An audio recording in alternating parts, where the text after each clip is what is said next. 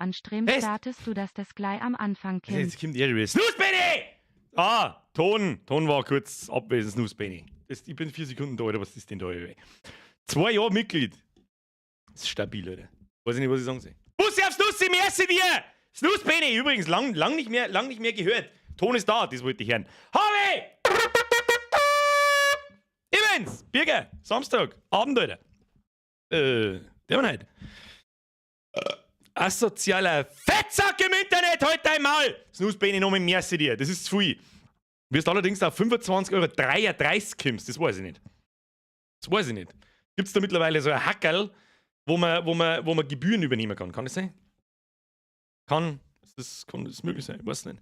Jetzt geh. Merci dir. Muss ich aufs Nuss. Merci für deine Mitgliedschaft. 2 Jahre ist wirklich. Da haben einige dabei mit 2 Jahren. Unter euch, ihr habt lauter geschubst, du weißt, was es ist. Jetzt kriegst du mir erstmal einen Haufen, damit nichts passiert. Habe die Ehre an den Sprenger, an den Kari oder die Kari, das wissen wir nicht. An den Most, an den Stocke haben, an den Bernie, an den Herrn Hochheimer, an den Herb. An den Eder, an den Zehns, an den Müller, an den Uden, an den Skleraros, an den Bernie, an die Steffi B, ans Wölfchen und den Rest der Moderatoren, die heute da haben, die haben eigentlich heute frei. Heute ist keiner irgendwie. Schwindmasch!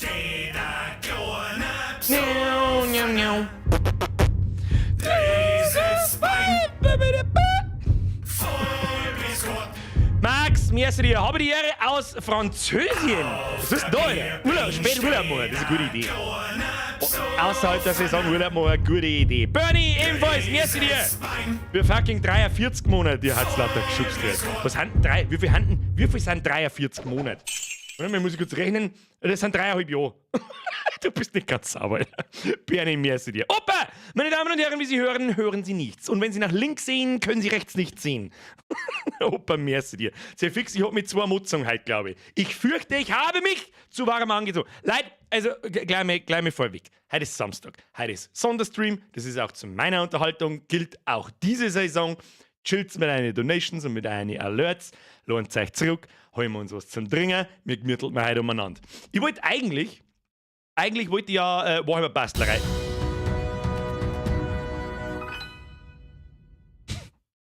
Halt a wieder live dabei und dann kriegst a namoi bissel was fürs Heizöl. Marasepp. Was hab ich gerade gesagt? Sag, hört mir eigentlich irgendjemand zu? Merci dir. Marasepp, please. Heute nicht. Ich kann das heute nicht. Ich mag mich heute nicht so stressen. Da, Stefan, was? Euro, heute mein Mal. Dervus, Oleg, das haben wir schon lange nicht mehr gelesen. Dervus haben wir wirklich schon sehr lange nicht mehr gelesen. Dervus ist einer der ersten Insider-Jokes, die wir jemals kreiert haben. Da waren noch 30, 40 Leute, wenn überhaupt im Stream. Weil das ist so unendlich lang her. Mein Maika, Bussi, danke dir. Habe ich dir einen Spendenaufruf für schon mal neue Oktoberhosen. Die brauche ich nur, wenn ich eine anziehe. Wer war denn das jetzt wieder? Der Maxi. Wieso wird denn der schon wieder nicht angezeigt? Maxi, kriegst die Tröte von mir. So. Merci dir, Leute, jetzt chillt's ein bisschen. Bitte. Ich kann mir einen ganzen Heizöl-Tanker kaufen. Zu dir sage ich schon nichts mehr. Just mercy, Alter, merci dir. Leute, chillen.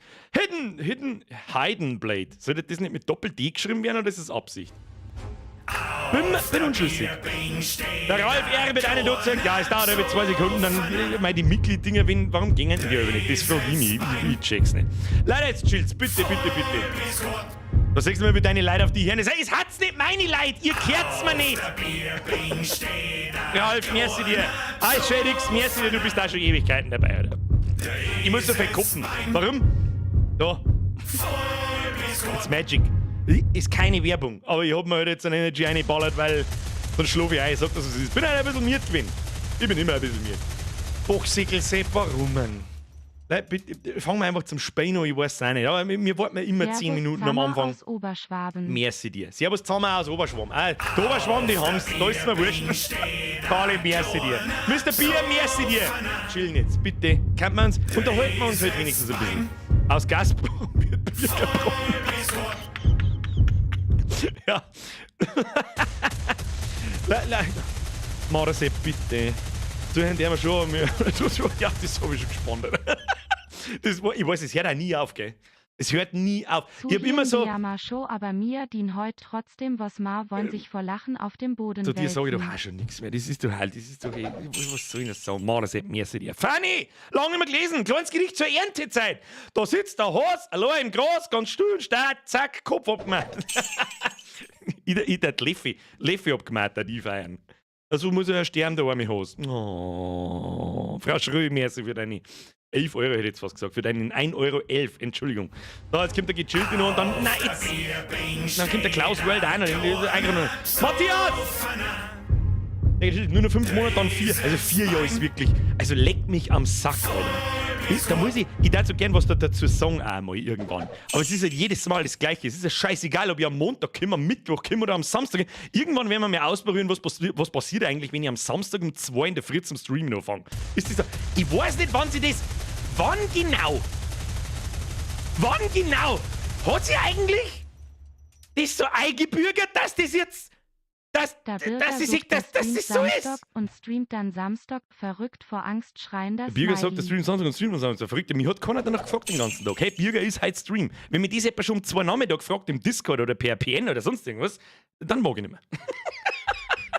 Ronny, merci dir! Klaus World, merci dir! Matthias, merci! Bin da vom Bund aus zum Kriegsgräber 150 Euro fliegen, Cent auf das gemütlich werden. Ich hoffe, es ist ja alles etc. bloß nicht gemütlich werden. Merci, Tim, merci, Schmiedmax und so, merci. Du, Na cool, ich bin vom Bund aus. Oh, Kriegsgräber pflegen. Live dabei bin. Okay. Habe ich nicht gewusst, dass man sowas in Französien machen kann. Ich habe generell nicht gewusst, dass man sowas machen kann. Wer ist das wieder? Der Riegerbären!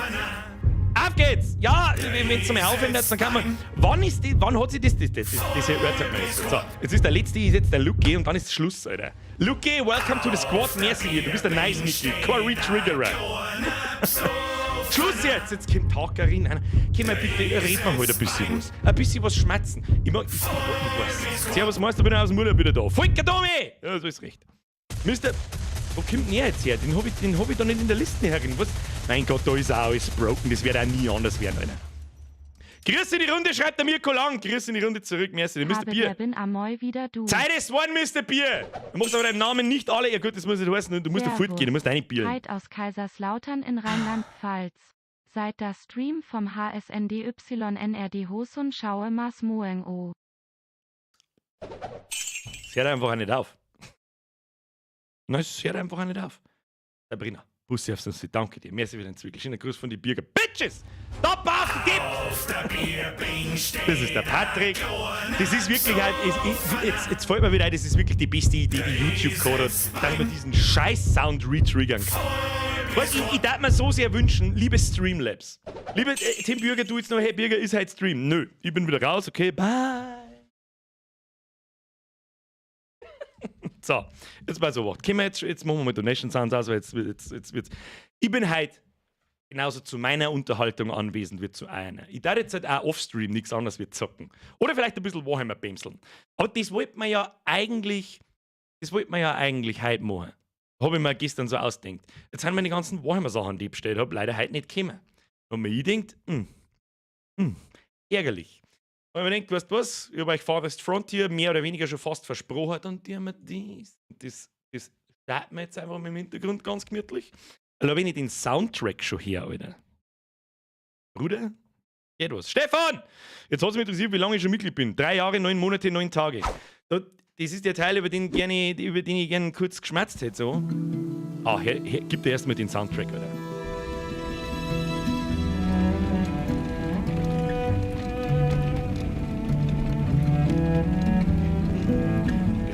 Der ist wirklich zauberhaft. Zuhören.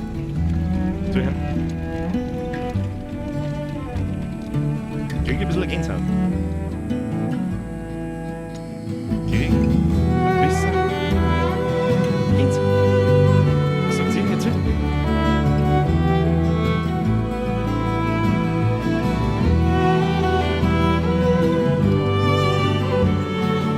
Lass mal noch ein bisschen laufen.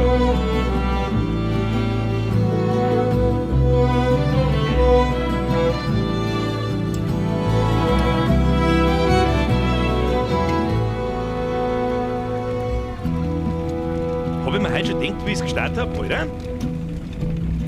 Oder kriege ich instant eine Gänsehaut? Sehr treffend, sehr treffend. Also ich kenne es sprüht ein bisschen.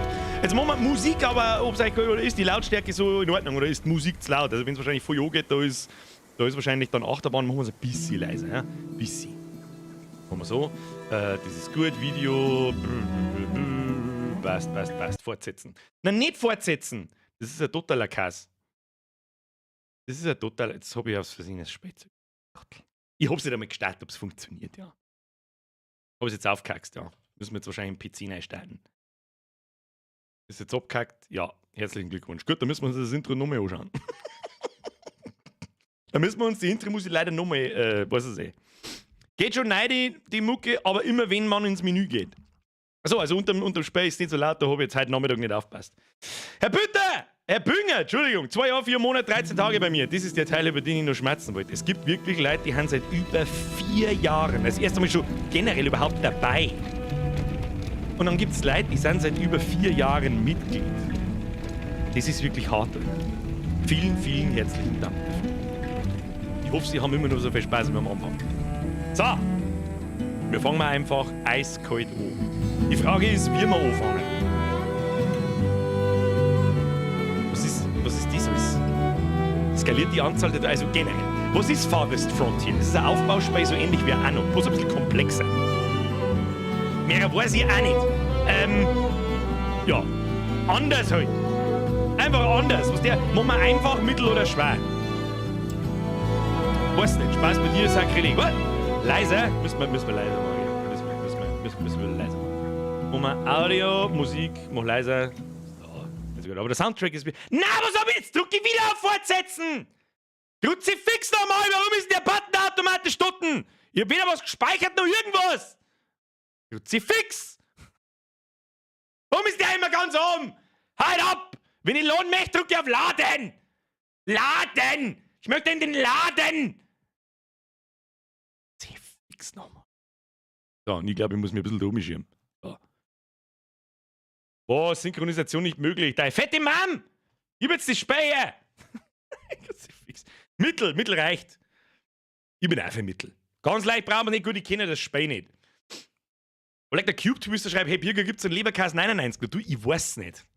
Das war der allererste Fan, den ich jemals hatte. Der Leberkäse 99. Was ist jetzt mit dem Speie? Jetzt start halt, Kruzifix nochmal.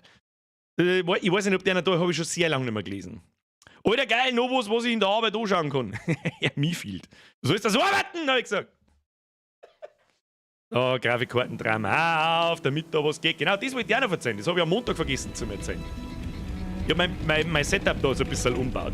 Ich habe meinen Rechner da unten unter den Schreibtisch eingeballert. Der hängt jetzt da ganz im letzten Eck hinten und habe mir halt Verlängerungskabel aufgeklebt für die USB-Ports und den ganzen Scheiß. Warum?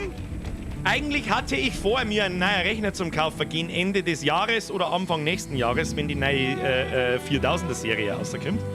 Der Grafikkarten. Wieso ist denn das aber immer noch so laut? So. Jetzt drücken wir bitte nicht auf Fortsetzen. Und habt mit Sicherheit auch schon ein paar Mal gespannt, wenn ich meine Grafikkarten voll aufdrehe, dass das halt so krass da hinten umeinander bläst, dass man das da halt hört. Und das geht halt überhaupt nicht, da drehe ich durch. Schmiedmax sind sie heute in Frankreich und Luxemburg gibt es einen Haufen deutsche Gräber. Deutsch-Französischer Krieg, 70, 71, Erster Weltkrieg und Zweiter Weltkrieg. Heißt Pan besucht in Lux, da liegen über 10.000 aus dem Zweiten Weltkrieg. Okay, das ist hart. Okay, muss man mengen, irgendjemand muss man. Schmiedmax, vielen Dank für Ihre Pflege von den Gräbern unserer Opas. Wer ist eigentlich dein ältester Fan? Das ist eine gute Frage, das weiß ich nicht. Also, der Leberkäse 99, an den erinnert ich mich am längsten. Wer war denn damals noch dabei, wer heute noch dabei ist? Sonst ist da keiner mehr übrig. Ich meine, das war 2015, Alter. Da kann ich die Null nicht kennen. Weiß ich nicht. Drauf geschissen, jetzt spielen wir. Es ist sowas wie Anno. Stadt aufbauen. Okay? So, wir nehmen die mittlere Schwierigkeitsgrad. Das wird schon passen. Wir passen jetzt noch nichts. Leider jetzt Zeit mit mir. 3 Jahre, 5 Monate, 23 Tage. Du bist auf alle Fälle noch da. Das ist, ihr hat's hinten. Die Sam Crows, nein, sind nicht die Ältesten. Ich kann mich nicht mehr erinnern, wer am Anfang dabei war. Ich sag das ganz ehrlich. Was ist mit dem Ton? Ist der Ton immer noch zu laut, oder was? Nein.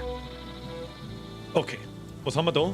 skaliert die Anzahl der Dorfbewohner, die monatlichen Nahrungsvorräte und die anfänglichen Vorräte an anderen wichtigen Dingen, mit denen du beginnst. Okay.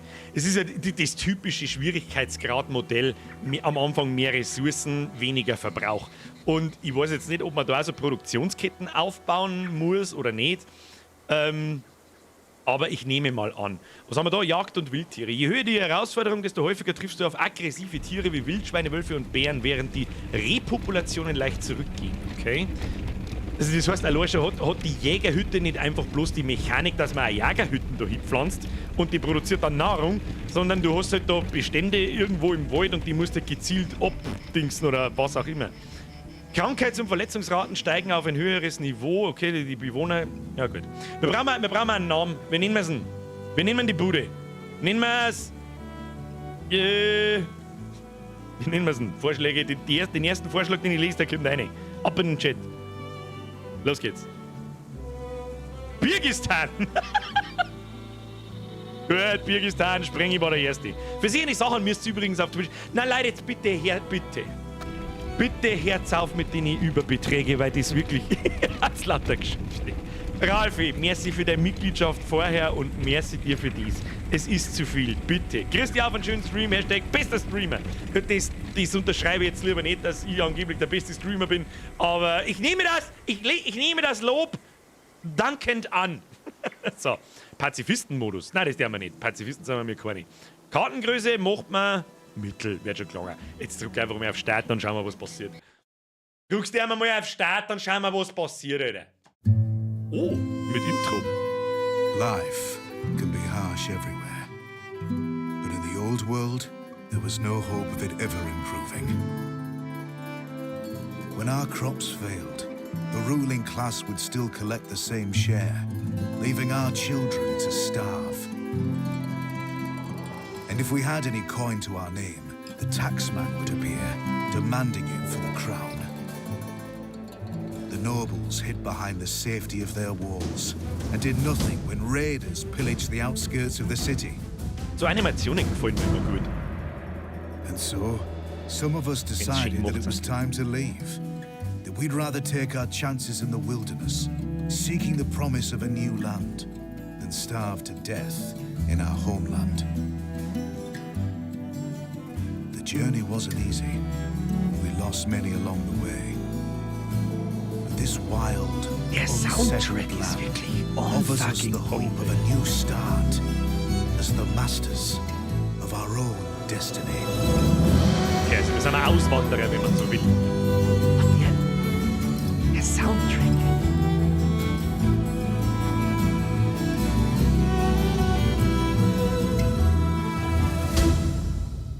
Ich werde es noch 180 Mal sagen, ist mir scheißegal. Der Soundtrack ist wirklich verschissen gut, leckt mich am Arsch. Krieg Gänsehaut. Unfasslich eigentlich. So, lade mal ein wenig schneller da. Tipp: Mit schweren Waffen können Soldaten gepanzerte Gegner schneller ausschalten. Also ich glaube, am Anfang haben wir noch keine Soldaten oder irgend sowas, da ist ein langer Weg, glaube ich. Kieskutscher!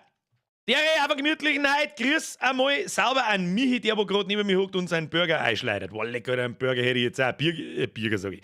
Michi, lass was übrig, ich komm nachher und hol mir was. Merci für den Drilling. Mit schweren Waffen, Panzerkampfwagen 5. Ja, vielleicht mit Dampfmaschinen betrieben, who knows.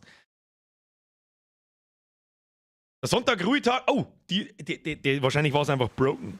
Was ist denn da eigentlich los? Es ruckelt so stark. Warum ruckelt es denn so stark? Oh Gott, da haben wir. Aber ich muss vorlesen. Erst lese ich einen Sonntag Ruhetag nochmal vor. Merci für die Mitgliedschaft.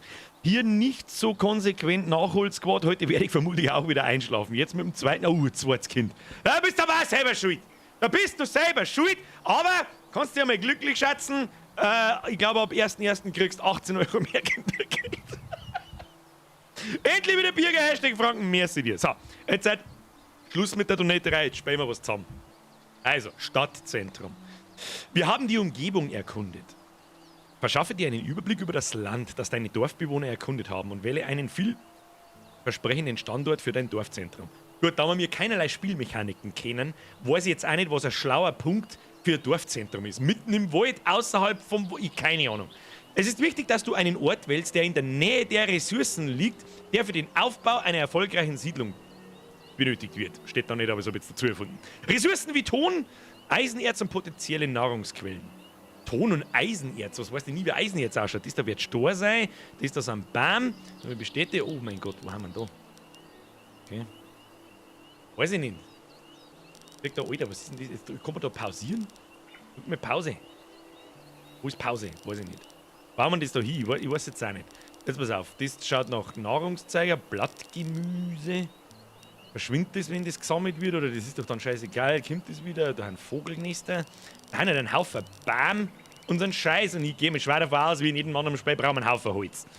Wo gehen wir hin? Da gehen wir hin. Gehen wir da hin? Nein, da kann man wieder nichts hinbauen. Wo gehen wir hin? Da ist gut. Da gehen wir hin! Bist du sicher, dass du dein Stadtzentrum hier platzieren möchtest? Ja.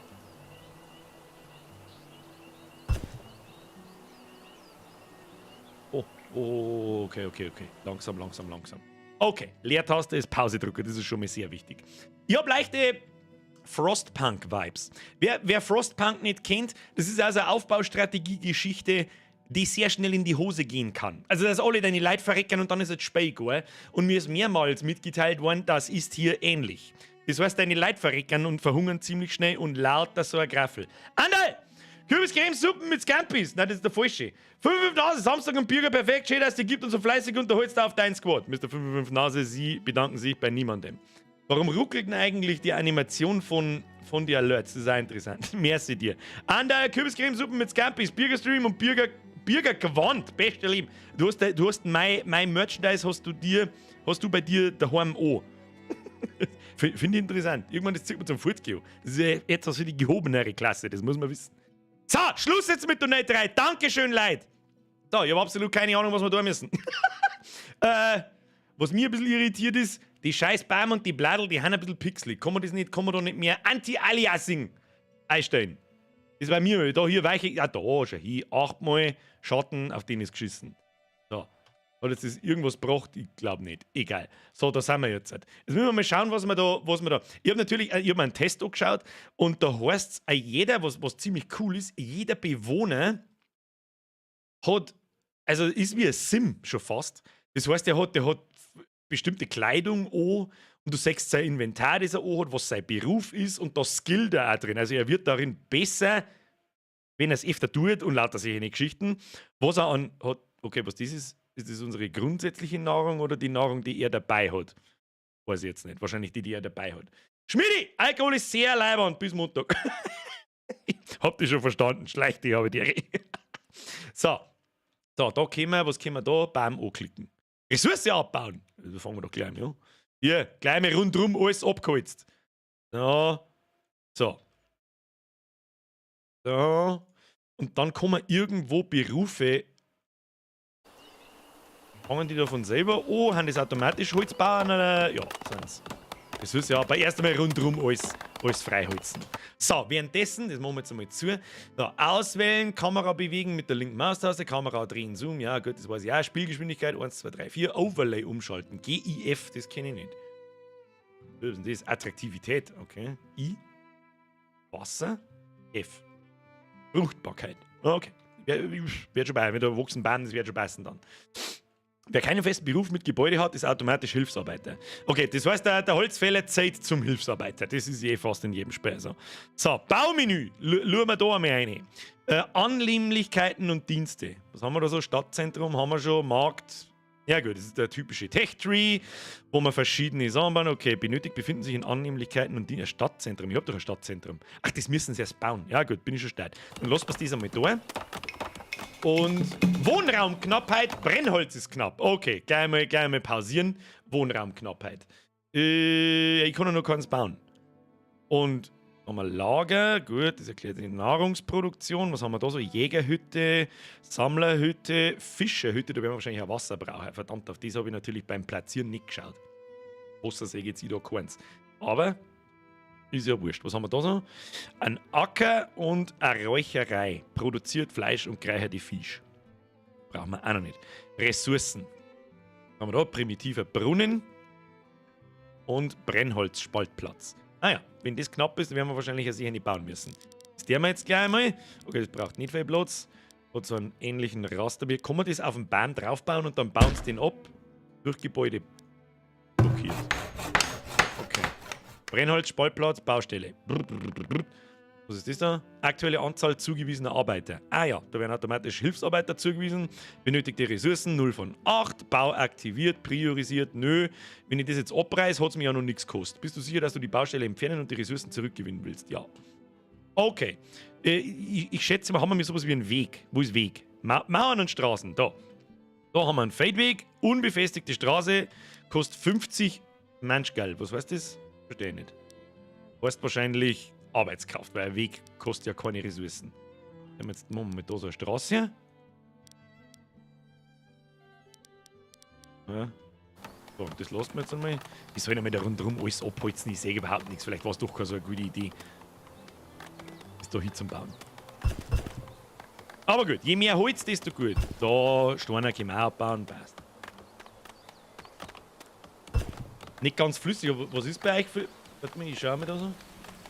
Also bei mir läuft es schon flüssig. Also auf meinem zweiten Monitor, wenn ich außer tapp, läuft es nicht mehr flüssig. Ich tapp natürlich nicht außer. Jetzt gerade tappe ich außer. Moment, ich schalte meine Grafikkarten nochmal komplett ein. Dann könnt ihr mir gleich einmal sagen, ob es das Herz, ob es hier irgendeine die Blaserei im Hintergrund. Ein bisschen ruckeln. Ich tue wieder umeinander fahren. Läuft es jetzt flüssiger? Ich weiß nicht. Also bei mir wird euch das auch gezeigt? Nein, ich habe 60 Frames. Auf Anschlag. Wahrscheinlich gehen wir einfach nicht mehr. BMK1! Merci wieder Mikkeljob, Bussi aufs Nussi. Keine Fischerei. Erster Winter-Rip. Geh weiter. Bitte ahnungsloser. Bitte total ahnungsloser. So, aber ums Essen kümmert man uns natürlich auch gleich. Was haben wir da? Nehmen wir gleich mal Jagerhütten. Oh, die hat sowas wie einen Ausgang. Bekommen wir Sachen dran. Bekommen Sachen dran. Nein. Bekommen Gebäude dran. Jägerhütte. Ja, Kamera bewegen, platziertes Objekt drehen. Tab. Was steht's um? Ah, das stellen wir direkt daneben. Oder müssen wir das hat ja einen Einzugsbereich. Müssen wir das. Kann ich mir nicht vorstellen, dass man das irgendwo am Arsch der Welt platzieren muss. Das ist ja total für den Arsch. War total für den Arsch. Das pflanzt man jetzt einfach da so hin, wird schon passen. Wenn es nicht passt, dann hilft es eh nicht. Birger, Wasserkühlung. Ja, du, der Knee Nights, die gibt's geschenkt, habe ich gehört. Für einen 4-jährigen PC kaufen wir schnell eine Wasserkühlung, richtig. Eine gute Idee. Ja. Das ist eine richtig gute Idee. So, und da bauen wir jetzt noch eine Straße. Was ist denn da schon wieder mit der Straße? Da kriege ich schon wieder das Kotzen. Machen wir so. Kann man das irgendwie duplizieren? Priorisiert? Nö. Ah, jetzt hat er jetzt der Blitz eingeschlagen, oder was machen die jetzt? Dann ziehen wir da eine Straße runter. So mache ich das. Ah, immer gleich im Raster bauen. Offensichtlich haben die Gebäude ja unterschiedliche Größen, nicht so wie in Anno, wo es gleich ist. So, bauen. Was brauchen wir? Wohnraum. Haben wir jetzt schon mal Wohnraum? Nein, die müssen immer nur als Stadtzentrum fertig bauen. Tun wir da alle Arbeitskraft hin. Wie viele Ressourcen haben wir? Stämme. Stämme haben wir nicht viel. Müssen wir mehr abholzen. Gut, fix. Ja, ich sehe schon. Das wenn permanent so ein Rennen gegen die Zeit ist, dann kann das schon stressig werden. Kann ich mir, ja, hör euch schon trapsen. Jetzt euch nicht oben. Wohnraumknappheit, ja, ich habe euch schon verstanden. So, Stadtzentrum steht. Dann haben wir Wohnraum freigeschaltet. Hütte braucht 10 Stämme und 20 Arbeitskraft. Wie groß ist so eine Hütte? Okay. Muss man einen Wohnraum, macht das einen Unterschied, ob man das jetzt mitten da her platziert oder ob. Muss das im Zentrum sein? Macht das, ich weiß es auch nicht. Also gibt es da sowas wie einen Einzugsbereich, wo die Leute dann in der Nähe vom Lager sein müssen oder irgend sowas? Ich sehe jetzt da nichts, deswegen baue ich das jetzt einfach daher, wird schon passen.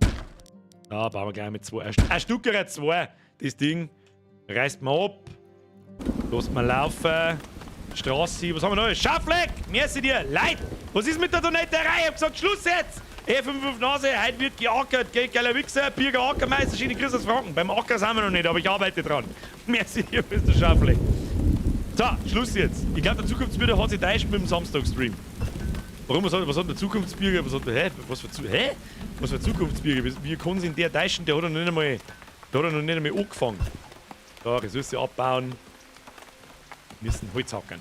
So, was haben wir jetzt da alles? Weil wir oben, kann man da, sieht man da. Oh, was war das? Ah ja. Oh, okay, Berufe. Arbeiter 10. Ressourcen, okay, ich sehe schon. Okay, dann machen wir schnell auf Pause. Gibt es ja diese verschiedensten Berufe. Wir haben 9, wie viele Leute haben wir insgesamt? Offenbar 12. 9 haben Arbeiter, einer ist Jäger und wo haben die anderen 2?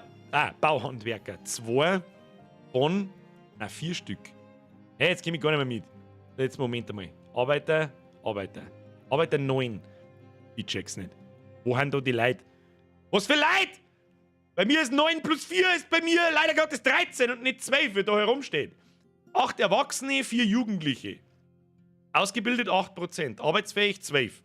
Verstehe ich nicht, macht keinen Sinn. Naja gut, werden wir mal so laufen lassen müssen. Und ich sehe schon, da hat sich einer als Jäger eingeteilt, 1 von 1, das machen sie automatisch. Ich sehe schon. Ja, da haben wir jetzt die Jägerhütte. Was kann die so? Gebäudeinfo. Jäger nutzen diese Hütte, um in der Umgebung Wild für Fleisch und Felle zu erbeuten. Um in diesem Gebäude effizient arbeiten zu können, werden Werkzeuge benötigt. Okay, welche? Mein Gott, Alter, das ist, ich weiß ich nicht, das Fenster ist schon wieder so detailliert aufgebaut wie nix in Anno. Sucht nach Waffen. Wie nach Waffen? Dorfbewohner ist unzufrieden, halt dein Maul. Dorfbewohner ist obdachlos. Wongel, bist das du? Wer ist denn das? Der Horis! Horis! Kann man die umnehmen? Wongel! Arbeitslos! Der braucht Brennholz. Das heißt, wir müssen Brennholz bauen. Gut, kriegen wir auch hin. Aus der Brennholzhackerei, Brennholzspaltplatz. Das ist offensichtlich auch wurscht, wo wir den hinstellen. Stellen wir ihn da her. So, los geht's. Du musst den Radius in der Nähe von Hirschen... okay, verstehe. Ja, ich verstehe. Okay, dann baue ich mit meiner Annahme schon richtig. Wie tut man das? Arbeitsradius des Gebäudes nicht ausrichten. Ja, war einfach. Okay, so. Das heißt, ich kann jetzt den Arbeitsradius von dem Hans Wursten da irgendwo anders hin tun. Brauche ich da so ein Vorkommen? Also muss ich da so eine Markierung haben für Viecher? Da ist ja gar nichts. Kohle. Und da. Weißdorn. Wann kann ich Viecher? Das ist schlecht. Jetzt einfach mal, ich klicke jetzt mal da auf, vielleicht deckt der dann die Karten auf. Who knows? Vielleicht deckt er dann die Karten auf. Na gut. Langsam und gemütlich. Kriegen wir schon. Dann können wir das vielleicht ein bisschen schlauer einteilen. Wir haben einen Bauhandwerker. Was bedeutet denn das da? 2, 4. Was jetzt? Haben wir 2 oder haben wir 4? Kapier ich nicht. Was das da? Ich hätte gern 4, hab aber bloß 2. 10, 11, 12. Das darf Sinn machen. Ah, verstehe. Ich hätte gern 2 Bauhandwerker, hab aber bloß 1. 9 plus 0 plus 1, 1. Wo hatten jetzt die ganzen Leute wieder? Ich kapier's nicht. Haben wir da wieder 4. Ja, watschelt da oben auf. Was ist mit ihm? Das ist der Wongel, oder? Wongel, bist das du? Wongel! Was machst du? Geht jetzt der da oben in das Gebiet auf und sucht nach Viecher. Ja, da haben aber halt keine. Ich weiß auch nicht, Wongel, das passt zu dir. Okay, so, jetzt wird es langsam interessant. Was soll man da essen, wenn keine Viecher da haben? Das ist schlecht. Was haben wir da? Eine Hütte. Die braucht Brennholz. Okay, hab schon gesehen. Also Brennholz wichtig. Wie viele Stämme? Wir haben keine Stämme. Wir haben nix! Alter, wir haben wirklich nix. Was haben wir denn da so drin? Da steht unser Wagerl. Was ist denn da drin? Werkzeug drin, Pfeile drin, Waffen drin, Bögen, Wurzelgemüse, reicher Fisch, Stein. Weiß ich nicht, Stein kann ich nicht essen. Brauch ich nicht. Mehr abholzen. Hab schon gesehen. Gibt's da irgendwie einen Shortcut oder so? Dass es irgendwie schneller geht? Bauen wir mal in Norden oben auf alles weg. Abbauen, nach oben hin.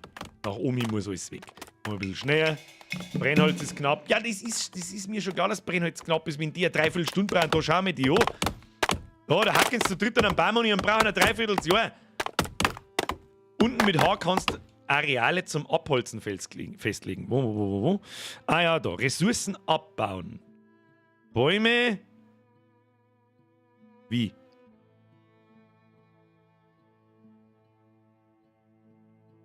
Kann ich da nicht irgendwie... Ah. Ja, das ist gut. Das gefällt mir. Gut. Bei Runden machen wir. Du bist den Baum nicht. Gut aus. Schaut gut aus. Das holst du mir mal weg da. Das schaut gut aus. So, dann bauen wir mal eine Sammlerhütte, da ich vorschlagen. Ja, weil irgendwie haben wir nichts zum Fressen, aber 100.000 so Gemüsesachen haben da rundherum. Da ich vorschlagen, bauen wir gleich mit 2. Schaut überhaupt nicht. Nahrungsproduktion und so ein Acker kann man eigentlich auch bauen. Das ist bloß nicht die Frage, was wir da brauchen. Sammlerhütte, gut. Passt da mal die Sammlerhütte her, hat die einen Ausgang? Ja. Die bauen wir da oben. Wo war dran? Auf Top. Stabil. Gehen wir die Sammlerhütte, wir da hin. Ich sag, das ist, da bauen wir sofort 2. Da dämmen wir gar nicht lange umeinander, da bauen wir sofort. Sofort der Stuckerer 2, Straße geradeaus durchgezogen, passt. Was ist da wieder? Foxy, Trivia! Der älteste Baum der Welt steht auf der Fuluf-Charlotte. Ich weiß nicht, ob man das richtig ausspricht, keine Ahnung. Hochebene in Schweden und ist ca. 9500 Jahre alt. Damit könntest du den ganzen Wald ersetzen in Farthest Frontier. Ja, das Gefühl habe ich auch. Raubtier gesichtet! Wo? Ah! Foxy, wie immer, danke dir. Kurti Kornspitz, merci wieder in eure sehr geehrte Bürger. Wegen Ihrem Content musste Herr Kornspitz sich leider einen Gaming-PC kaufen und mit 33 Jahren seine Frau, Kinder und Haus verlassen. Er lebt nun im Männerwohnheim. Tja, Herr Kurti Kornspitz. Gern geschehen. Aber sag's ja. So, wo? Stopp! Ah! Was passiert denn da, Bier? Da ist irgendwas. Was ist da? Wo? Was tue ich? Was tue ich da? Was tue ich mit dem? Weiß ich nicht. Greif an. Was ist mit dem? Greif an. Ah, der bringt meinen Dorfbewohner um! Hilf ihm! Hilft ihm alle! Da schluckt's ihn! Der stirbt! Lauf davor! Na, lauf davor! Na! Lauf!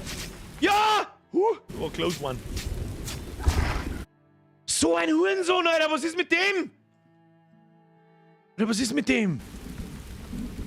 Was ist jetzt da? Kadaver. Ja, wo ist die Jagerhütten? Hey, Jagersepp! Alter! Ich muss jetzt den Einzugsbereich daher da, damit er das sammelt. Oder kann ich ihm das befehligen? Jetzt pass auf, das probieren wir jetzt gleich mal. Beruf Jäger. Pass auf, schicken wir den zum Kadaver. Warte mal. Kann man den was da lassen damit? Ich weiß es nicht. Naja, wir werden sehen. Himmel, Hackerzack, Alter! Oben in München ist übrigens die Jahreszeitenanzeige. Im Winter solltest du mindestens 6 Fressen haben, ist oben links. Ah ja, also das heißt, das Essen muss bei 6 sein, wenn wir da im Winter sind. Ja, die kriegen wir schon hin. Jetzt bauen wir mal die Hütten zusammen. Dann brauchen wir Wasser, braucht man. Ressourcen, Wasser. Da habe ich vorher schon einen Brunnen gesehen. In der wir jetzt haben, ach, da gibt es 54%, 57%, wo halt wie viel, oh, 64% wahrscheinlich. 63%, 61%. Da war irgendwas, 71. Ja gut, das wird uns jetzt aber nicht helfen, wir müssen den jetzt dabei einfach einmal da herbauen. Das Wasser braucht man schnell. Bauen wir halt wieder ab, das ist ja wurscht. Zacki, zacki jetzt da. Wenn du die Bäume abholst, wird das Wasser weniger. Im Ernst? Voll behindert. So, wenn wir schon dabei sind, markieren wir da auch gleich alles, rundrum alles weg. Da der wir gar nicht lange umeinander weg mit dem Schund. Wie kriegt man da eigentlich? Alter! Maulhalten! So, jetzt sind wir ganz langsam. Wo haben wir denn da? Kamera auf das Dorf zentrieren. Okay. Was haben wir da? Berufe von Dorfbewohnern. Das glaube ich ist das Fenster, was wir schon gehabt haben, gell? 7 sind Arbeiter, 2 Bauhandwerker, 1 Jäger, 1 Sammler. So, ein Sammler ist fertig. Und das habe ich mir schon gedacht, dass wir den Einzugsbereich da festlegen können, genauso wie bei der Jägerhütten. Und dann müssen wir wahrscheinlich... Ah ja, ich sehe schon. Da unten, da wird angezeigt, wie viel das im Einzugsbereich ist. Und dann setzen wir den einen nämlich einfach ein wenig nördlich. Und den anderen, wenn er fertig ist, schauen wir mal hier unten. Ja, da so südlich aber was auch immer das ist. Was ist denn das da? Weißdorn. Was ist Weißdorn? Das ist was zum Essen. Weiß ich nicht. Was zum Abbauen. Ich weiß nicht. Naja. Werden wir schon hinkriegen. Wir haben ja auf alle Fälle immer noch nicht genug Wohnraum. Brauchen wir auch nur Hütten. Wie viel? Alter, da schlägt überall. Was ist das, Alter? Da schlägt auch wieder Blitz ein. Wohnraum. Hüttel baut. Aber nur Hüttel. Attraktivität des Standorts. Die kann man ja später nochmal beeinflussen. 4 Stück pro Haus. Das müssen wir uns mal merken. Ob man die später ausbauen kann, keine Ahnung. Schauen wir mal. Arbeitsradius. Gebäudeproduktion, Gebäude verschieben, Kampfgebiet markieren. Okay. Belegung, was ist das da? Standort des Gebäudes verschieben? Nein. Details. Ja, das lassen wir auch mal auf. Da sagt man, wie viel war. Das ist schon mal interessant. Ja, das ist sehr ähnlich wie in Anno, aber dass man halt wirklich sagt, welcher Bewohner da drin ist, wie der heißt, wie alt der ist, was er kann und was er hat und so. Wirklich der einzelne Bewohner, das ist, glaube ich, die Besonderheit und einer der gravierendsten Unterschiede zu Anno. Und natürlich wird das alles, das fühlt sich alles sehr viel dynamischer an als bei Anno. Ich muss jetzt einfach mit Anno vergleichen, ist mir wurscht. So, da haben wir noch einen Jäger. Ein Sammler, du kannst gleich einmal anfangen. Was haben wir da unten? Da haben wir einiges, da haben wir 4 Sachen. 4 Sachen haben wir rechts unten was. Nein, da haben wir bloß 2 Sachen. Da haben wir nicht so viel. Haben wir nicht so viel, gehen wir nach links. Sammelt den Schund. Sammelt den Schund, los geht's. Wir brauchen mehr Scheite. Gib mir Stämme, Entschuldigung. Wohnraumknappheit. Ja, wir bauen wir doch eh schon. Au, ich zwick. Ah, ich seh schon. Aber ich meine, das werden wir ziemlich schnell herausfinden, ob diese Symbole da, wie stressig das wirklich ist. Wie schaut es da aus? Zufriedenheit der Dorfbewohner. Gut, die Verletzten werden halt wahrscheinlich super unzufrieden sein, oder? Naja, geht so. Wie heilen sie die denn wieder, wenn sie heimgehen oder was? Jetzt sollen wir die Wiederei aufhören, das ist ein Wahnsinn! Was wir auch gleich mal anfangen könnten? Ein Acker. Gib gleich mal einen Acker. Bau mal einen Acker. Ressourcen, was haben wir denn da so? Brennholzspalt, was haben wir schon? Verteidigungsanlagen, da haben wir einen Aussichtsturm, der interessiert mich jetzt einmal noch nicht, da werden schon nicht alle 5 Sekunden irgendwelche Wölfe angreifen. Feldsteinmauer. Das ist ein Zaun. Zauntor. Müssen wir unsere Fädel einzäunen? Also, ich mache das sicherheitshalber mal, weil nachher wird es dann lästig. Was haben wir noch? Dekorationen. Gut, die interessieren mich nur einen Scheißdreck. Annehmlichkeit, Nahrungsproduktion. Eine mit dem Acker! So, wie schaut es jetzt da zum Beispiel aus? 63%, 65%, 69%. Je dunkler als grün ist, desto besser. Oh, da hätten wir 75% Fruchtbarkeit hätten wir da. Wenn wir da schon hinbauen, ich weiß es auch nicht. Unser erstes Feld bauen wir da her. Wie groß muss das sein? Unter Mindestgröße. Arbeitskräfte 2. Ertrag, bla bla bla. Ungültiger Standort. Unter Mindestgröße. Okay. Machen wir es 5 auf 5. 1, 2, 3, 4, 5. Machen wir es 5 auf 10. Das baue ich jetzt einfach hier, ob das passt oder nicht, ist mir wurscht. Nimmst du ein 5 auf 5, das nehmen wir, das passt schon. So, dann drücken wir mal ein bisschen auf die Uhr. Können wir uns mal das Geschehen da ein bisschen netter anschauen. No, Daumen umkackt. Schauen wir uns mal die Animationen an. Kann man lassen. Für so winzig, ich meine, die Ding fährt ein bisschen im Boden umeinander, das ist nicht so tragisch. Auf was er noch umeinander hat, das wissen wir nicht. Was tut denn er jetzt da eigentlich? Sagt man das? Beschwerden, keine Ausbildung. Was genau tut der gerade? Beliefert Baustelle. Also der hat jetzt Stämme geholt und die fährt er jetzt in die Baustelle daher. Also da ist wirklich jeder einzelne kleine Bewohner simuliert, wenn man so nennt. Da hat jetzt da reingefahren, haben wir Stämme 3 von 5 und Steine sind schon 5 drin. Jetzt kommt sie, bringt wahrscheinlich die nächsten Stämme, dann müssen das da verschwinden, hoffe ich. Ja, Weiberleid wieder, kommt bloß ein Stamm dran. Das ist. Was ist das? Unbefestigte Straße verbessern. Ah, da schon hin. Man kann Sachen verbessern. Was bringt das? Unbefestigte Straße ist bereit zur Verbesserung. Auf unbefestigten Straßen können sich deine Dorfbewohner schneller bewegen. Die Kosten beziehen sich auf 100 Meter Straßenlänge. Verbesserungskosten 4 Steine. Erhöhte Bewegungsgeschwindigkeit. Ja gut, das brauchen wir jetzt noch nicht. Wie viele Steine haben wir? 5! Ja, wow. Wir brauchen mehr Stämme, Kinder. Kannst du jetzt einmal schnell Holz hacken? Das ist ein Wahnsinn. Das ist ein Wahnsinn. Oh, schau hin, haben wir mittlerweile 9 Essen. Picobello. Wie schaut es da aus in die Sammlerbuden? Hat kein Wasser. Ja, wenn wir noch nicht fertig gebaut haben. Drücken wir auf den 2er, damit ein bisschen schneller Zeit vergehen. Was denn die da? Stor auseinanderhacken. Das ist recht. Den holzen wir ab.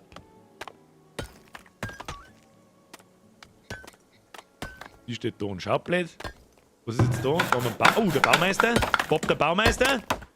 Der baut unseren Brunnen zusammen. Was ist eigentlich mit dem Baum da? Haben wir den jetzt selber noch nicht weggeholzt da? Das ist ein Wahnsinn mit euch. Da haben wir einen dazu, er tut Holz spalten. Ja, nicht die typischen Animationen für solche Geschichten. Mach schneller, sonst hack ich to your face. Ich hab auf 2. Am schnellsten auf 3. Auf 3 ist wirklich gescheit schnell. Ah, da wuseln sie schon ein bisschen sehr schnell umeinander. Spiel speichern. Autosave ist wichtig. So, Brunnen ist fertig. Und das Wohngebäude wird auch gleich fertig. Okay. Was haben wir denn sonst noch, was wir brauchen könnten? Was ist denn das da? Eine Räucherei. Benötigt Fleisch, Holz und Fisch. Wir haben ja kein Fleisch, weder mit der Jagerhütten noch irgendwas. Was tun die Jagerhütten eigentlich? Produzierter Gegenstand, 60 Fleisch. Ja gut, die hat jetzt aus dem Wolf erforderliche Materialien. Da ist ja nix. Wie tauchen die Sachen dynamisch auf da, oder wie läuft das denn? Den habe ich jetzt da... was ist denn jetzt? Weitere Leute warten auf die Erlaubnis, sich einer Siedlung anzuschließen. Sammle einen 4-Monats-Vorrat an Nahrung und stelle 6 Häuser bereit. Wie? Okay, dann müssen wir noch mehr Häuser bauen. Kinder, dann müssen wir mehr Häuser bauen. Wo bauen wir die hin? Ich weiß das nicht! Die bauen wir jetzt da so entlang. Das sagt der ich. Die bauen wir entlang. Dann müssen wir da auf expandieren und da dann unsere Felder anlegen, wo die Fruchtbarkeit um 10% her ist. So, Wohnraum. Häuser bauen. Machen wir so. Wie viele Häuser? 6. 6 Häuser. Der Wahnsinn. Machen wir so. Und so. Dann muss das passen. Und dann legen wir mal vorab ein paar Straßen fest. Da so durch. Ja, auf alle Fälle gut aus. Jetzt könnten sie mal da herunten den Scheiß da abholzen, weil der versperrt mir die Sicht. Das gefällt mir nicht. Gefällt mir nicht, dann müssen wir so machen. Hinter ihr hackt jetzt mal zu langsam Holz. So sieht's aus. Anno Goes Rimworld. Ja, das ist ein schöner Vergleich. Schöner Vergleich. Ja, so ein bisschen. So ein bisschen. Na, Dorfbewohner an Krankheit gestorben. Nein! Was tust du denn? Mitten am Feld, Alter! Ja, der düngt gut. Das passt schon. Was tun denn Sie? Sie haben mir in die Luft auf. Dass ich das Haus zusammenzimmert. Okay.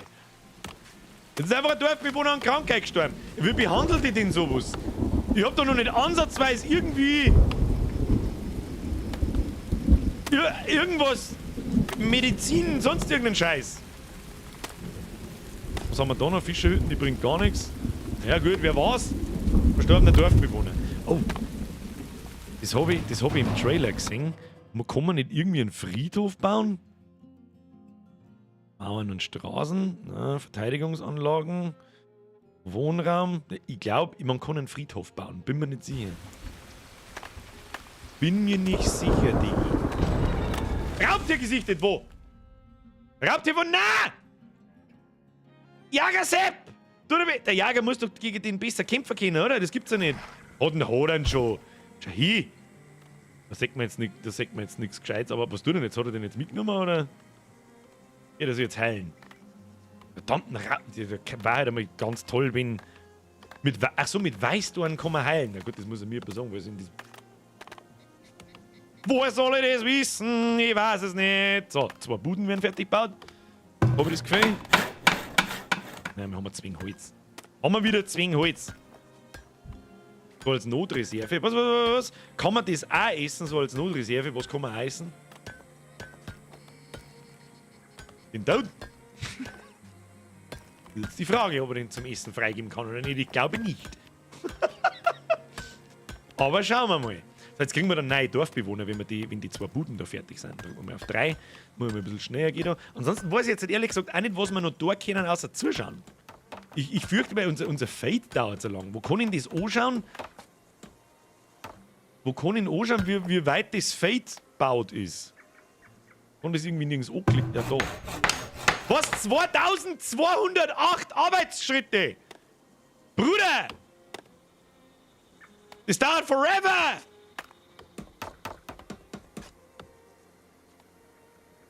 Okay, da wird's Haus fertig. Jawohl. Jetzt brauchen wir da hinten noch ein Häuserl.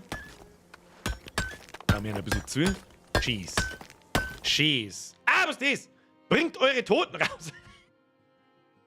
Sehr schöne Anspielung. Wer hat's verstanden? Bringt eure... da steht's da, hier Friedhof. Tote Dorfbewohner, die draußen verwesen, ziehen Ungeziefer und Krankheiten an. Okay, das ist interessant. Lege Gebiete als Friedhöfe fest, um die Toten zu begraben und die Dorfbewohner bei Laune und gesund zu halten. Der kriegt eine gute Laune, wenn man einen Friedhof anlegt, Alter. Die sind geäffert worden. Warte mal, deine Siedlung braucht einen Friedhof, um die Toten zu begraben. Ja, okay. Aber Friedhof wo? Was ist denn das eigentlich? Mauern verwalten? Mauern verwalten. Die Umschalt gedrückt, um die Auswahl aufzuheben. Hä? Was haben wir da? Gelände einebnen? Nein, das brauchen wir auch nicht. Was haben wir da? Da ist einfach ein Button zum Straßenbauen. Okay. Jetzt warte mal. Wo? Da. Annehmlichkeiten und Dienste. Friedhof. Kann man den auch größer bauen, oder wie läuft das denn? Ja, ich weiß nicht, wo bauen wir den hin? Den bauen wir hinter die erste Reihe. Hinter die erste Reihe, da so. Was muss denn der wieder sein? 200. Machen wir einen kleinen Friedhof. Stadtfriedhof. Der 3x3 Friedhof ist das. Pass auf. Da muss Platz sein. Da bauen wir. Wie schaut's da aus?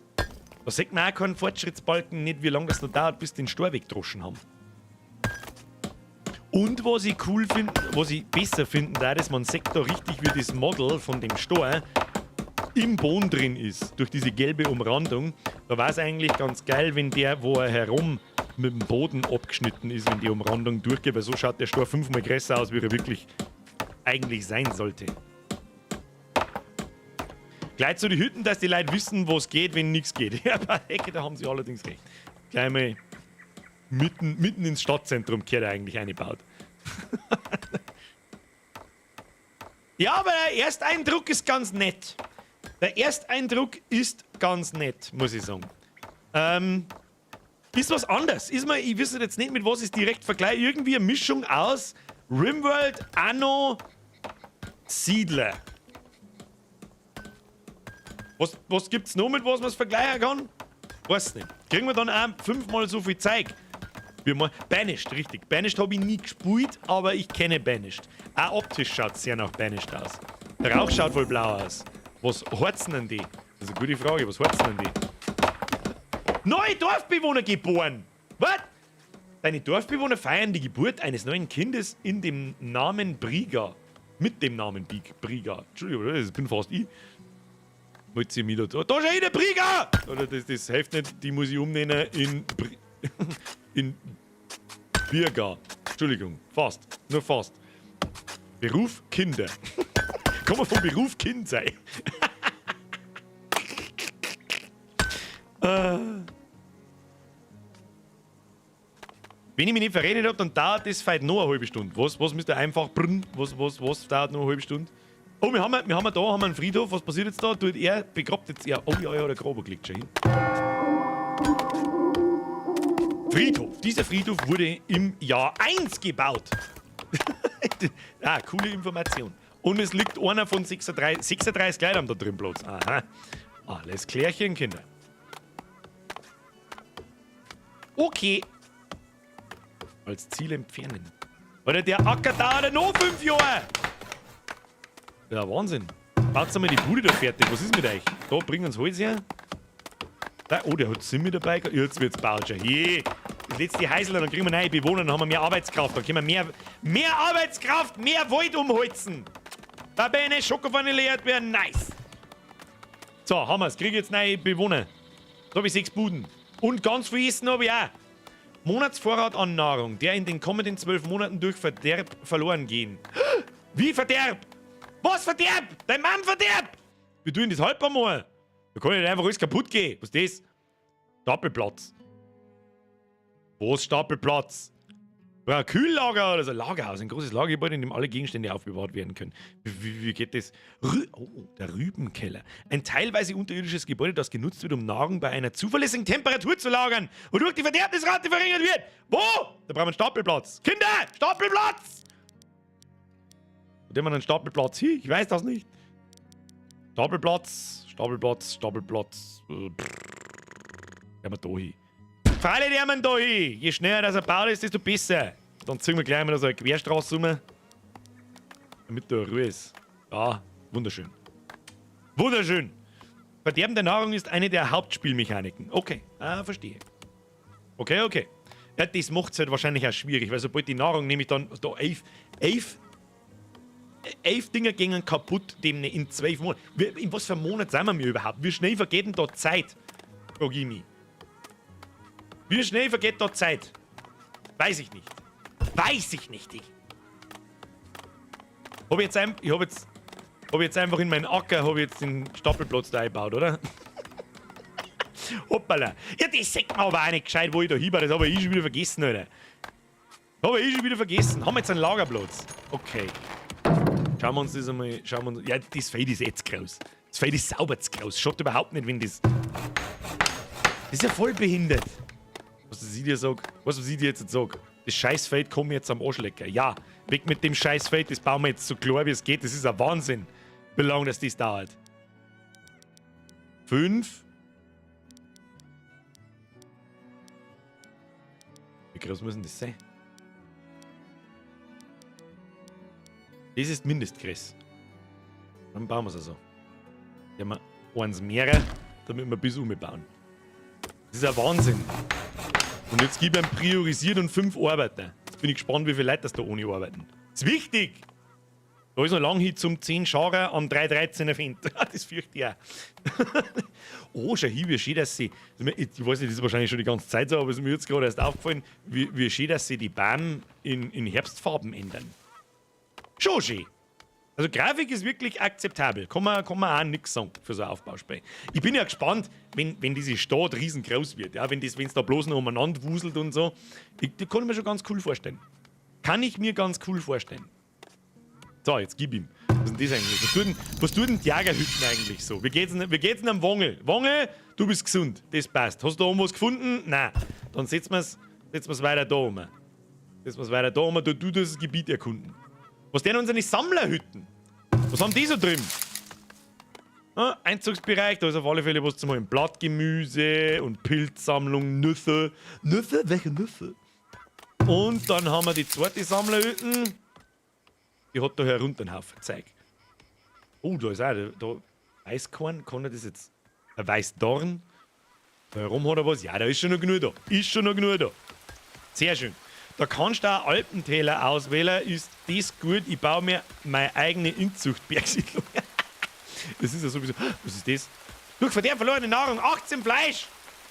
Nein, jetzt sag ich sowas nicht. Müssen wir den komischen Keller bauen. Lager. Rübenkeller. Rübenkeller wo? Den bauen wir sofort. Wo bauen wir den hin? Gehen wir nicht hin. Wieso muss denn da eben so viel Platz rundum sein? Gebäude. Was bedeutet das? Was bedeutet der gelbe Rahmen?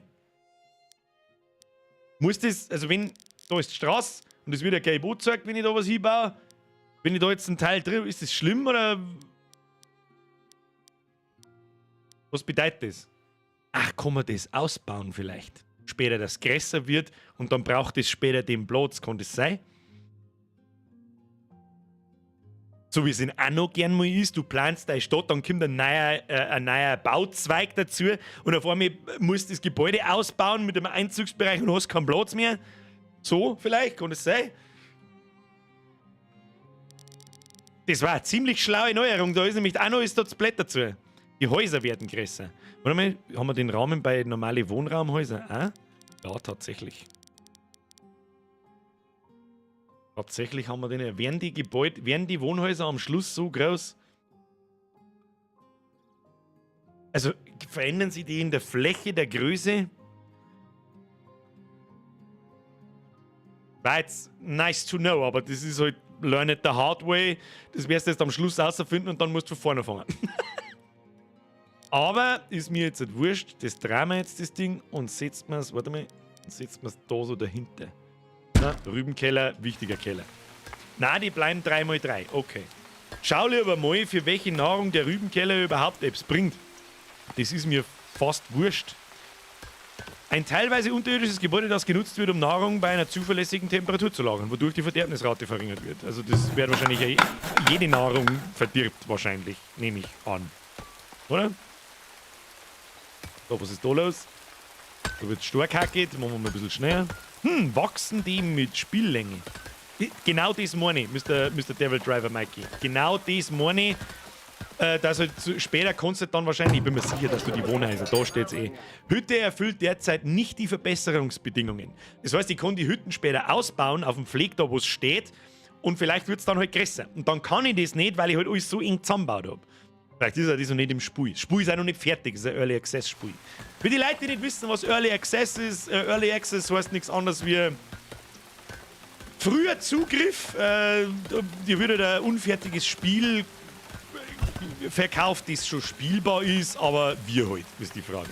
So, jetzt haben wir den Rübenkeller. Schauen wir mal, was da reinpasst. Fässer. Reduzierung von Verderb, Bonus pro Fass. Ja, wahrscheinlich eine Fasselmacherei. Was ist denn jetzt kaputt? Ankommende Reise wollen die einwandern schon wieder. 6 Menschen sind in deinem Dorf angekommen. Die haben vor einzuwandern. Wirst du sie in dein Dorf annehmen oder abweisen? Ja, hallo? Angenommen, Kinder. Jetzt haben wir 6 mehr Leute.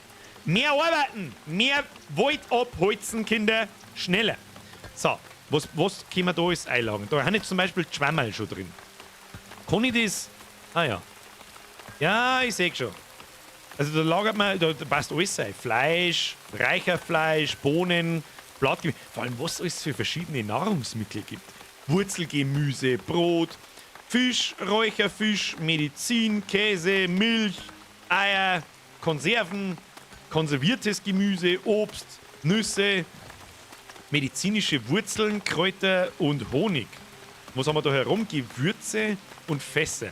Und da die da so gesondert sind, gehe ich mir schwer davon aus, dass so Gewürze und Fässer dafür sorgen, dass die Sachen noch weniger schnell oder halt noch langsamer verderben da drin auf Zeit, wie es halt ist. Oh mein Gott! Ein beliebter Markt würde helfen, Gold zu verdienen und neue Siedler in unsere wachsende Siedlung zu locken. Märkte beliefern Häuser und verdienen Geld abhängig von der Anzahl an Häusern in ihrem Arbeitsbereich.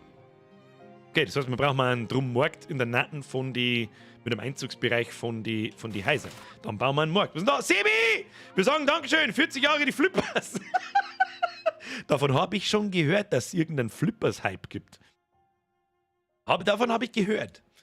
Ich habe es nicht verstanden, aber ich habe davon gehört. Sebi, merci dir. Servus aus Greenville, Texas. Okay, das ist weit weg. Das ist stabil weit weg. Mr. Tex, Grüße aus Niederbayern. So. Marktplatz, wo? Marktplatz, wo? Bevorstehender Schneesturm! Ist das gut oder schlecht? Es ist wahrscheinlich schlecht, aber haben wir da drauf vorbereitet? Muss ich irgendwas tun, oder? Ich weiß es nicht, egal. Haben wir einen Marktplatz. So, Lager haben wir, Nahrungsproduktion haben wir alles. Was brauchen wir da für Stufe 2? Eine Sägegrube und ein Stadtzentrum Stufe 2. Was braucht man da dazu, um das auszubauen? Nicht die Verbesserungsbedingungen. Ah, okay. Wir brauchen 8 Hütten. Die können wir noch bauen, schon vorsorglich. Dann brauchen wir, okay, und wir brauchen eine Bevölkerung von 30. Wir brauchen einen Markt und wir brauchen 50 Holzbredel. Das ist schon ein bisschen hin. Und dann brauchen wir ein Sägewerk oder halt diese Sägegrube. Verteidigungsanlagen interessiert auch, ist keine Dekorationen. Ja. Ja gut, schau, oh, da haben wir was. Sägegrube! Ja, easy, Alter. Das machen wir jetzt folgendermaßen. Pass auf. Jetzt ziehen wir erst einmal da, ich mag das halt, wenn ich da die Straßen schon so baue, wie ich das dann später haben, dass das einigermaßen alles ein wenig einem Raster folgt. Das mache ich in Anno A-Version, obwohl es da überhaupt gar keinen Sinn noch nicht macht. Warum kann ich das da nicht bauen? Warum kann ich da nicht bauen? Ein bisschen schlecht sehen tut man, muss ich ganz ehrlich sagen. Wo hört jetzt da die Straße und wo fängt es auf? Ich weiß es nicht. Naja gut, sollen jetzt erst einmal alle arbeiten. Brennholz ist wichtig. Brennholz haben wir 83 Stück. Also Brennholz schaut stabil aus. Und da, Traumtänzerin, Terry, alles gut bei dir? Erstens, danke für deinen ich nenne es jetzt einfach mal Resub und alles gut bei mir. Schlechte und behinderte Leute geht's immer gut. Weißt du das eh, wie es ist? So, dann haben wir da gleich noch eine Nummer. Strassel, ein kleiner Strassel. Wunderschön. Da liegt der Baum am Weg. Ja, ich sehe, den holzen sie ja dann automatisch weg. Da steht eh schon eine alte. Da, wer ist da? Der Kaimus! Der Kaimus, der hackt jetzt aber noch nicht, so hat er keinen Bock mehr. Ah, Dorfbewohner, Raubtier, wo? Wo ein Dorfbewohner? Gib mir Dorfbewohner. Gib mir Dorfbewohner. Dorfbewohner, verprügelt's den. Und du laufst in eine Richtung. Ah, nein, nicht sterben! Oh, das war dumm. Oh, das war dumm. Nein, der bringt ihn um. Nein, der hat einen umgebracht! Ah, das geht ja schon über Schnee. Was ist da? Die Bauarbeiten wurden wegen des Winters eingestellt. Verdammt, bauen die den ganzen Winter nix. Verdammte Axt! Das geht vielleicht schon verdammt schnell, gell? Ah, Raubtiere haben einfach nur nervig. Da kannst du gar nichts dagegen tun. Die kommen einfach irgendwo. Kann man da irgendwie, weiß ich nicht, hilft der Spähturm da was dagegen? Dass man da vielleicht ein bisschen früher gewarnt wird, nicht? Raubtiergesichter, Dorfbewohner tot. Ja, super, Alter. 2 neue Dorfbewohner haben zugewandert. Gut, dann ist um den einen eh wieder wurscht. Und der Dorfbewohner wurde geboren. Im Winter. Seid ihr bloß noch besoffen? Kinder, ihr müsst im Winter fegeln, damit ihr im Frühjahr... Nein, warte mal. Ihr müsst im Herbst mausen, damit ihr im Frühjahr auf die Welt kommen. So wird das nix. Der James schreibt, Birger, ich hab die erst vor 4 Wochen entdeckt, aber ich muss sagen, super Content, super Typ. Mr. James, das freut mich sehr. Bussi aufs Nussi und dann so, hey, welcome to the community. Da, was sind wir? Du weißt jetzt auch nicht, was gibt's jetzt, was passiert jetzt? Passiert jetzt da noch recht viel oder bleibt jetzt den ganzen Winter einfach nichts? Schon schön, der Schnee. Also kann man nichts sagen, um Gottes Willen. Ich bin jetzt nicht, weißt du, was ich jetzt gespannt bin? Zoomen, also halbert eine außerzoomen. Machen wir jetzt so. Jetzt bin ich gespannt, wie der Schnee, wenn er ober überhaupt liegen bleibt. Ich gehe mir schwer davon aus, weil die Bahnen wechseln ja auch in Herbstoptik. Wie das dann ausschaut langsam, wenn der Schnee liegen bleibt. Das wäre cool, wenn das langsam käme. Ja, dass die Bäume langsam weiß werden und nicht so sprunghaft. Das wäre cool. Gebäude kann man weiterbauen, nur der Acker ist gefroren. Okay. Das heißt, wir brauchen, weiß mich beobacht. Jetzt haben wir da eine Straße hinter Zwiebeln. Eine lange Gerade. Kriegst du eine lange Gerade. Dann brauchen wir immer noch einen Markt. Dienste. Wo ist denn der Markt drin? Was ist denn das, der Markt? Was brauchen wir da? Sägegrube ist das erste. Sägegrube und Lagerhaus. Okay. Jetzt sagen die bauen wir da hinten. Sägegrube, oder wo ist denn das andere Klump? Das ist da, oder? Kann man den umbauen? Standort des Gebäudes verschieben. Gut. Bauen wir da hinten. Ah, das braucht dann Arbeitskraft. Okay. Der haben wir da die Sägegrube her. So schaut's aus.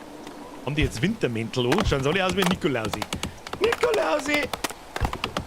Wölfe heulen, das stimmt, da hast du absolut recht. Kann man irgendwie auf die Schnelle sehen, ob da irgendwo Raubtiere sind? Wehe, die reißen. Da ist irgendwas. Was ist da? Ton verkaufen. Ton brauchen wir noch nicht. Haben wir da sonst noch so? Die scheiß Jägerhütten ist auch voll für den Arsch. Wir haben noch kein einziges Viech nicht gefunden. Müssen wir auch mal versetzen. Wo ist die Jägerhütten? Da. Dann müssen wir dann die Gebiet da versetzen. Unterwegs findet er dann wahrscheinlich. Birger Turm bauen. Das probieren wir jetzt einfach aus. Da hast du recht. Du hast das geschrieben, der Herr Obermann. Das probieren wir. Was kostet der? Er kostet 10 Gold. Den können wir uns nicht leisten. Der ist ziemlich teuer. Und der kostet im Monat 5 Gold. Da brauchen wir zuerst das andere nicht zeigen. Also Sägegrube. Oh, schön.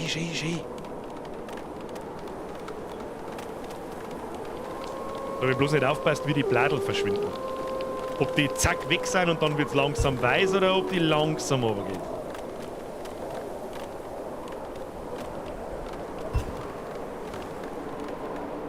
Aber das mit dem Schnee ist cool. Das ist schön. Schön. Gefällt mir. Auch wenn wahrscheinlich der Winter extrem unangenehm ist. Oh, meine Nahrungsvorräte neigen sich dem Ende zu. Oh. Was soll ich machen? Ich brauche einen Markt. Kinder, ich brauche einen Markt, das muss schneller gehen. Nahrungsproduktion, Ressourcen, Lagerhaus. Okay, nein, warte mal, da haben wir noch. Sägegrube. Wie groß ist denn das? Oh, die ist groß wieder. Passt die da hin? Nein, passt wieder nicht. Was ist denn das da? Was ist denn da im Boden drin? Ein Baum. Ja, dann holt's ihn weg, Alter. Minus 10 Attraktivität. Was soll ich machen, Alter? Attraktivität des Standorts. Leck mir am Arsch. Das ist eiskalt. Kann natürlich jetzt halt rapide bergab gehen und dass wir sterben. Das kann gut möglich sein. Keine Ahnung, wie radikal das jetzt ist. Weil unser Sammlerhütten ist am Arsch. Sagen wir mal so, das einmal Arbeiter her priorisieren. Wir haben eine Stämme Hammer und dann müssen wir einen Markt bauen, so schnell wie es geht. Vielleicht können wir uns Nahrung kaufen. Weiß ich nicht. Aber wahrscheinlich eher nicht. dann ist wahrscheinlich ziemlich schnell zu Ende. War ein kurzer Speis. Jägerhütte. Was haben wir mir da für Zeug da herin? Haben wir da noch irgendwas? Wir haben doch da so viel Räucherfleisch und Zeug und Klump. Und das ist halt Anzeige für Monatsreserven. Na gut. Wird nicht helfen, Alter. Nahrung kaufen mit dem vielen Gold, das du hast. Ja, ich hoffe, dass ich vielleicht die Zeitspanne noch überbrückt mit dem Markt, ein bisschen Geld mache und dann einfach nur für einen Monat Essen kaufen kann. Da war der Brunnen. Ja, weiß ich schon, den Brunnen wollte ich eigentlich da aufbauen. Den Brunnen habe ich da oben aufgebaut. Das ist ja wurscht, wo der steht. Die sollen jetzt bauen da. Hack jetzt den Baum um und den Scheiß da weg, bauen. Dann bauen wir sofort ein Lagerhaus. Wo bauen wir das? Das bauen wir neben Mini-Acker hin. Den Acker reißen wir sowieso wieder ab. Den bauen wir dann später da, wenn wir überhaupt so weit kommen, bauen wir den da oben auf, irgendwo. Da ist nämlich die Fruchtbarkeit um 10% besser. Wagen ausladen, kann man das? Und da, was ist das da? Gebäude verschieben? Nein. Ich kann das nicht aus. Also ich gehe mir schwer davon aus, dass diese Nahrungsanzeige in dem Wagen da zu den Nahrungsvorräten da links oben dazugehört. Ja. Geh jetzt mal davon aus, keine Ahnung.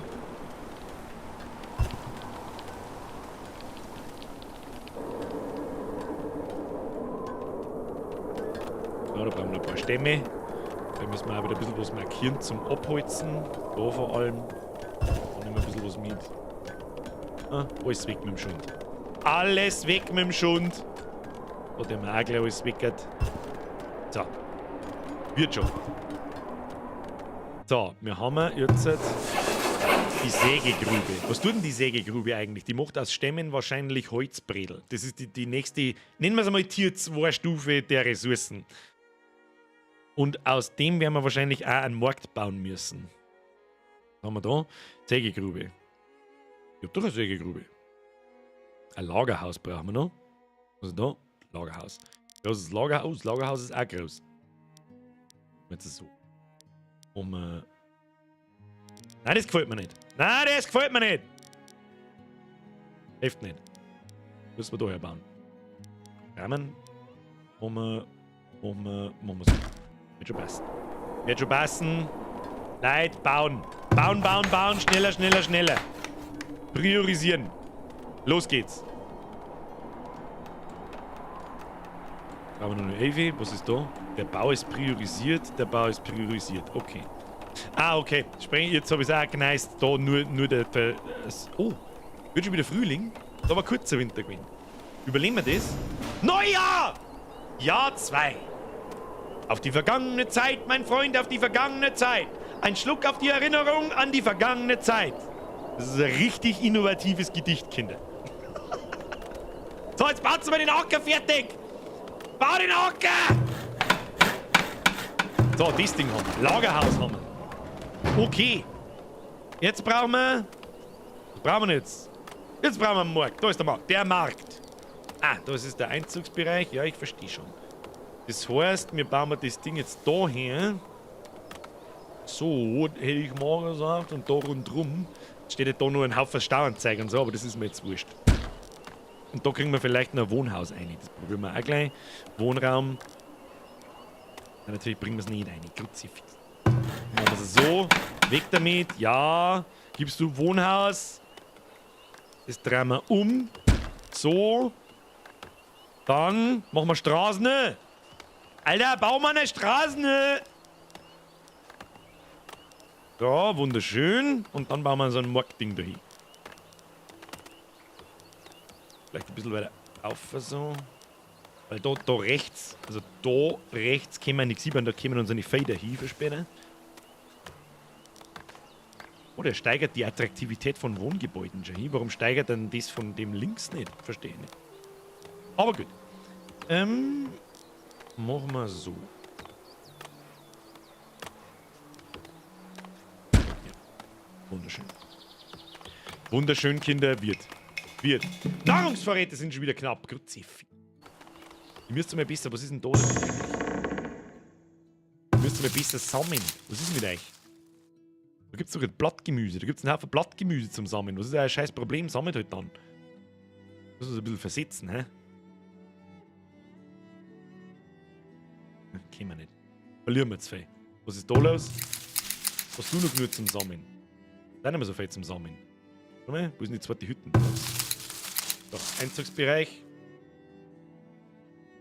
Blattgemüse, ne. Das ist schon gut. Ja, können wir schon so still lassen, glaube ich. Warte, da wuseln sie umeinander. Wusel! Wusel! Das ist immer schön, ist entspannend zum Zuschauen. Schön, oder? Sechs ein paar blaue Geister. 6 Leute, die gleichzeitig an einem Baum hacken.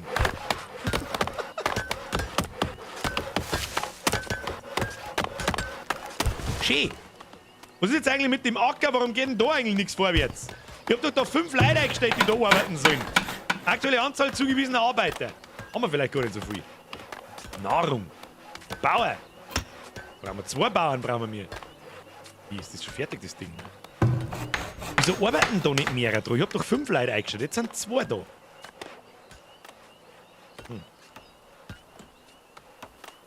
Verstehe ich nicht. Eben, muss ich noch mal da reinschauen. Jetzt pass mir auf. Aber Bauhandwerker. Ah, darum vielleicht. Da haben wir nur 3 Bauhandwerker dazu, vielleicht, weil das halt einfach nicht gelangt. Oder lassen wir mal Maximum 5. Wenn dann das da hinten fertig ist und das da oben. Oh mein Gott, schau mal, die brauchen 40 Bredel. Bist du besoffen, Junge? Platz deaktiviert. Warum ist da der Platz deaktiviert? Hau rein, Alter. Bredel produzieren! So ist dem du. Was haben wir da? Brennholzspalter, Säger, Jäger, Bauer. Wo ist eigentlich der Sammlertyp? Ah, da unten. Sammler ist da. Ja, okay. Wird schon passen.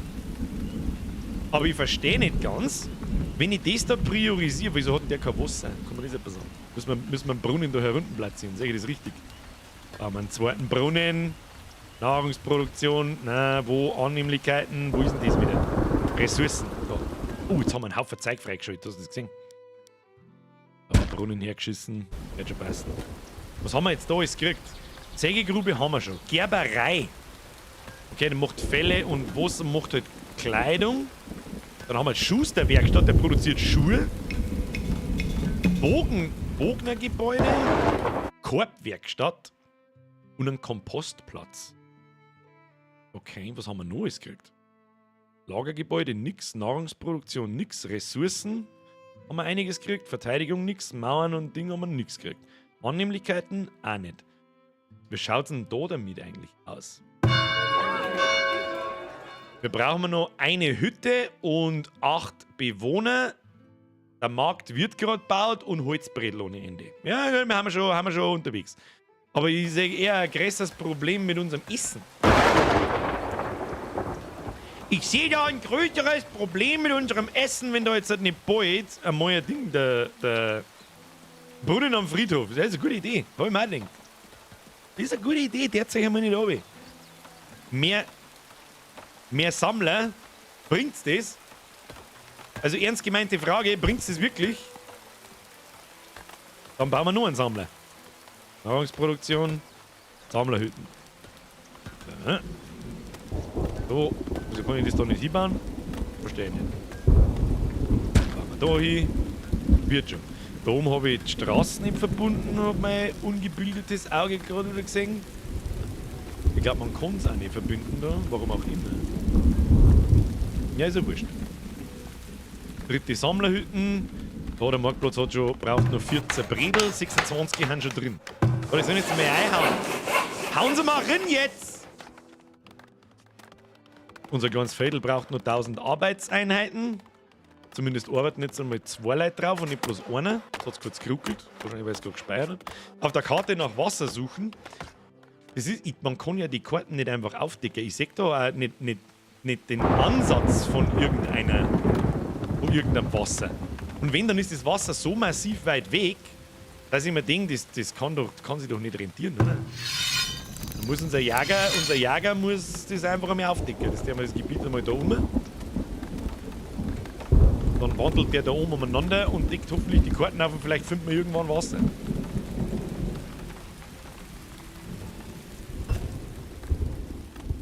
Also wenn das so weitergeht, dann ist das Feld nächsten Winter wieder nicht fertig. Geschweige denn, bis da drauf was wächst und so weiter.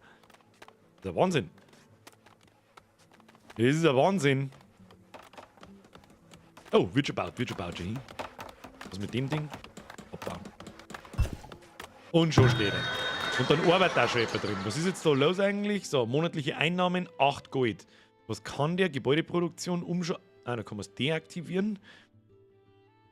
Und dann verkauft wird der da wahrscheinlich Nahrung und so weiter. Der Nahrung. Wie verstehe ich das jetzt? Jetzt pass auf. In diesem Gebäude lagert ein Lebensmittelhändler Haushaltswaren und verteilt sie an die Häuser, um den arbeitenden Dorfbewohnern Zeit zu ersparen. Märkte generieren zudem Steuereinnahmen und erhöhen die Attraktivität umliegender Häuser. Ah ja, okay. Also der verkauft unsere Bewohnernahrung. Wie er es gekonnt überliest, was überließ ich. Schau mal in der Umgebung, ob du den Wolfsbaut findest. Da kannst du ein Jäger samt Räucherhütten hinstellen. Ich bin... Wie? Du ja im Prinzip rundherum. Wie schaut denn der Räucherbau, der Wolfsbau aus? Du bist zwar nicht der Einzige, der im Chat schreibt, nur falls irgendjemand interessiert. Ah, das wird er sauber oben aufdecken. Irgendwann finden wir es schon. Und wenn man finden, Pilzansammlung. Sammlerhütten, oh, da haben wir Sammlerhütten, die dritte. Die schickt man da irgendwo oben. Oder haben wir oben irgendwo was Tolles gefunden? Haben wir da was Tolles gefunden? Ah, da. Oh, schau hier. Da haben wir einen Haufen Zeug. Auf geht's. Eingesammelt ins Vieh. Schau mal da hinten. Da ist auch ein Haufen. Ein Haufen Zeug, Alter. Haufen Zeug, Alter. Schickt mir Jemmi. So. Schickt man da auf den Grippe. So, und einen Jäger schickt man wieder weiter, weil da irgendwie ein Viecher vorkommen und haben wir da gar keins gefunden. So, los geht's. Lasst euch mal das Spiel allein erkunden, Leute. Müsst ihr massiv, ich wollte es nicht sagen. Aber du musst die Gescheiterhaferl auch mitschmerzen lassen. Sonst sind sie beleidigt. Aber ohne uns kann ich es halt nicht. Hallo, ich bin Pro-Gamer. One-on-one, die Taste, tu ich die weg.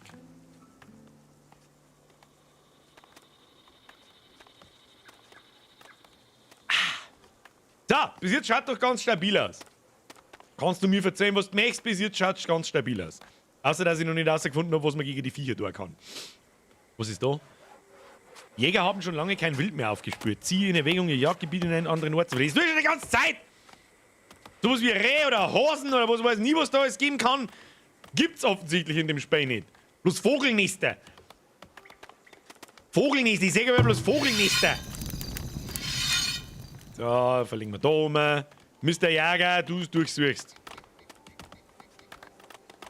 Der Lindner 134 fragt, was denn das für ein Spiel? Ich weiß nicht. Lest einmal einen Titel von dem, was du gerade draufgeklickt hast. Schaut nicht.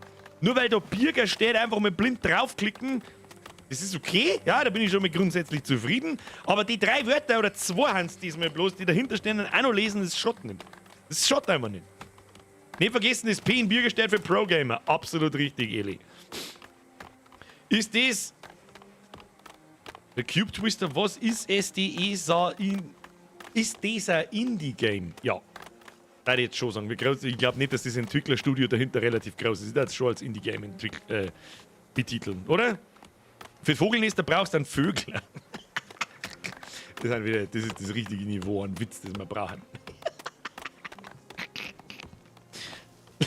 Oh, unser Fade wird bald fertig. 336 Arbeitseinheiten noch. Macht's mal ein bisschen schneller da. So, was können wir jetzt eigentlich alles bauen? Haben wir die nächste Bude schon gebaut? Nein, ein Wohnhaus bauen wir noch. Gibst du Wohnraum? Machst du mal Wohnraum jetzt? Bauen wir da hin. Ah, ich sehe schon. Warte mal, wir können die Attraktivität gleich wieder anschauen. G. Diese beiden Dinge, der Brennholzspaltplatz und die Sägegrube verursachen schlechte Attraktivität. Das heißt, die müssten wir da umpflanzen. Die bauen wir da rein. Was ist da? Das Lager dieses Gebäudes ist voll. Ja, das ist ja bloß recht, dann können wir es dabei nämlich da umstellen. Machen wir es so. Weg von den Wohnhäusern. Ist nicht sehr attraktiv. Hab ich gehört. stellen wir da her. Dann passt das. Ja, kostet keine Ressourcen, sondern bloß ein bisschen Zeit und Arbeitskräfte und auf die Holzbredel können wir dabei verzichten, die auch nicht so wichtig. Aber wenn dafür die Attraktivität bei unseren Leuten und unseren Wohngebäuden hinterhergeht, ist doch das gut. Ja, und deswegen ist das da bei 0. Und die da herunten haben zum Beispiel bei +5, +5, +10 da herunten sogar. An was das liegt, hat mich interessiert. Am Friedhof wahrscheinlich. Das verstehe ich zwar nicht ganz, aber wird schon eine Richtigkeit haben. Gebäude kostenlos versetzen, beste Feature. Ist aber halt auch wirklich so. Es ist zwar nicht recht realistisch. Natürlich. 2 neue Dorfbewohner zugewandert. Nice. Wenn nicht schon 2 gestorben waren. Was ist denn das da herum eigentlich? Was ist das? Bericht für die letzten 12 Monate. Produziert, verbraucht, verdorben. Na gut, der Verderbnis ist schon ein bisschen runtergegangen von den Lebensmitteln. Sammlerhütte. Rübenkeller. Warum deren sind da eigentlich nicht alles rein? Warum ist denn das da immer nur Fleisch drin? Ah, ist kein Fleisch mehr drin. Okay, ich halt mir mal. Was macht Jagerhütten eigentlich? Jagerhütten hat wieder nichts gefunden. Wer hätte das gedacht? Ich sehe da zumindest nichts. Da ist Wasser! Wir haben Wasser entdeckt! Wasser! Du gehst da oben zum Jungen. So, Fischerhütten! Muss ich die Fischerhütten jetzt besser beobachten? Alter, jetzt hagelt's das Essen. Fischerhütten, was da wieder? Mr. BMKI! Für einen Gott im Das ist vielleicht ein bisschen zu viel. Der Gott im Merci dir. Bussi aufs Nussi. Ich hoffe, es gefällt euch, ja? Es ist ja, wie gesagt, ich weiß, dass solche Spiele nicht die aufregendsten der Welt sind und dass das muss man mengen. Vor allem auch zum Zuschauen muss man das mengen. Am besten vielleicht sogar auch selber spielen und so weiter. Aber ich hoffe doch, ihr habt einigermaßen Spaß. Wenn es euch taugt, Like nicht vergessen, was das ist. Und an die neuen Abo nicht vergessen. Und an die es immer noch nicht gemacht haben. Und vielleicht auch gar nicht wissen. Aktiviert die verfickte Glocken, sonst kriegt ihr nicht mehr mit, wenn ich online gehe oder neue Videos mache. So. Kype69 schreibt. Merci. Wo wird eigentlich angezeigt, wie viel Nahrung du hast? Mr. TV, da herum. Da über mir, Mauszeiger, da steht jetzt 8 und in roter Klammer steht 7. Bedeutet, ich habe Nahrungsvorräte für die nächsten 8 Monate und 7 davon verderben, pass auf, Monatsvorrat an Nahrung, der in den kommenden 12 Monaten durch Verderb verloren geht. Das heißt, irgendwas geht kaputt, also der größte Teil in den nächsten 12 Monaten. Ja. Feldfrüchte bereit zum Anbau. Wo? Gottes Willen, was ist denn das? Oh ja, okay. Also jetzt ist unser Acker fertig. Jetzt ist unser Acker fertig, okay. Jetzt passt mir aber, jetzt muss ich erst mal schauen. Was in Gottes Namen 30 ist das? Zugewiesene Arbeiter 2 von 2. Gehen wir mal von oben nach unten. Fruchtfolge, zugewiesene Arbeit. Klicke, um zu pflanzen.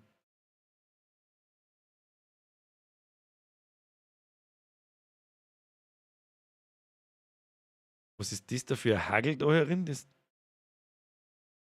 Ich verstehe. Du kannst da die nächsten 3 Jahre. Okay. Oder wie krass ist das? Was ist mit dem?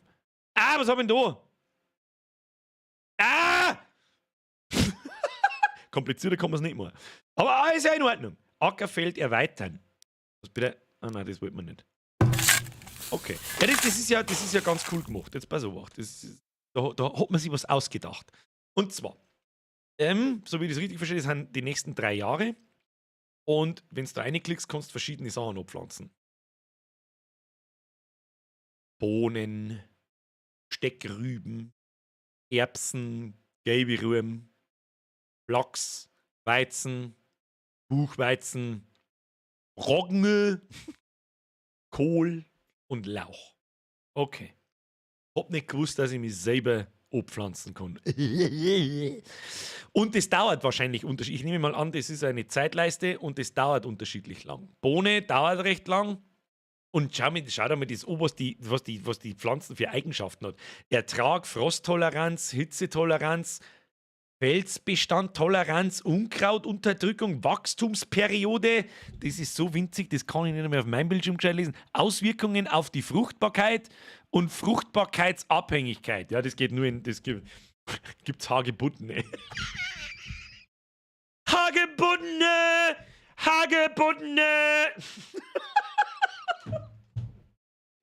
Ach, jetzt haben wir Vollgas einen Shell an der Tischkante noch gehabt, du Volldepp. Hat's den jetzt wieder braucht, sag. Hat's den braucht, Mr. Eli? Sag.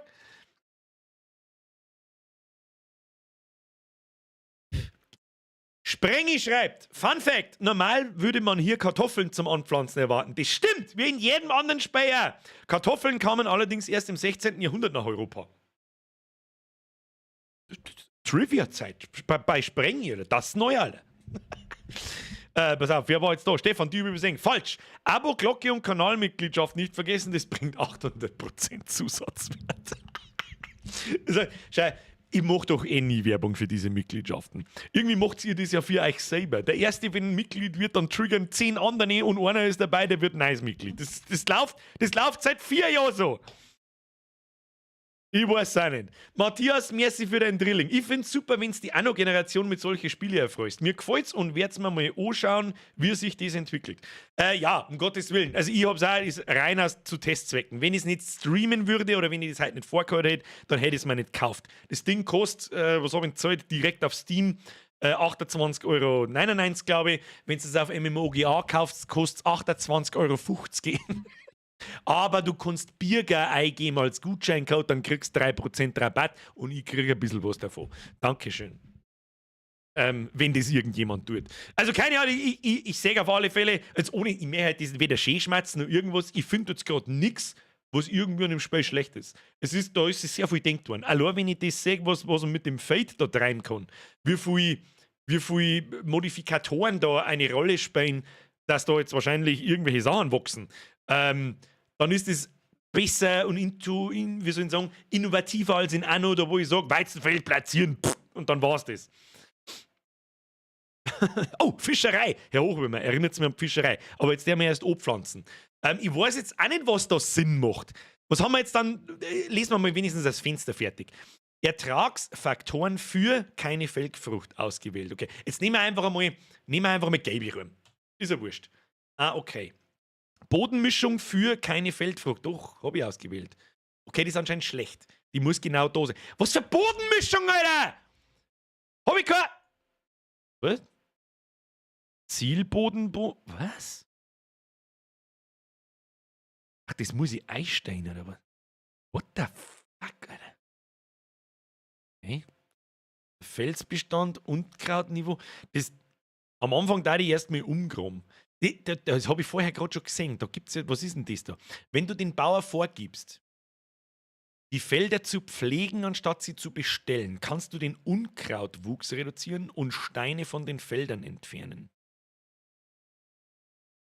Feldbestand haben wir heute wenig, nehme ich mal an. Also der Balken ist halt fast niedrig. Dann haben wir plus 14%. Ich weiß nicht, plus 14% was. Wahrscheinlich halt vom geschätzten Ertrag unten. Der Unkrautscheiß ist halt Vollgas. Der macht minus 85%, gehe ich jetzt einmal davon aus. Oder halt, der ist bei 85% schlecht. Das heißt, jetzt der wir das einmal da dann machen wir so. So, kann ich dem sagen? Ah ja, verstehe schon. Ich glaube, oder?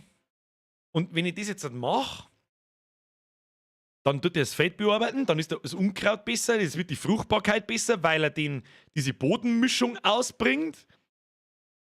Und wenn die Periode da herum in der Zeitleisten von dem Bodendingsbums da sauber macht, dann ist es besser. Dann kommt der Karottenscheißdreck und die Werte müssen besser sein. Und es kämen nicht bloß 202 gelbe Ruhm raus, sondern halt dann, was weiß ich, je nachdem, wie viel besser das wir gemacht haben. 250, 300, 350, je nachdem.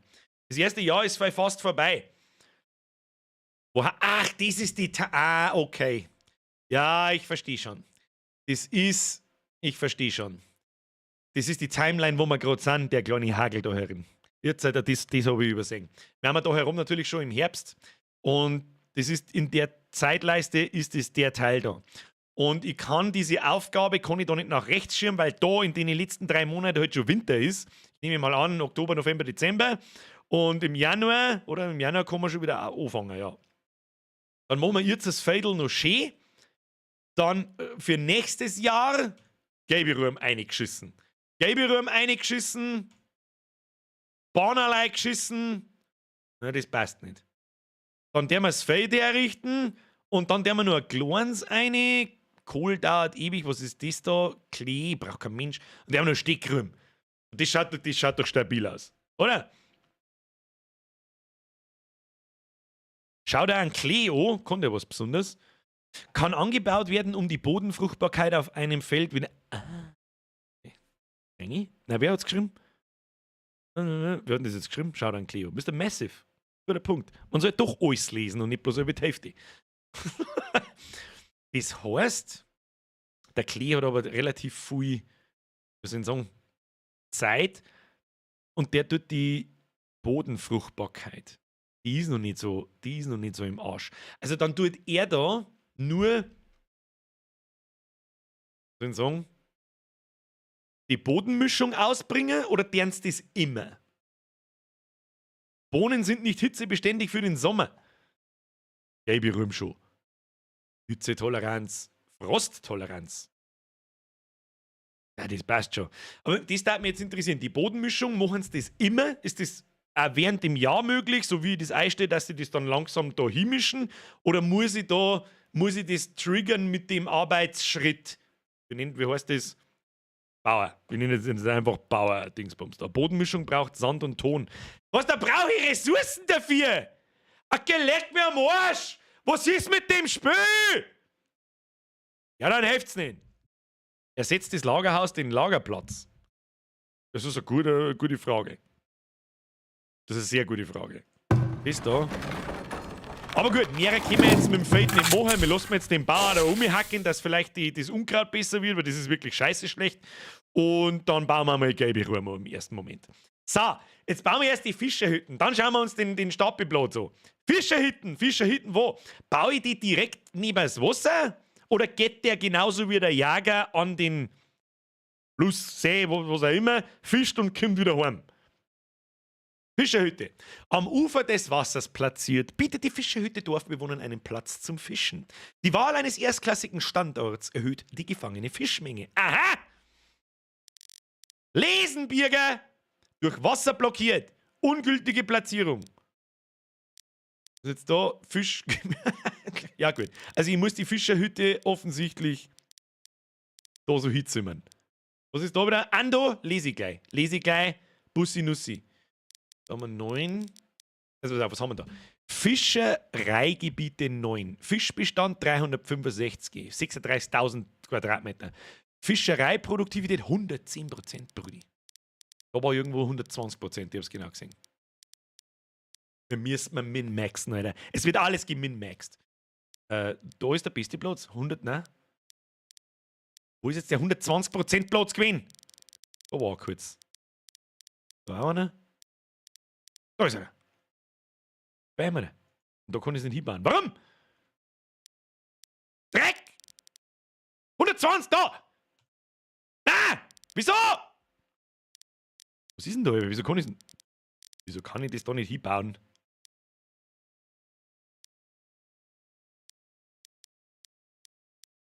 Okay, ich kann das nicht so weit ans Ufer bauen. Dann leg's mir am Arsch! Fischerhütten! 1! Beschneiden sie die gegenseitig? Denke schon, oder? Ja, da, minus. Ja, hab schon gesehen, geh weg. Geh weg. Was haben wir da? 80%, mit 80% fangen wir mit nicht an. Da kannst du vergessen, Brudi. 100% möchte ich. 100% Minimum. Das ist schon ganz schön finster. 110% kann ich da hinbauen. Tatsächlich! Jawohl! Easy. Beschneiden sie die gegenseitig. Sind doch keine Rabbis. War mir klar, springe ich das so an jetzt, Kind. War mir absolut klar, Alter. Ando, danke dir. Liebevoll angepflanzt und dann kommt der Landebürger und reißt mit einem Flug alles nieder. Ein Genuss, da ist. Ando, freut mich, wenn es ein Genuss ist. Ich hoffe, du hast eine halbe in der Hand. Falls ja, Prost.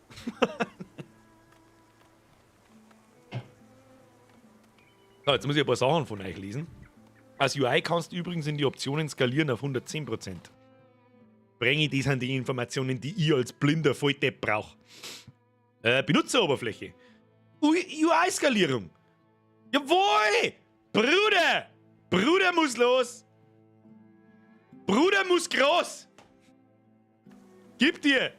Besser, oder? Könnt ihr auch ein bisschen was lesen. Jetzt hätten wir mal früher. Jetzt könnt ihr auch mal was lesen in eurem Leben drin. Das ist ein Wahnsinn. Wahnsinn. So, haben wir eigentlich schon 2 Fische. Wir haben ja einen Haufen neue Leute, gehen die da automatisch. Wie schaut denn jetzt das da aus? Priorisiert. Arbeiter, priorisiert. Das ist das Wichtigste, was es gibt jetzt da. Mit euch. Haben die da wenigstens schon auf dem Weg oder was ist mit denen? Weiß nicht. Und drück mal F2, 3 und 4. Hey, weh, da kommt jetzt irgendeine Scheiße aus. F2. Ah, okay, da kommen die Poinkel außen einmal. Nehme ich an. Also das sind die Bedürfnisse von den Gebäuden. Okay, this is some fancy shit. Sova, Great, da sagt man die einzelnen Namen. Was war das? F3? Okay. Atomen, spaltet Stämme, beliefert Unterkunft. Ist ja jetzt so. Wie ist denn überhaupt Streamqualität? Weil es neigt ja doch beim Encoden und beim Video dann immer so ein bisschen dazu, dass sich die Sachen dann total verschwommen und totaler Kack werden. Ist das einigermaßen okay, so ist sie? Oder übrigens hinter mir, ich verdecke hier nichts außer da die Geschwindigkeitsanzeige für die Spielgeschwindigkeit. Ja. Baust du ein neues Feld? Das ist auch ein guter Punkt. Jetzt brauchen wir aber erst einmal eine Räucherei, weil wir haben ja jetzt Fischis zur Verfügung. Und jetzt macht natürlich auch eine Räucherei Sinn, spätestens jetzt. Weil Fleisch haben wir irgendwie nur fast gar keins gefunden, außer irgendein anreidiger Scheiß Wolf frisst einen von unseren Dorfbewohnern. Und wieso müssen in der Räucherei... Was hat denn das eigentlich für einen Sinn, dass man die Attraktivität bei einer Räucherei erzeugt wird? Ist es da auch wichtig, wie attraktiv die Umgebung ist? Steigert oder senkt es die Produktion von dem Gebäude?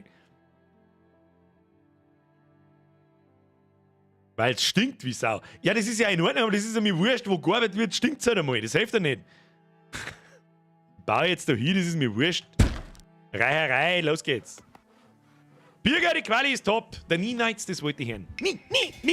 Nahrungsvorräte sind schon wieder knapp. Na, kurz vorm Winter. We're gonna die! Wieso sammeln denn die nicht? Sammelt jetzt einmal! Wo sammelt denn der? Da ist ja nix! Du besoffener Was ist da oben? 5000 Sachen! Was sammelt denn hier umeinander? Seid ihr besoffen, Kinder?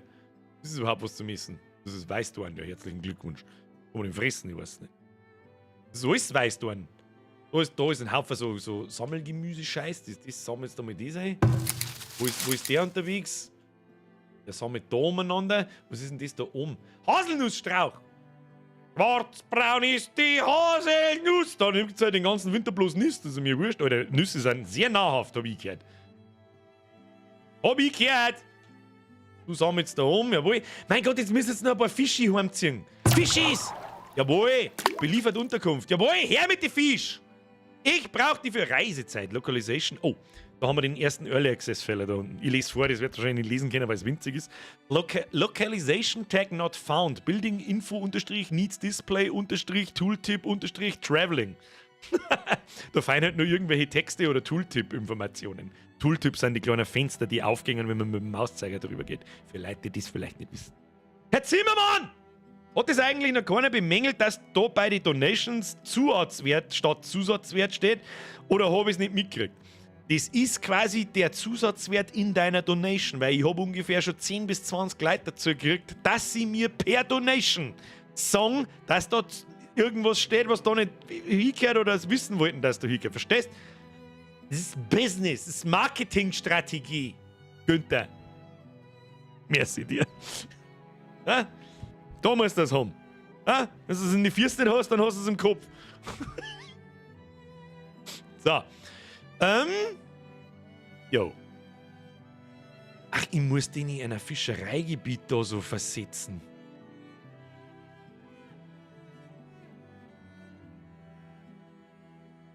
Ist jetzt das... Das macht ja gar keinen Sinn. Da hätte ich die Fischerhütten auch daheim hinstellen können, oder? Wobei das wurscht ist, nehme ich mal an. Was haben wir jetzt da so? Fischereigebiete. Ja, ich sehe schon, da kommen wir... Kriegen wir 11 zusammen. Ah, da kriegen wir 11. Und wenn ich das da ändert, kriegen wir 130% sogar. Ja, super. Fischereiressourcen. Da sieht man die Ressourcen, die ich da jetzt eingekreist habe und beliefert Unterkunft. Mit was beliefert ihr denn die Unterkunft? Wo ist denn noch gerade? Da hat ein Haufen Kräuterscheiß dabei. Was tut er mit dem? Das Köder. Ja, da oben. Der Nieferet sammelt Nüsse. Daheim laufen sie ewig. Die fischen und lagern es in der Hütte ein und gehen dann wieder fischen. Ach, okay, verstehe schon. Das heißt, sie fischen, haben einen Fisch, lagern es in die Hütten und gehen wieder 4. Und so lagern sie halt 20 in der Hütten und packen es dann alle auf Arme und fahren es heim. Oder, wie ist das eigentlich? Bringt die Fischereihütte die Fisch zur Räucherei oder heut die Räucherei das aus dem Also das wäre wahrscheinlich beides. Kurze Wege sind wichtig, lieber näher am Wasser. Das ist mir auch klar, aber die Frage ist halt, wie es halt abläuft. Wie sich der Mensch verhält. Was hat jetzt er da? Und hat verzeigt dabei, beliefert Unterkunft. Was für Unterkunft, Alter? Wo ist denn der LOL-Dread? Er heißt halt einfach eiskalt LOL-Dread. Ich würde es viel mehr feiern, wenn er LOL-Fred heißen hat. Ah, LOL-Fred! Und der Denner ist sein kleiner Bruder, das ist der Roffel Ralf. So. Der LOL-Fred, der Roffel Ralf. Oh, da geht's nie wieder, du sollst schon wieder über, Alter. Ah, zauberhaft. So, wir könnten mal jetzt zweites Fado legen. Wie schaut's denn da eigentlich aus? Ist mir vielleicht ein bisschen größer, weiß es nicht. Oder vielleicht erst das Kleine und dann erweitert man es. Und währenddessen das erweitert, bauen wir dabei schon an. Geht das? Weiß ich nicht. Werden wir herausfinden. Wow, Alter!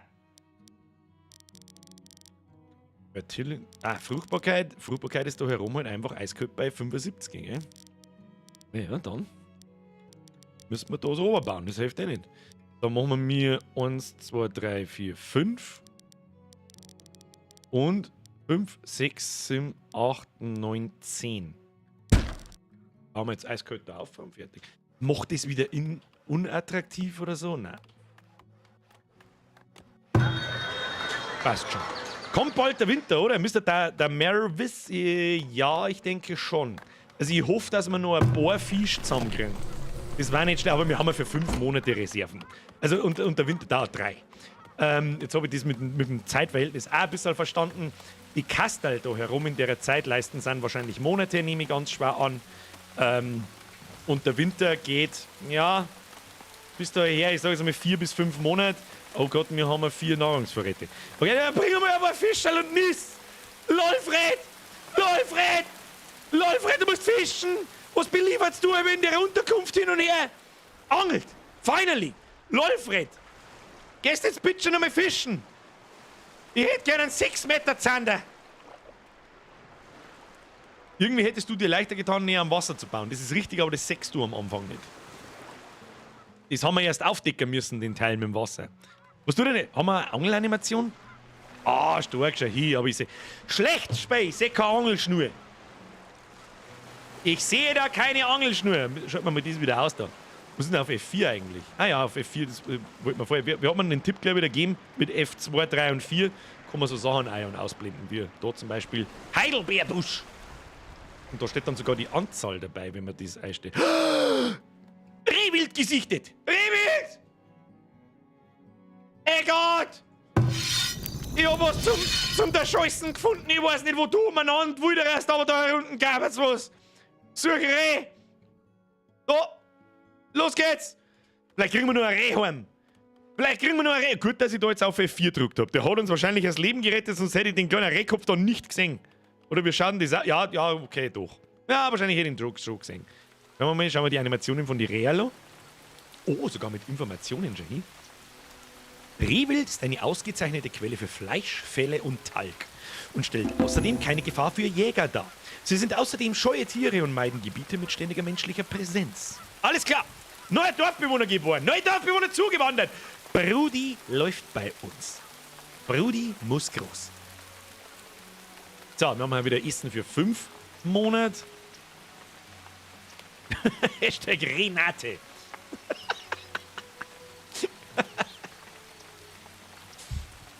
So. Ja, aber schaut stabil aus. Macht Laune. Kannst sagen, was du magst. Kannst du sagen, was du willst, macht Laune. Gut Speck. Bis jetzt. Ich meine, es wird halt so weitergehen, nehme ich an. Wie viel Stämme haben wir? 134, 167 Brennholz. Wir haben Ressourcen zum Saufordern. Was käme? Wir haben doch da einen Haufen Zeit gekriegt. Jetzt passen wir an. Eine Gerberei. Was produziert denn das Ding? Gerbt Tierfelle und stellt daraus Mäntel her, die es Dorfbewohnern erleichtern, draußen zu arbeiten und bei kaltem Wetter länger zu überleben. Mäntel bieten zudem einen gewissen Schutz vor Tierangriff. Das ist wie eine Rüstung. Das ist halt schon geil. Also, dass die wirklich fast so was wie ein Inventar haben und so und jeder Dorfbewohner individuell da wirklich ein kleines simuliertes Leben führt, wenn man so will. Jetzt schauen wir mal, was so ein Dorfbewohner hat. Der hat doch so einen Fellmantel. Was soll ich dann mit nur einem Fellmantel? Wieso soll ich dann Fellmäntel produzieren? Verstehe ich nicht. Das haben's doch. Der macht keinen Sinn für mich, schon wieder so ein bisschen. Das ist halt die Frage, jetzt haben das alle? Anscheinend ja. Fellmantel, Fellmäntel, Fellmäntel. Mr. Dampfler, grüß dich gut. Sehr gut. Sehr gut bis jetzt, muss ich sagen. Es ist alles noch so ein bisschen frisch und auf Entdeckerkurs, weil ist es halt einfach komplexer wie auch noch, da brauchen wir nicht schmerzen. Oder einfach anders, sagen wir es so. Aber cool. Aber das mit den Fellmänteln kapiere ich jetzt nicht ganz. Braucht's das? Die haben ja alle einen. Und selbiges auch mit der Schuhwerkstatt. Schuster stellen aus Fellen Schuhe her, mit denen Dorfbewohner schneller laufen und Verletzungen bei der Arbeit vermeiden. Die haben ja alle Schuhe an. Oder haben das dann bessere Schuhe? Oder werden dann die Schuhe besser? Oder what's the point? So ein Spiel, wo man einen Charakter in so einem Mittelalterzeug spielen kann, war auch super, glaube ich.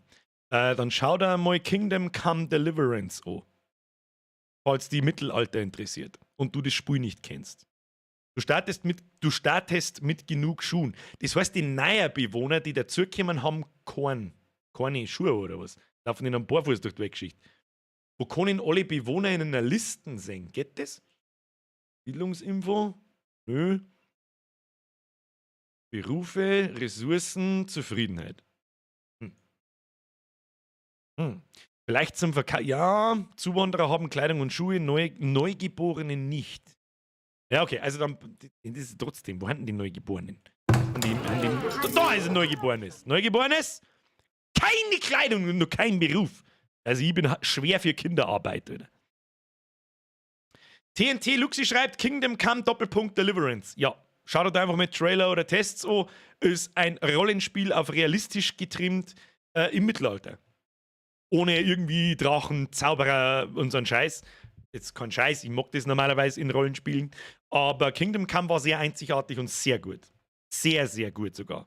Kleidung nutzt sich ab. Okay, das ist auch was man nicht sagt. Wie kaputt denn seine Kleidung ist. Da hätte ich jetzt gerne so einen Lebensbalken unten drunter. Naja, gut, auf alle Fälle müssen wir es bauen. Also, das heißt, wir brauchen Schuhe. Gut, Bögen, glaube ich, brauchen wir jetzt mal noch nicht. Was ist denn? Ist da Körbe und ein Kompostplatz. Dann darf ich jetzt mal vorschlagen, bauen wir mal eine Gerberei und eine Schuhwerkstatt. Gerberei groß. Gerberei macht wieder unattraktiv. Ja, da hinten im Eck kannst du unattraktiv machen, was du möchtest. Bauen wir hin. Und Schuhwerkstatt. Oh, die ist groß. Die bauen wir daneben hin. Ja, wie schaut es jetzt da eigentlich aus? Da können wir auch mal das Wegerl ein bisschen weiter hinten bauen. So. Auf N ist Wegerl bauen. So, schauen wir mal auf H. Da gehört wieder ein bisschen mehr weggeholzt, Kinder. Wir mal da hinten holzen langsam aber was hier. Den ganzen Kack da könnt ihr auch abholzen. Ressourcen abbauen. Schaut gut aus. So, was haben wir da? 18 Blattgemüse verdirbt. Wir haben ja für 5 Monate Nahrungsmittel und 2 davon verderben die nächste Zeit. Gut, das ist nicht schlimm. Was heißt die nächste Zeit in den nächsten 12 Monaten? 12 Monate sind relativ lang. Wifin, sagst der Mike einen schönen Gruß und schleicht sich ins Bett. Bis zum nächsten Mal.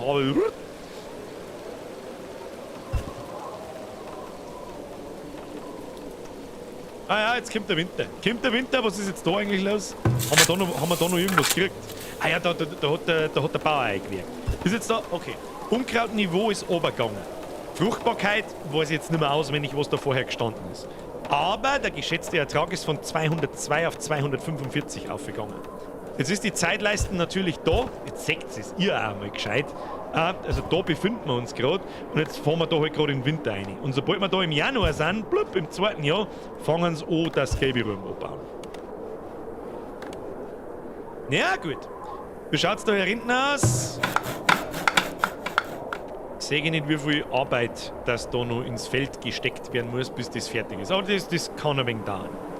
Servus, Bürger! Wann kommt Warhammer 3 Stream? Immortal Empires ist draußen. Ich weiß schon. Finally habe ich einen Grund, dass ich mir Warhammer 3 kaufe.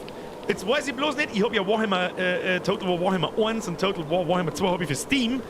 Und im Battle Pass darf es Warhammer 3 gehen. Jetzt ist die Frage, kann ich das dann so spielen? Ich brauche ja Warhammer 1, 2 und 3. Ich glaube sogar mit alle DLCs, die ich auch nicht alle habe.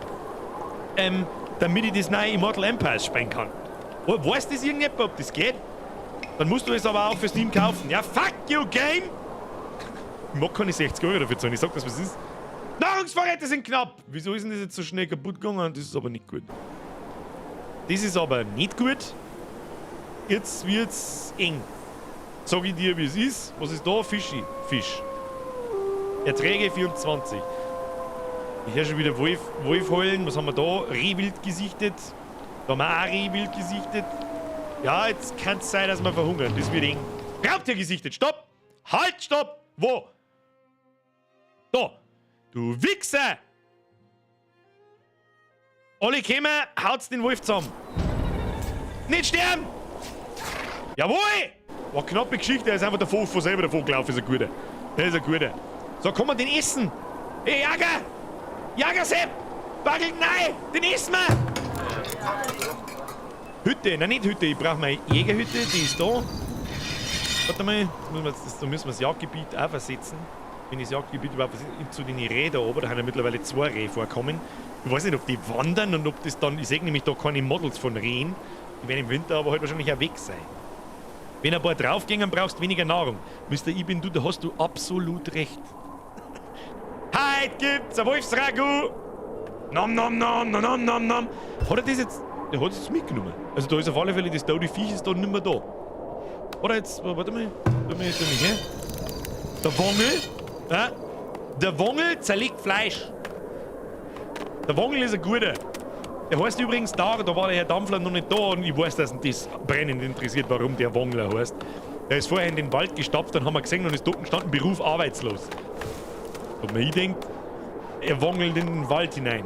Wer wongelt in den Wald hinein und wongelt wieder raus?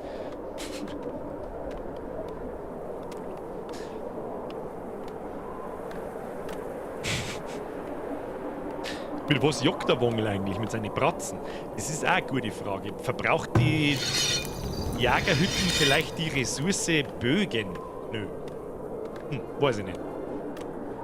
Weiß ich nicht. Wahrscheinlich sticht ein Wolf einfach ab. Oder das Reh. Und fangen sie mit den Bratzen. Heimkommen tut der Wongel mit Rettungsschamanen, oder?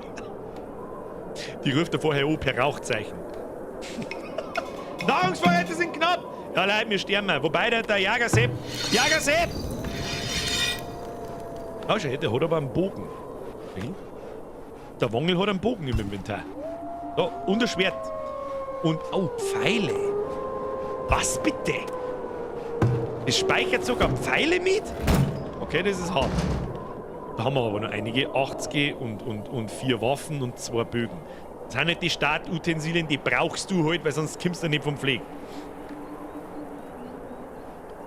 So ist der Winter jetzt bald einmal vorbei. Jetzt meine ich da jetzt langsam mal Zeit, wenn zum Moos an. Wir brauchen mehr Futter. Was ist mit dem Feld? Brudi macht Feld. Priorisiert. Wir gleich mal priorisiert einstellen. Neue Jahr 3. Easy. Oh Leute, jetzt, wir müssen essen. Essen produzieren. Mehr Essen produzieren. Das ist ein Wahnsinn.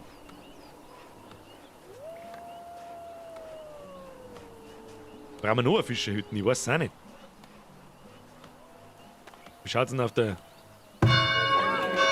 Damit brauchen wir bloß noch 4 Bewohner. Dann können wir das Ding da ausbauen.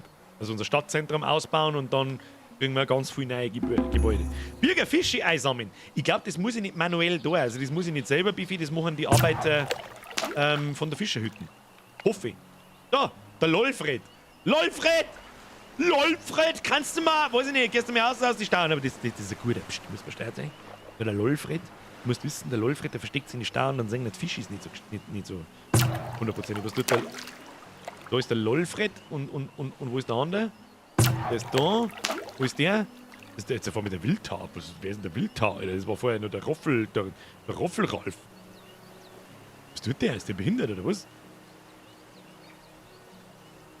Ist der Roffelralf gestorben oder was? Das ist aber nicht schön. Aber Hauptsache der Lolfred überlebt, das ist wichtig. Das ist wichtig. Also ich glaube, mit den 2 Fischerhütten darf man uns mit dem Essen schon viel leichter tun. Oder brauchen wir eine dritte? Was sagt ihr? Ich weiß es auch nicht. Was wir auf alle Fälle mit da könnten ist, wir haben 3 Arbeiter. Wir könnten mal von den Säger einen außer da. Und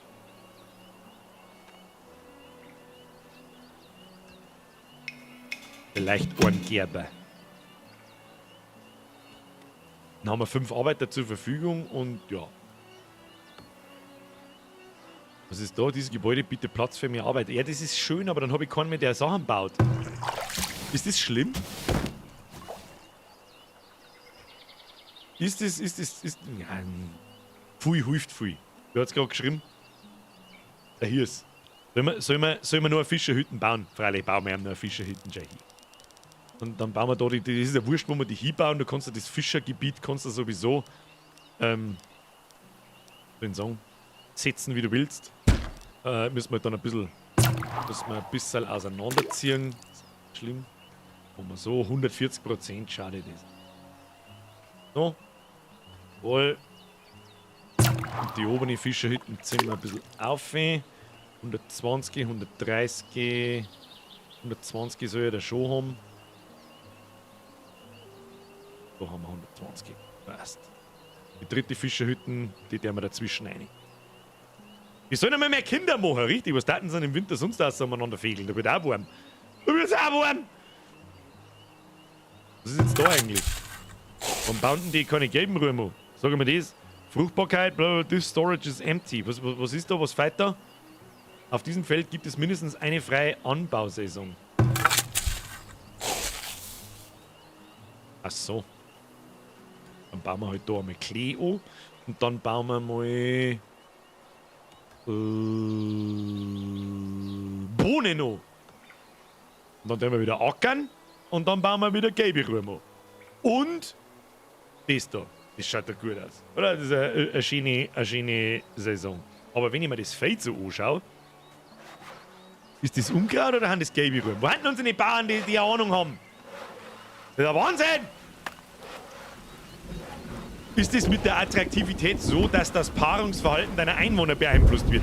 Du, das ist eine berechtigte Frage, auch wenn du das vielleicht gerade als Witz gemeint hast. Es kann vielleicht durchaus sein, dass je attraktiver die Gebäude sind, die Vermehrung deiner Bewohner schneller geht und vor allem die Zuwanderung. Macht ja nur Sinn. Hätte also eine geile Stadt, da stinkt's voll, wie in Paris zum Beispiel, da mag ich nicht hin. Aber wenn's gut ist, Schuhe gibt's da! 12 Leuten, Hut auf Zeiten, Arsch auf Bank, Gott sei Dank. Jesus Christ, ist die Kirchenglocken im Spiel laut. Schuhgräbsler. Du Zipfel, Adam, merci dir. Schluss jetzt mit der Donaterei! Der Funkentratzer schreibt, ist kein Witz. Ja, ich hätte ja sein können, es ist jetzt schwierig, das außer zum Lesen in Form von Text. Es ist bitte wie spät.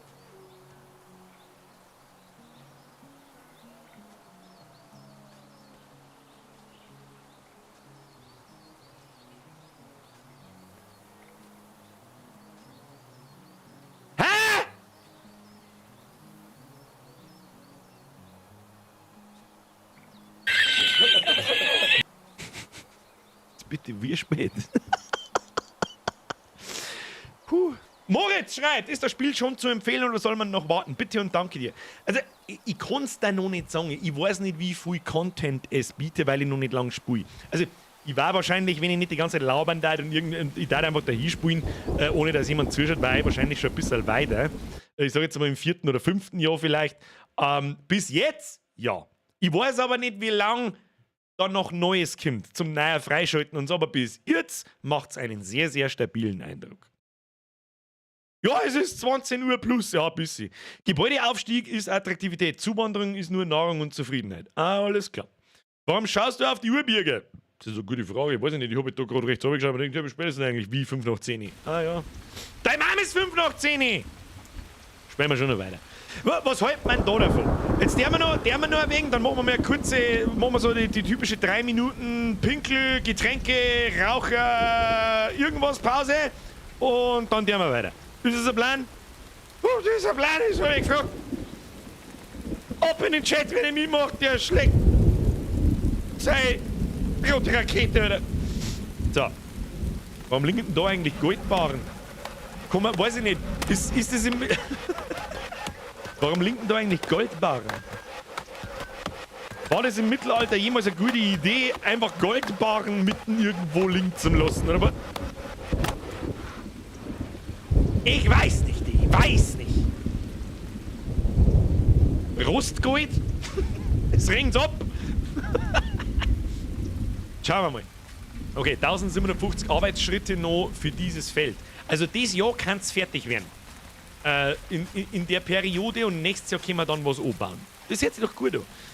Vielleicht kriegen wir sogar noch etwas unter, dass wir das Feld ein wenig aufbereiten. Und dann schaut das gut aus. So, was haben wir jetzt alles gebaut? Lagermäßig haben wir alles. Wohnraum. Weißt du was? Wohnraum bauen wir noch einen hin. Damit die Bude fertig ist, sollen die Leute zurückkommen. Die scheiß Nahrung, Alter. Ich meine, das gibt's ja nicht. Wir haben so viel Zeug. Was tun die Jagerhütten eigentlich den ganzen Tag? Produzierter Gegenstand. Ja, da hat der Fundweis Scheißdreck produziert. Und die Refer kommen dann immer noch da. Was tut denn der? Fleischzling. Okay. Ah! Scheiß wieder. Was werden unsere Sammlerbuden? Er sammelt da herunten. Jetzt haben wir das mal wieder da um. Da gibt's nichts zum Sammeln. Was sammelst denn du? Da, den schicken wir da auf. Das schaut doch gut aus. Oh. Immer. So. Wo sammelt er umeinander? Sammelt auch irgendwie falsch. Oh, da gibt's noch. Scheiße. Auf. Haben nicht recht weite Wege. Ja, ist mir schon auch klar. So, auf. Ob ich jetzt die Bude da aufbaue oder ob ich den da aufschicke. Wo sammelt der? Der sammelt da oben schon. Was haben wir da noch so? Haben wir da noch was? Ist doch auch ein Haufen Zeug. Schau dir mal das an. Oh, Heilwurzel, Klump und was weiß ich was alles. Du sammelst. Bei den Fischer Seppen. Was ist da? Was ist das? Keine Fische in Reichweite? Das darfst du mal genau halten. Nein, Fischerbude, Alter. Fischerbude? 130%. So. Stabile 3 Fischerhütten. Das check ich halt nicht ganz. Wir haben jetzt da zusätzlich im Vergleich zum letzten Jahr, gut, wir haben 4 mehr Einwohner. Aber wir haben 3 Fischerhütten. Die haben wir letztes Jahr noch nicht gehabt. Ja, und auf einmal haben wir 7 Nahrungsvorräte. Alles klar. Aber keinen einzigen Fisch. Doch, ganz viel reicher Fische. Und ganz viel reicher Fleisch. Ah, jetzt meine ich, haben wir uns da gefangen. Das ist ein guter. Das ist gut. Ja, jetzt weiß ich nicht so recht, wie wir weitermachen können. Ganz ehrlich zu sein. Die Bude kann man mal umbauen. Bauen wir mal da her. Die Bude bauen wir einmal da her. Die Bude. Und dann müssen wir das ein bisschen trennen. Ein bisschen trennen. Was das was ist.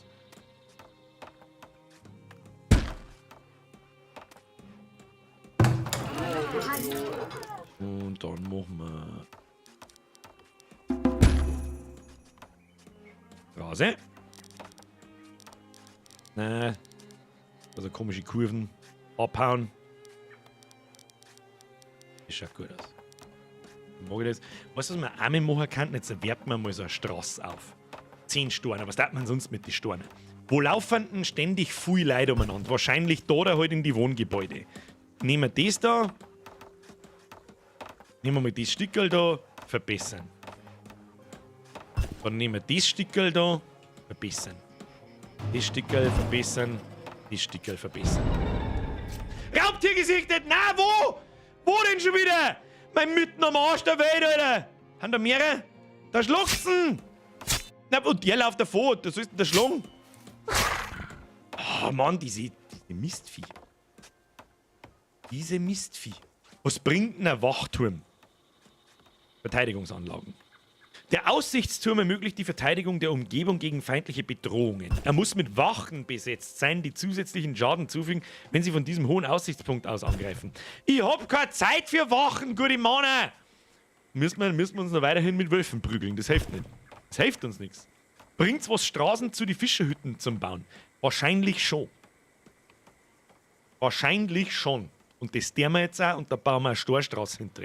Auf der Storstraße gehen die Leute schneller. Ja, das ist eine gute Idee. Eine richtig gute Idee. Wird das geschrieben? Der Herr Rottinger, schön aufpasst. Da können wir jetzt vielleicht auch ein bisschen eine schräge Straße dahinter bauen. Mitten von der Hütten. Nein, fangen wir ja hinten an. Fangen wir ja hinten an. Und haben wir jetzt erst einmal die. Ne? Suchen Sie die dann schon von selber den Weg zu der Straße und so? Oder wie ist das?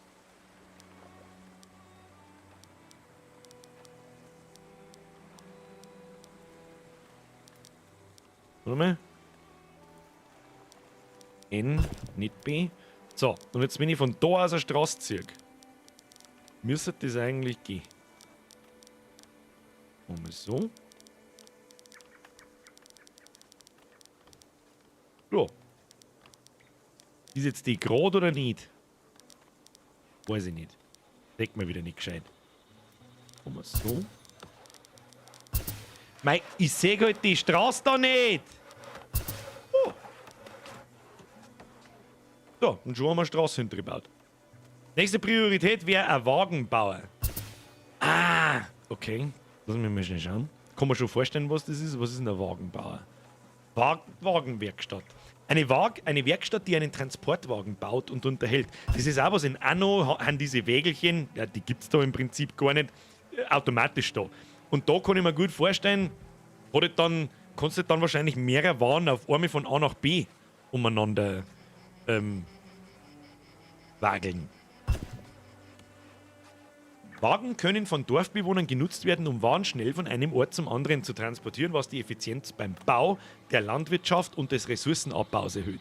Das ist natürlich gescheit geil. Aber dazu brauchen wir Stadtzentrum Stufe 2. Wie schaut es denn da eigentlich aus? Wir brauchen noch 2 Dorfbewohner. Jetzt keibet's einmal in der Weltgeschichte umeinander. Kruzifix, ich brauche 30 Leute in der Bude. Wenn Birgistan wachsen soll, dann Gas, Alter. Na, lieber kein Gas, eine Zipfin. So. Ich muss die Hütten nur umpflanzen. So kann ich da nicht hinbauen. Wieso kann ich da nicht hinbauen? Nimm die Hütten, pflanz die Hütten um jetzt. So. Oh, da ist die erste Storstraße schon hin. Wenn wir die erste Storstraße hinziehen, dann müssen wir jetzt einfach. Merkt man da einen Unterschied? Also, er kommt von oben. Ah, oh, der wird deutlich schneller. Sehen? Pass auf, sie kommt da. Und auf einmal. Dunk! Auf einmal fängt es zum Laut. Da ändert sich sogar die Animation. Bin begeistert. Bin begeistert. Muss ich ganz ehrlich sagen, da ist wirklich. Das ist der Unterschied zwischen den meisten AAA-Titeln und Indie-Spielen. Da wird auf sowas Wert gelegt. Auf solche kleine Details. Bin ich begeistert von sowas. Mag ich, gefällt mir. Mag ich, und warum liegt jetzt da ein Fisch auf der Straße? Kinder, warum liegt jetzt da ein Kerbe Fisch auf der Straße? Komm hier. Ja, das mag ich aber auch hoffen. Was ist mit dir? Wer bist du? Der Tomen. Tomen.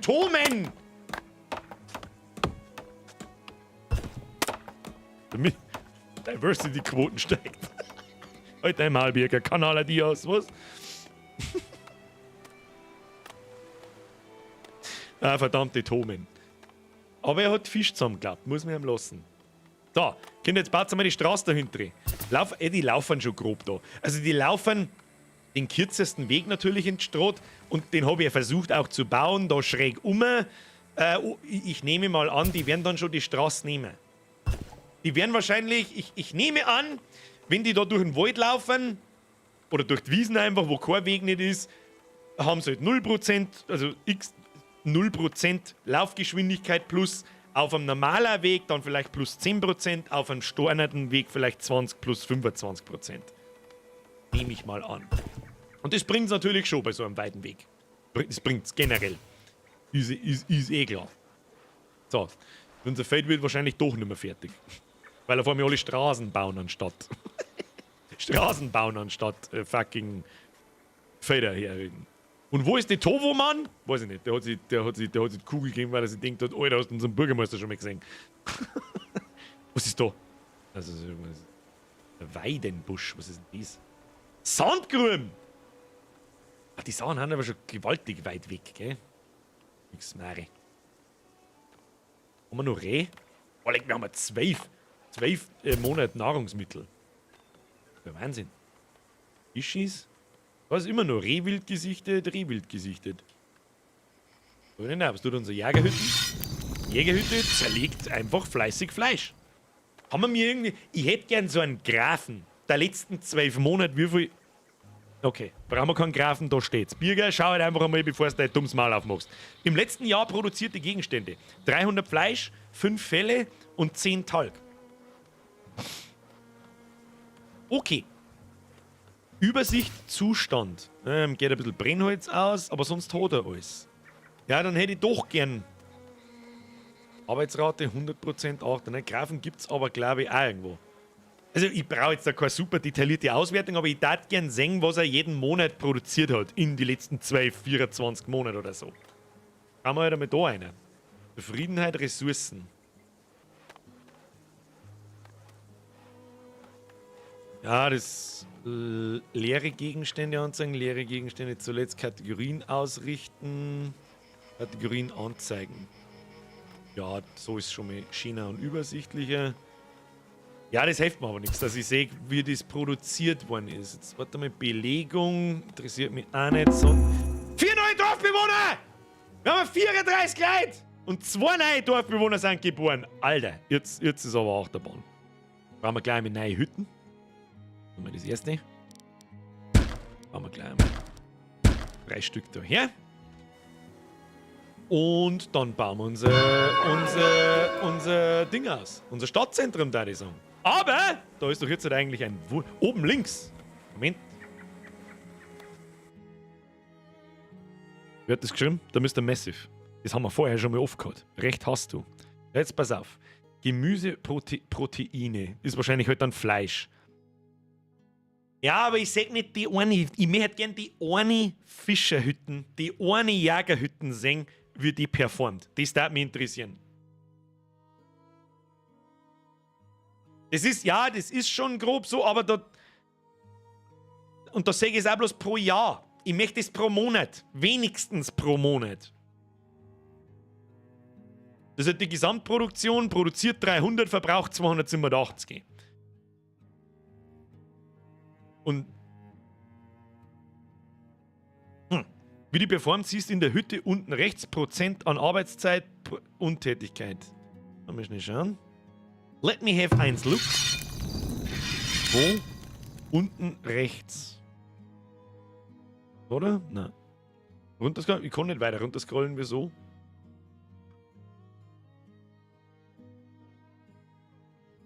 Das kann ich auf und zuklappen. Da ist nichts mehr, was ich sonst noch aufklappen kann. Also ich glaube, das Balkendirk, was ist das da? Ach.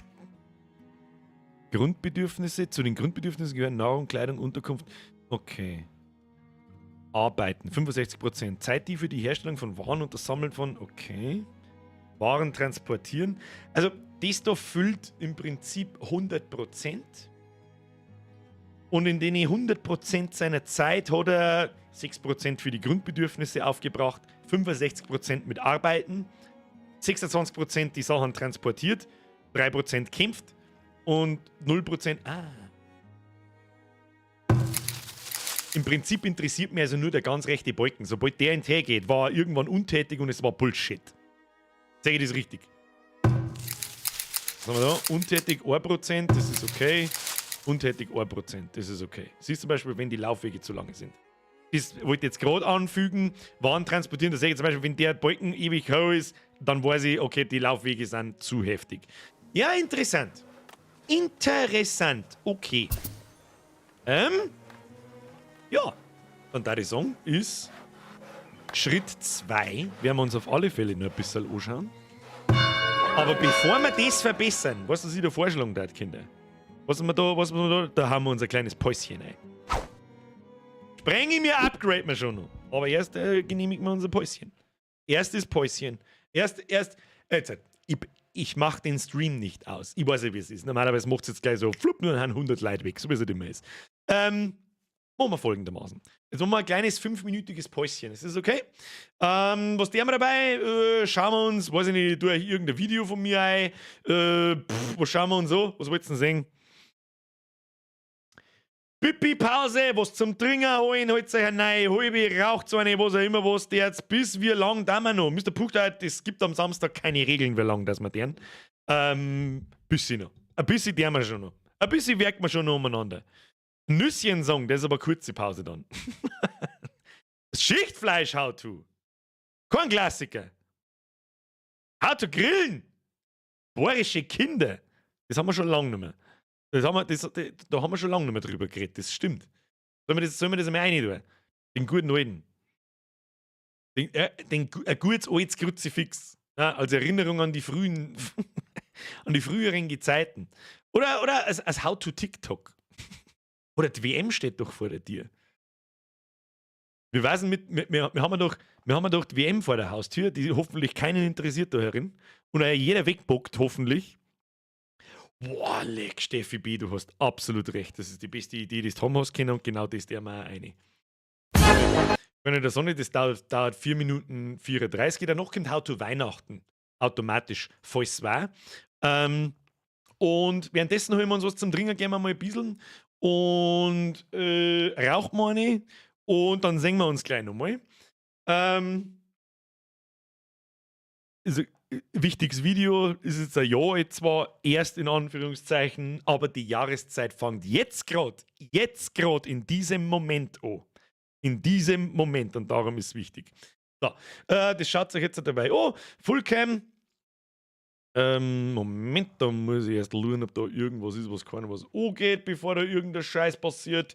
Ich glaube aber nicht. Machen wir Full-Dingsbums. Und ob ich nach einem Video wieder da bin oder nach 2, das sehen wir dann gleich. Ich wünsche, warte mal, Fullcam, bin ich da überhaupt sichtbar? Das war Bullshit, Alter. Da wollten wir hier. So, ich mache mich weg, lass das Video laufen, holt euch was zum Trinken und alles ist gut. Wie tun das jetzt? Ich hoffe, der Ton passt. Ton wird schon passen. Ich mache mich weg. Bin dann gleich wieder da. Bussi aufs Nussi.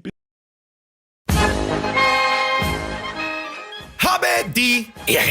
Ich bin's, der Bürger. Heute habe ich etwas, wo ich nicht so ganz gewusst habe, mache ich ein How-To oder ein Kruzifix. Wird ein bisschen beides und ist vermutlich das schlimmste Video, das ich jemals schneiden hab müssen. Heute heißt's How to Hitlers Brumpfzeit. Du fragst dir jetzt, what the fuck, warum Hitlers Brumpfzeit? Da kommen wir gleich dazu. An jeden Arachnophobiker wünsche ich ganz furchtbar viel Spaß. Auf geht's in Phase 1. Kenne deinen Feind. Kurz und schmerzlos. Es geht um ihn.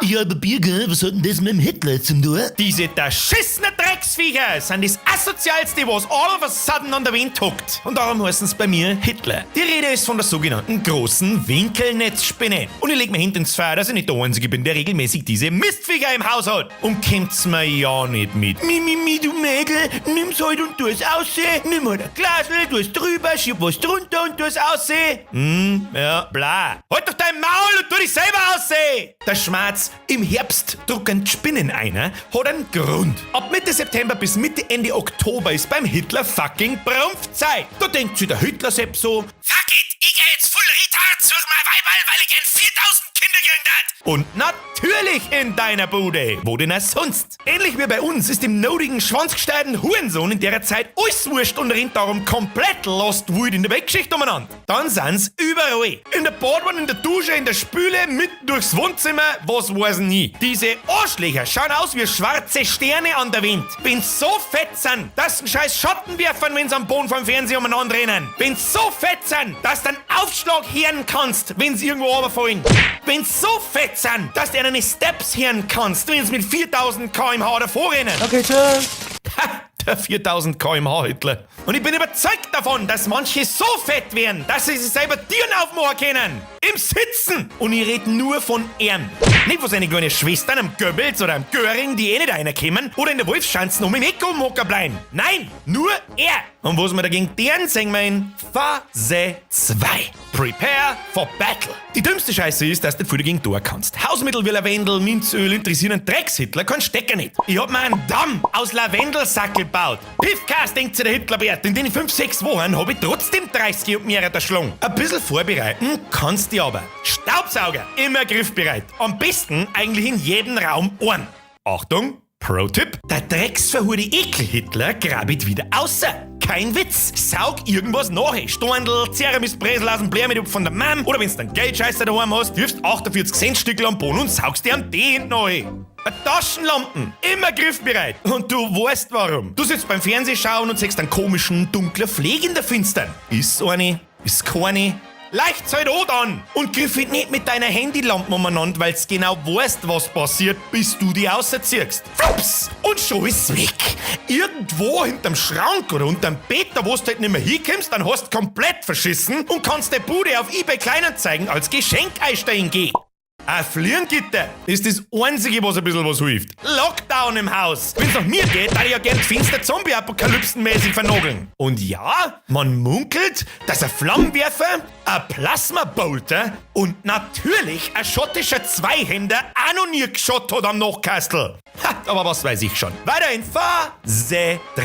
Wenn das auch nichts hilft, tja, dann hast du jetzt noch genau 2 Optionen. Option A. Nutz deine Vorstellungskraft, wenn's du eine siehst. Stellst dir vor, der Hitler hat 8 ganz klitzekleine Schuhe an, Schüchen und Wadelstutzen, einen Hut auf, 8 putzige kleine Anime-Augerl. Oh mein Gott! Und wenn er's Rosen anfängt, schreit er die ganze Zeit, hui, schau wie Musik, ja tschüss dann. Oder Option B. Scheiß auf den Benzinpreis, ruf an Hans an und sag ihm, Hans, geh zur Flammenwerfer, Hans! Ich hoffe, euch hat's ein wenig amüsiert. Das ist echt ein Thema, das verfolgt mich schon mein ganzes Leben lang und da bin ich sicher nicht der Einzige. Jetzt hast du schnell ein Like raus, lass ein Abo da und aktivierst Glocken, was es ist. Und ich schleich mich und schwing meinen schottischen Zweihänder durchs Schlafzimmer. Haut's euch eine, bis zum nächsten Mal. Habe die Ehre.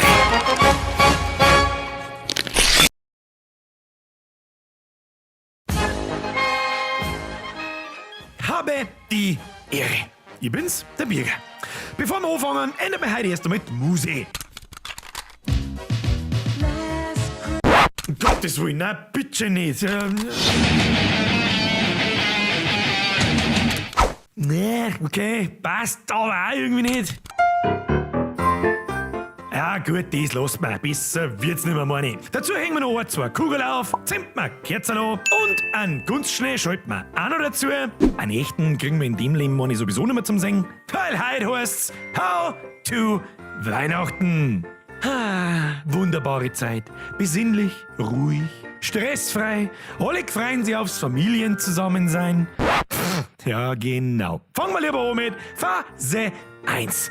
Besinnliche Adventszeit. Vorfreude ist die schönste Freude. Und weil wir uns allesamt für Zau auf den 24. freuen, zeigen wir jeden Tag. Wie wir alle wissen, wenn man nämlich alle 5 Minuten auf die Uhr schaut, vergeht Zeit schneller heißt's. Für das hängen wir ab dem 1. Dezember einen Adventskalender ins Haus. Jeden Tag machen wir noch an der Tür auf und schirmen uns ein Stückel Schoki in die Pfotzen. Außer du bist reich, dann schiebst du jeden Tag einen Goldbarren in die Pfotzen und da stickst hoffentlich drauf. Neben dem Adventskalender stellen wir uns noch einen Adventskranz in die Bude. Das ist das kleine runde Drum mit 4 Kerzen drin. Woche für Woche an jedem Sonntag zünden wir eine mehr an, bis alle 4 brennen. Das Ganze symbolisiert übrigens die aufsteigende Helligkeit bis zum 24. Die Adventszeit ist übrigens auch Christkindlmarktzeit. Der professionelle Alkoholiker unter uns nennt das Ganze übrigens auch gern Glühweinfest. Und nicht Wintermarkt oder Weihnachtsmarkt oder sonst irgendeinen preisen Scheißdreck. Du stehst dann umeinander bei minus 40 Grad, kaufst den Scheißdreck, den du nicht brauchst und saufst einen Glühwein mit Schuss, der am Schluss zum Schuss mit Glühwein wird, wo die Tasse 5 Euro plus 8 Euro Pfand kostet. In ganz kurz kann man das Ganze auch so zusammenfassen. Christkindlmarkt Phase 1. Ah, schön, endlich wieder Glühweinfest. Phase 2. Was? Die wollen 6,50 für ihre Leberkasse, Semi. Macht man dem eine Steuererklärung oder was? Spinnen die? Und Phase 3. Alter, wenn mir jetzt noch einer anrempelt. Hau ich alles zusammen! Wunderbare Veranstaltung. Für die Jungen unter uns, ja, es hat Bin wirklich wieder Zeiten da. gegeben, wie im Dezember. Sollen wir das fertig schauen? Wollt ihr es fertig schauen oder sollen wir weiterspielen? Ab in den Chat.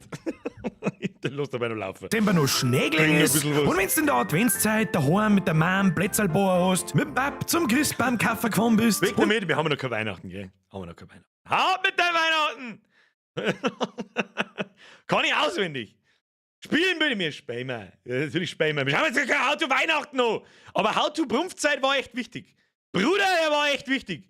Wer, weiß ich nicht, vielleicht haben da irgendwelche Leiderinnen, die meine Videos nicht kennen, keine Ahnung, vielleicht auf Twitch oder so. Gehst auf YouTube, suchst nach Birger. Von den Videos, die du da gerade gesehen hast, gibt es über 50 mittlerweile. Viel Spaß damit. Das ist ja schon über 50. Ich arbeite übrigens gerade am nächsten. Also das kommt, also morgen kommt der Podcast. Machen wir so. Morgen kommt eine neue Folge Podcast, Spezi-Wirtschaft, ganz wichtig. Auf Spotify etc. kommt die neue Folge am Montag. Morgen kommt es auf YouTube. Wer sich die nicht anschaut, der... Weiß ich auch nicht, was mit dem nicht stimmt dann. Und überhaupt sowieso. Was ist mit der Kirche geworden? Nichts ist, was mit der Kirche geworden ist. Nichts ist mit der Kirche geworden. Das Video habe ich nicht noch mehr aufgeladen. Wo bist du gewesen, Birger? Was Streifen, gell? Was Streifen? Weiß nicht, was Streifen ist. Kommt meinem Wortschatz nicht vor. Ich habe wirklich sehr viele Wörter für Schleudern, aber Streifen kommt nicht vor. Was? Wer ich? Entschuldigung, jetzt muss ich noch ein bisschen rauchen. Seit dem Video nenne ich die Viecher auch Hitler. Hat schon seinen Grund, Alter. Oder wer kommt noch von Twitch auf YouTube? Eher umdreht, da hast du recht. Aber ich muss ja trotzdem einmal sagen. Kann ja sein, dass irgendjemand nicht weiß, so, hey, der macht echt Videos auch noch. Manch einer sagt, die sind nicht schlecht. Ich hab das nicht gesagt. Ich sage, ich produziere nur Scheißdreck. Nur geistig behinderten Scheißdreck produziere ich. So. Na, jetzt bitte hör mal auf mit den Donations jetzt. Check the Ripper! Was ist da los? Was? Mini-Klimabo. Der Klimaausgleich an mich. Dankeschön. Für das, dass meine Grafikkarten da unten in der Sekunde 5 Euro kostet wahrscheinlich. Bei aktuellen Strompreisen. Und am Sonntag in einer Woche ist geplant, dass ein How-To kommt. Ein neues. Das ist das erste Video in der neuen Saison, wenn man so will. Kommst von der Arbeit heim, Bürger live, super Sache, Abendgeräte. Mr. Friedel! Das ist aber auch Zeit, war ein Grützifix, wo kommt nochmal, wie ich wirft nach von der Arbeit heim. Kündigen, Alter! Aber haben wir überhaupt stehen bleiben? Ich schalte mich gleich wieder um. Da haben wir. Wir wollten ausbauen. Was, freust dich schon drauf, dass jetzt bei uns der Mussolini, der Nosferatu-Spinn, auch noch ausbreitet? Habe ich schon gelesen, ja. Aber ich glaube, das ist wieder mehr Panikmache, als die hat nicht irgendjemand von irgendwo einen mit der Herzung und das war's dann. Ja, ich glaube, das ist einfach gelungen. Und ganz ehrlich, ob mir die Viecher, die Winkelnetzspinnen können wir abbeißen. Und das ist nicht schlecht, im Übrigen. Mir hat noch keine bissen, aber ein Spezi von mir. Bruder, der hat einen Pfleg im Knack gehabt.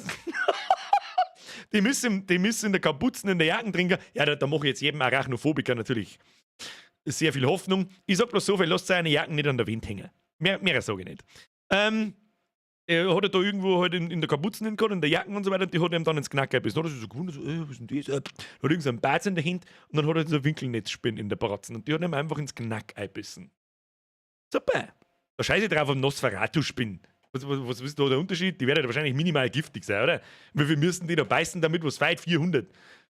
Das ist ja, die Wahrscheinlichkeit ist wirklich bei 0. Seien wir uns ehrlich, die ist wirklich bei 0.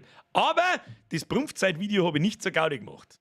Jetzt ist die Zeit, so ab Mitte September, wirklich ab jetzt bis Mitte Oktober, Ende Oktober, wahrscheinlich mittlerweile sogar bis in November haben die wirklich auf Brautschau und die Mandal flippen völlig aus. Deswegen rennen die überall umeinander. Finden tust du das auch gerne in der Badwanne und in der Dusche und so weiter, weil da die Keramiksachen und diese glatten Sachen so glatt sind, dass da die Wind nicht mehr aufgehen können. Und darum findest du das da drin. Sehr häufig. Was bei uns ganz oft passiert ist, dass die rennen mitten durchs Wohnzimmer. Mitten durch. Und ich denke mir so, Alter, what are you doing? Und es hat Zeiten gegeben, da habe ich wirklich jeden Tag mindestens eine erschlagen. Mindestens oder eingesaugt, mindestens eine. Und nicht bloß so, Babyspinnen, sondern die sitzt immer da auf und dann wirft es, wie gesagt, einen Schatten. Einen Schatten wirft das Drecksviech. So, haben wir da, was der wir? Kruzifix ist die Glocken laut. Verbessern! Bam! So, jetzt müssen da erst einmal unfassbar viele Ressourcen hintragen werden mit Bredel und Steinen. Alles wirft einen Schatten, nur unterschiedlich groß. Das ist richtig. Aber wenn du die Spinne... Du musst dir vorstellen, ich liege so auf der Couch immer so und schaue in den Fernseher ein. Und der ist so 4 Meter weg ungefähr. Da ist halt alles finster, außer da halt zu mir hell. Und dann nehme ich die Scheißdrecksspinne nur wahr, weil die unten da quer vorbeiläuft und der Schatten so lang und so groß ist, dass ich mir denke, Alter, da rollt der Tennisball vorbei. Soweit ich letztens gelesen habe, gibt es bei uns nur 2 Spinnen, die überhaupt durch die Haut beißen können. Und da ist mit Sicherheit die Winkelnetzspinne dabei. Die ist auch groß genug. Und wenn du sicher nicht mehr anschaust, die hat auch 2 sichere Dinger da vorne dran. Ich weiß jetzt nicht, ob das ihre Hauer sind, aber ausschauen also so. Da haben mit Sicherheit kleine Zanterl drin, die groß genug sind. Ey, wenn ein Staunsen durchkommt, dann kommt das Mistviech auch durch. Und dann gibt es einen Australier-Sepp. Der nimmt die Trichterspinne am Hax und fährt bei der Tür raus. Richtig. Alter, ich darf keine 5 Sekunden. Nie, Australien wird mich nie zu Gesicht kriegen. Nie. Außer wir lernen das Fliegen, das Levitieren. Dann vielleicht, ja, dass ich im Schlaffer schwebe. Dann vielleicht. Essen von Veganern der Stufe 10 wirft keinen Schaden. Das ist richtig. Matthias, mir ist wieder ein Drilling. Die sind nicht giftig, die haben bloß weh wie Sau, haben ein Toxin als Gift, das eigentlich das Nervensystem angreift, wo es aber viel zu schwach beim Menschen ist. Schlimmer ist da eher schwarze Witwe, ist eh klar, was bei uns auch vorkommt, zumindest bei mir sehr oft. Jetzt mal langsam. Es mag sein, dass sie aus irgendwelchen Gründen irgendjemand eine schwarze Witwe einschleppt. Aber wieso kommt bei dir öfter vor, dass du eine schwarze Witwe hast? Die gibt's bei uns nicht. Außer du züchtst Spinnen, du wohnst in der Nähe von irgendeinem so einem Pirsten, Autoschrauberten, Skorpion- und Vogelspinnenbesitzer, der regelmäßig seine Spinnen auslässt. Oder du wohnst in Australien. Und da können sie durchaus in die Schuhe drin sitzen, was ich mir sehr unangenehm vorstellen kann. Du steigst in deine Schuhe auf einmal und dann stirbst. Herzlichen Glückwunsch. Huntsman, die ist größer als eine Wanduhr. Kannst du ein Heisel verkaufen, wenn du die drin hockst. Das ist richtig. Die beißt die ja nicht, die schluckt die zusammen. Die schluckt die eiskalt zusammen. Kannst du machen, was du möchtest. Schau hin, wir haben mittlerweile 11 Nahrungsvorräte. Ja, langsam nimmt's Gestalt an. Ich glaube, wenn die Straße da fertig ist und wenn wir dann noch Steine draufsetzen, dann kann ich mir sehr, sehr, sehr gut vorstellen, dass da ordentlich was geht. So, die Steine, wir müssen ein paar Steine abbauen, damit wir die Straße bauen können. Dann haben wir bloß so 23. Da ist ein Riesenvorkommen. Abbauen, abbauen, abbauen, abbauen, abbauen, abbauen. Ich kann ein Lager eigentlich voll werden. Lagerhaus. Ah ja, da. Lagerkapazität, 2000 Stück. Okay, es geht also 2000 Stück von allem ein. Das hat nichts irgendwie unterschiedliche Gressen oder sonst irgendwas. Bin ich jetzt eigentlich der Einzige, der die ganze Zeit noch oben in die Decken schaut?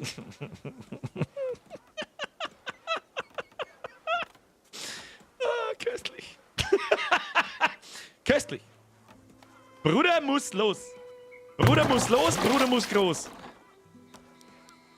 Wo kann man jetzt den... Ah, da kann man den Brunnen herbauen, dann ist der schön zentral bei den Häusern. Das ist eine gute Idee. Und wer braucht da Wasser eigentlich? Brauchen die da eigentlich Wasser? Lagerwasser? Ja, der hat nicht weit bis da auf... Das ist unser Lagerhaus. Wird ein Feld eigentlich stillgelegt, wenn man es erweitert? Also wenn ich da das Feld jetzt... Das wir da haben, jetzt ist wieder da nach rechts unten, das ist einfach schöner zum Anschauen. Das Feld, wenn ich erweitert, wächst dann das Zeug, das gerade wächst, weiter? Oder wird das ganze Feld stillgelegt dabei?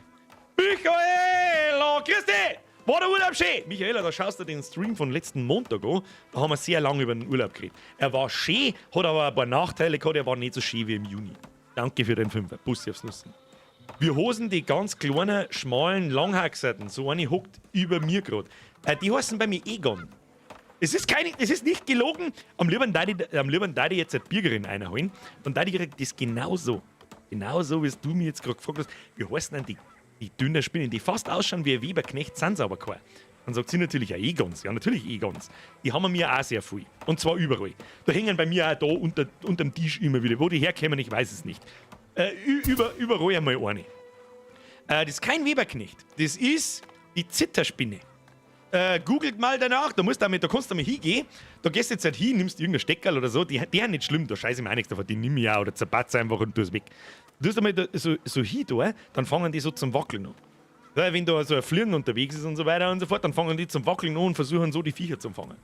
Und ich habe auch schon gesehen, dass ein Secherne eine Winkelnetzspinne umbringt. Und mehrmals sogar. Und dass dann die Winkelnetzspinnen bei denen im Netz drin hängen. Todi. Wo ich mich auch frage, so, hä? Weiß ich nicht, ist David gegen Goliath, das eine ist ein Stecknadelkopf, das andere ist, weiß ich nicht, der Todesstern?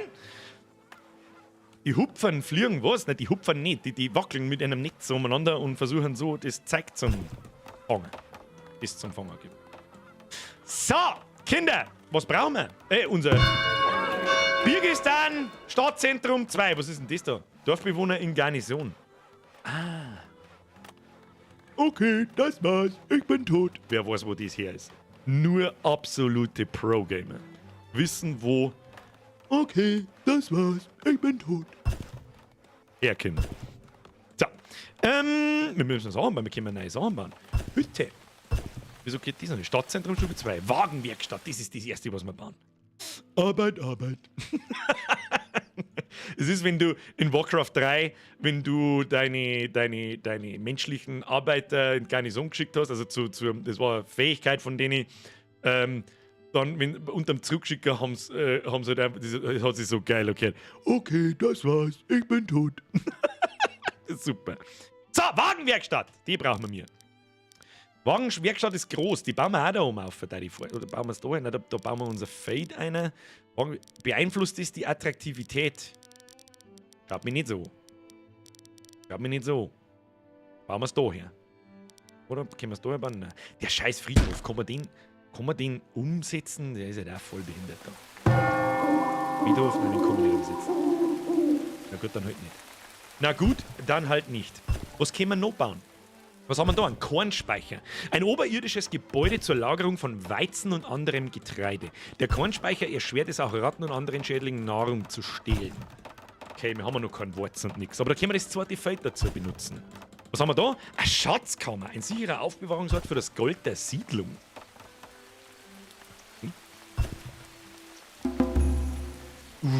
Das braucht irgendeine ganz komische Ressource, die wir noch nicht haben. Schaut nach Eisen aus. Oder? Das ist, das schaut nach Eisen auf alle Fälle aus. Das haben wir da haben wir noch lange nicht. Nahrungsproduktion. Windmühle, Bäckerei, Obstplantagen. Ja, Bruder! Muss los! Was ist da? Unser Feld ist fertig. Da kriegen wir nichts mehr gemacht. Wie schaut das aus? Unkrautniveau. Das Unkraut ist ja furchtbar! Da müssen wir erst einmal drüber werken. Das hilft nichts. Und dann bauen wir mal Bohnen an. Nein, das ist nichts. Wurz bauen wir mir da. Sauren Wurzei geschissen. Rally, scheißt mir da ein Wurzei. Und da machen wir das und dann machen wir nochmal einen Wurz. Ja, wenn das nicht stabil ausschaut, dann weiß ich es auch nicht, Bruder. Brudi muss groß. So. Und dann kann man eigentlich einmal das Ding da, das Lagerhaus, da umpflanzen, damit wir das Feld vergrößern können. Das tun wir jetzt einfach ein eiskalt. Oder ist dran vielleicht? Nein. So her, dann holzen sie auch vielleicht endlich einmal die Bahn da weg, die ich schon seit keine Ahnung wann weg haben wollte. Das wird schon. Kriegen wir schon. Hobby, das schaut nach einem guten Spiel aus. Ich gehe aus der Steiermark. Herr Roman! Ist bis jetzt auch gut. Ich habe halt noch nicht lange gespielt. Wie lange spielen wir jetzt? 2,5 Stunden. Ich schmerze halt auch recht viel und probiere viel umeinander und dann schmerzt mir wieder was anderes, weiß der was ist. Aber bis jetzt halt stabil. Stabile Scheiße, das sagt der ich. 15 Storner brauchen wir für den langen Weg da. 4 neue Dorfbewohner. 2 neue Dorfbewohner geboren. Ja, easy, Alter. Easy, Alter.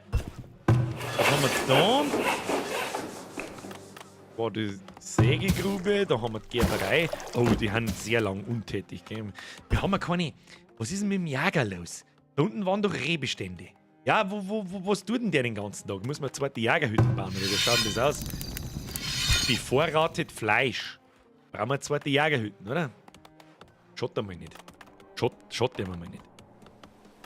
Weizen braucht halt erstmal eine Kornmühle und einen Bäcker, sonst vergammelt es ungenutzt. Dann bauen wir die gleich dazu. Da ich mal ganz stabil vorschlagen. Windmühle, eine windbetriebene Getreidemühle, in der Müller Weizen zu Mehl mahlen, das zum Backen verwendet wird. Das heißt, wir brauchen eine Mühle und eine Bäckerei und dann passt es erst einmal. Beeinflusst das die Attraktivität? Ja, tut es. Das heißt, wir können das nicht direkt daher bauen. Dann bauen wir es. Wo bauen wir es denn hin? Ja, dann expandieren wir ein bisschen da oben. Hilft nicht. Weg von dem Scheiß da oben. Machen wir es daher. Und ein Beck gleich daneben. Machen wir daher. So. Schaut gut aus. Dann bauen wir eine Straße mit N. Bauen wir direkt daher und dann passt es. Werden wir nämlich da direkt daneben noch mehr ein Feld hin tun. Sag ich dir, wie es ist. Das werden wir auch gleich schon abpflanzen, damit nichts passiert. Nahrung. Da lassen wir jetzt einmal ein Ding dazwischen. 5. Machen wir so. Machen wir es ein bisschen größer. Was mich jetzt einmal interessieren wird, ist, wie das mit dem Zaun ist. Oh, mittlerweile können wir Mauern bauen schon. Braucht das Ding... Ja, das habe ich mir fast gedacht.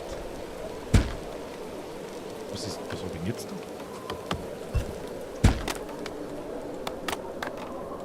Da kann ich ein Tor hinbauen. Wie haut das mit dem Zaun hin? Muss ich den... Ja, das habe ich mir fast gedacht. Das ist natürlich Scheißdreck.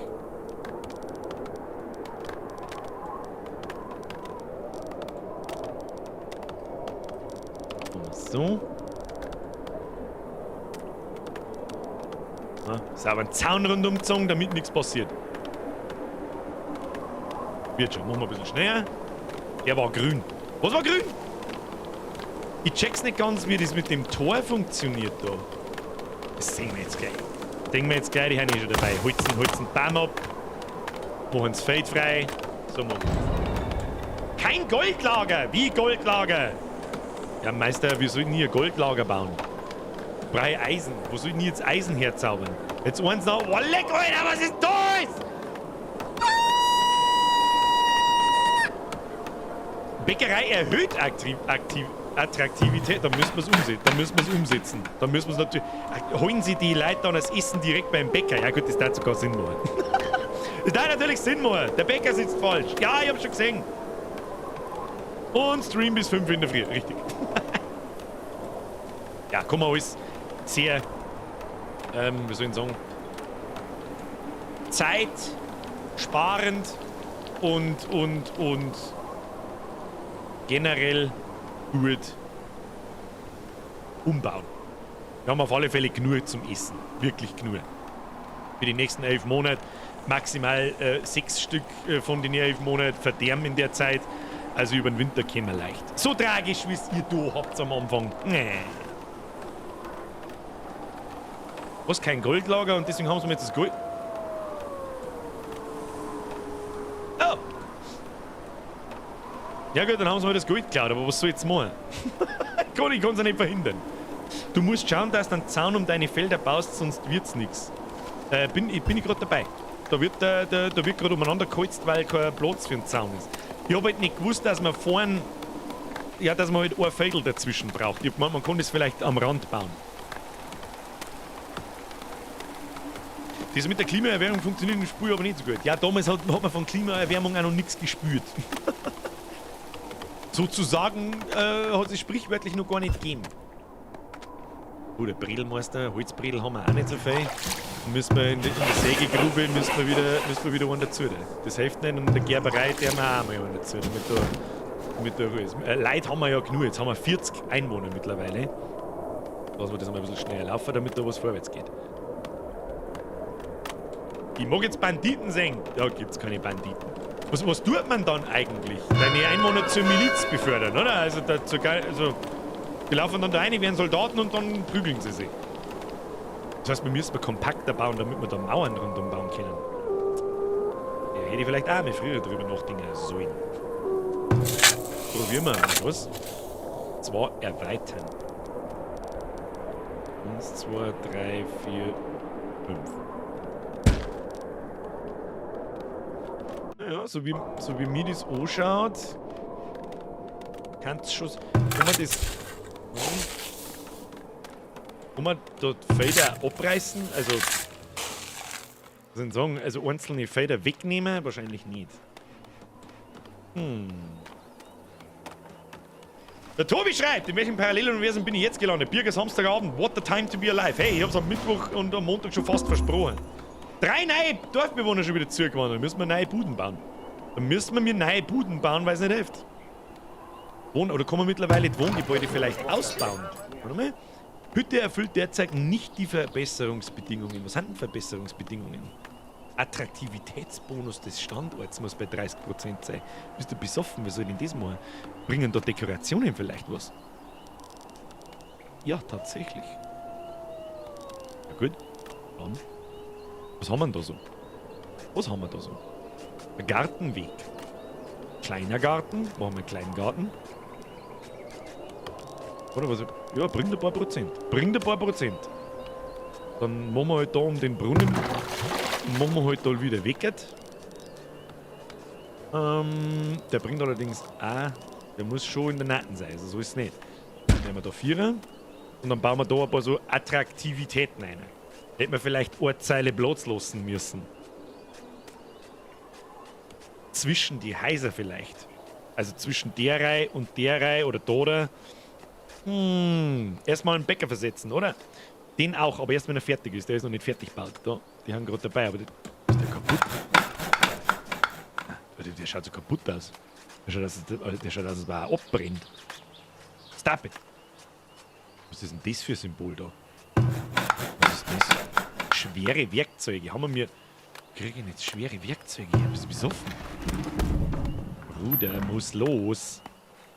Schwere Werkzeuge haben wir nicht. Oh mein Gott. Ja, jetzt wird's. Das ist halt immer so, in der ersten Tierstufe ist alles noch easy und auf einmal wird's richtig zack. Arbeitercamp. Arbeitercamp werden genutzt, um kontinuierlich Holz zu ernten und Stein abzubauen. Zugewiesene Arbeiter werden Materialien im Arbeitercamp deponieren, wo ein Wagen sie einsammeln und viel effizienter in die Siedlung transportieren kann. Temporäre Unterkünfte, die in der Nähe abgelegener Arbeitsstätten errichtet werden, können die Effizienz weiter steigern. Ich meine, Holz und Steine haben wir genug, das interessiert eigentlich gar nicht mehr. Mal was Neues. Eisenmine. Wenn die Eisenmine auf einem Eisenvorkommen errichtet wird, können Bergleute hier Eisenerz abbauen. Was haben wir da? Tongrube. So eine habe ich schon gesehen. Muss die da drüber gebaut werden, oder? Ja, das habe ich mir fast gedacht. Das der mal. Platziert das da? Kann ich das da nicht platzieren?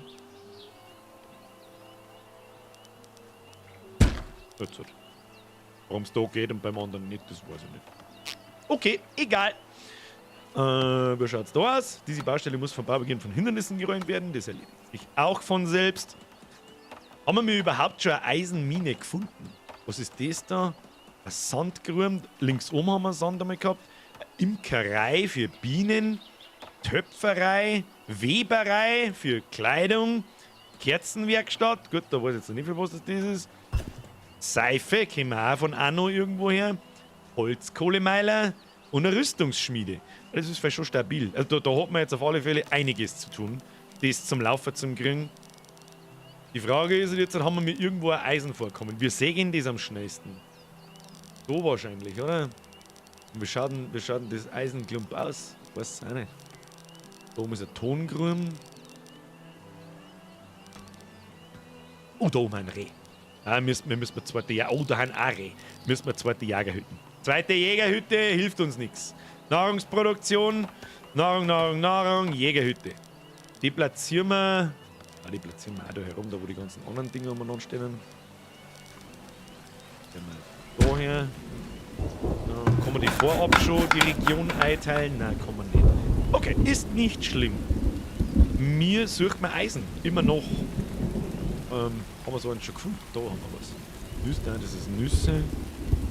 Unten rechts mit dem roten Fanal kannst du markieren, wo aufdeckt werden soll. Und somit gar. Ah, okay. Erkundungspunkt setzen. Haben wir da mehrere? Ah ja.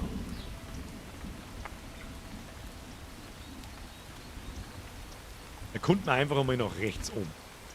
Weather is coming. Es duscht schon wieder. Hab schon mitgekriegt. Also hätte ich gar nicht mit meinem Ding nicht scouten müssen, mit meinem Jäger, sondern hätte es einfach so machen können. Gut. Muss man ihm wissen, ne? Muss man ihm wissen. Was haben wir denn da? Das Lager dieses Gebäudes ist voll. Ja, wir wissen, wenn der Wildhaar dann halt einmal sein Zeug jetzt einmal fortbringt. Wer war denn das? Was tust denn du? Wildhaar. Gib ihm. Was tust du? Bevorratet Fisch. Was hat er dabei? Ah, der tragt jetzt 30 Fisch die Straße entlang und gefreut sich. Was tut er? Oh, der Wongel! Wongel, was machst du? Da ist immer noch Rehwild. Wongel? Der Jägerhütterl, wo jagt das? Wieso jagt denn das mitten da? Was ist denn das wieder für eine Behinderung? Da ist der Runden umeinander jagen. Zipfelarm die. Ein Wongel ist ein total planloser. Ein Wongel ist ein total planloser. Was ist mit euch da? Macht's mal ein bisschen schneller da.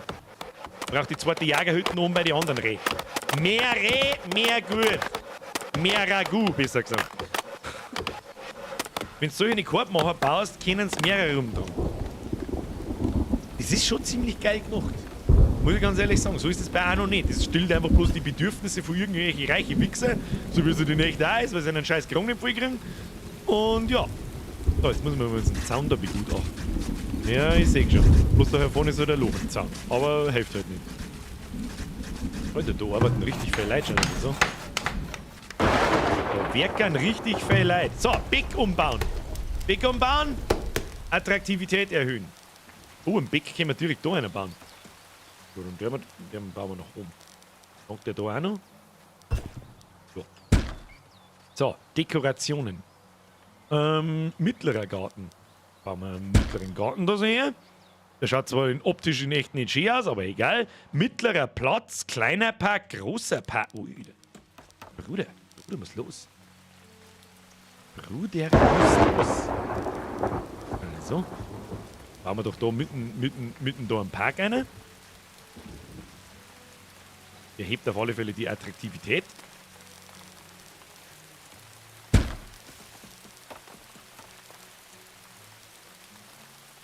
Da bauen wir den Weckert. Und da bauen wir dann so rundrum. 150 Gold kostet der. Hammerser. Bruder, Hammerser, bevor sie es uns wieder klauen, bauen wir lieber einen Parky. Das ist wie nicht. Da brauchen wir schweres Werkzeug. Das werden wir halt nur aus Eisen bauen können. Wie lange dauert denn das Aufdecker da rechts um? Ah ja, schon eine Zeit. Ah ja, obwohl. Da ist schon was los. Was haben wir da? Was ist das? Weißdorn. Handgrün.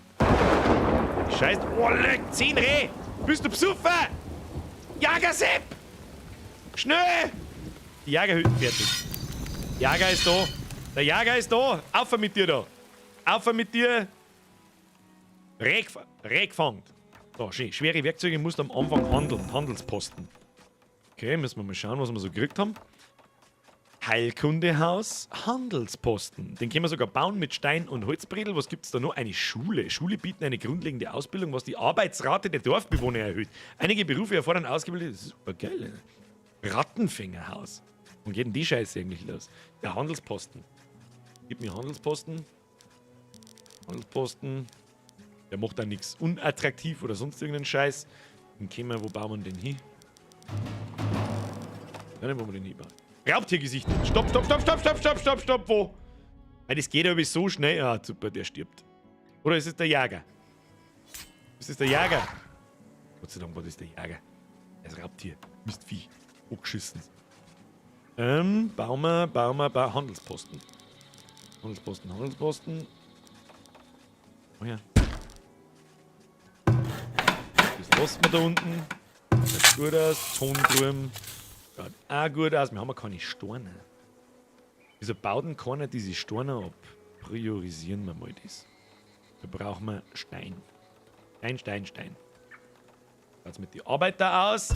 Wir haben ja nur 2. Es sind nur 2 Leute beim Arbeiten. Wir haben doch so viele Leute. Was lernen die alle? Oh, wir haben ziemlich viele Bauern. 9 Stück. Bauern sind wichtig!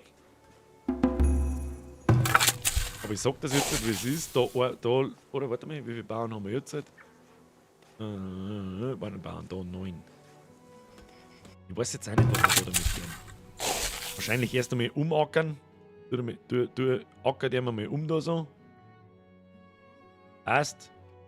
Dann lässt man Klee. Nein, das wollte ich nicht. So. Dann lässt man Klee wachsen und dann lässt man auch da einen Wurz wachsen. Dann ackert man wieder und lässt man wieder einen Wurz wachsen. Mehr Wurz, mehr gut. Oder machen wir mal Rocken. Machen wir bei dem Rocken. Ja. Ich weiß zwar nicht, für was dass wir einen Rocken brauchen, aber das werden wir dann schon sehen. Irgendwann können wir einen Rocken schon brauchen. Brauchst mehr Hütten für mehr Einwohner. Das ist richtig, müssen wir auch bauen. Einen Wohnraum. Dann bauen wir das. Ah, da können wir nicht, weil es da so steil ist. Fix. Machen wir es so. Okay. Das Scheißding ist völlig behindert. Platziert da. Ja, weg damit. Bauen wir Stufe 2, temporäre Unterkunft. Eine temporäre Unterkunft, die mit Natur und Vorräten versorgt werden kann, sodass Arbeiter, die weit von ihrem Wohnhaus entfernt sind, länger arbeiten können, bevor sie nach Hause zurückkehren. Das ist super. Also ich muss ganz ehrlich sagen, das Spiel fühlt sich schon sehr weit an. Für Early Access Spiel in dem Ausmaß. Ein Gebäude steht in Flammen? Wieso? Ich sehe nichts. Was hat denn da brennt? Oh, die Räucherei. Ist vielleicht nicht so schlau, die Räucherei mitten in 1000 Häuser zu bauen. Kann das sein? Kann das möglich sein? Ich weiß es nicht. Das müssen wir wieder ausmachen. Wobei, das können wir eigentlich dauerhaft einmal ausblenden. Das brauchen wir ja nicht immer, diese Anzeigen, wo Sachen zum Sammeln und zum Jagen und so sind. Was haben wir da oben? Da haben wir einen Beck. Gut, der hat natürlich noch nichts, das ist eh klar.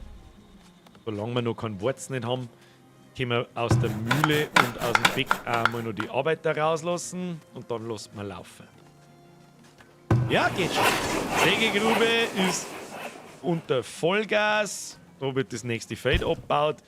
Dann schaut doch das ganz gut. Eigentlich kann man das Feld da eigentlich auch da Enden bauen und dann abreißen, damit das da nicht so auseinander ist. Das ist ja voll behindert eigentlich.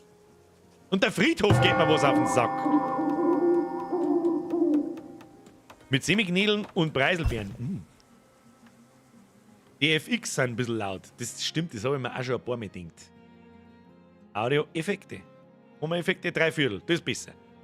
Und man so, dafür machen wir Musik ein bisschen lauter. Bisschen nur. Ist das okay so? Besser. Warte, klick mal. Ah, ist immer noch laut. Immer noch saulaut sogar. Ob man das da damit überhaupt beeinflusst. Kann man nicht. Das kann man. Warte mal. Audio ist vielleicht Benutzeroberfläche. Hä? Effekte machen wir 3/4. Benutzer. Angenehm. Angenehmer, da ich sagen. Sehr viel angenehmer. Jetzt schauen wir mal, wie viel das wir schon aufdeckt haben. Es gibt Musik. Hey, natürlich gibt es Musik. Habe ich bloß so leise dreht, weil ich mir denkt habe, es ist bei euch so laut. Friedhof ist das Einzige, was du nicht mehr umbauen kannst. Ja, super.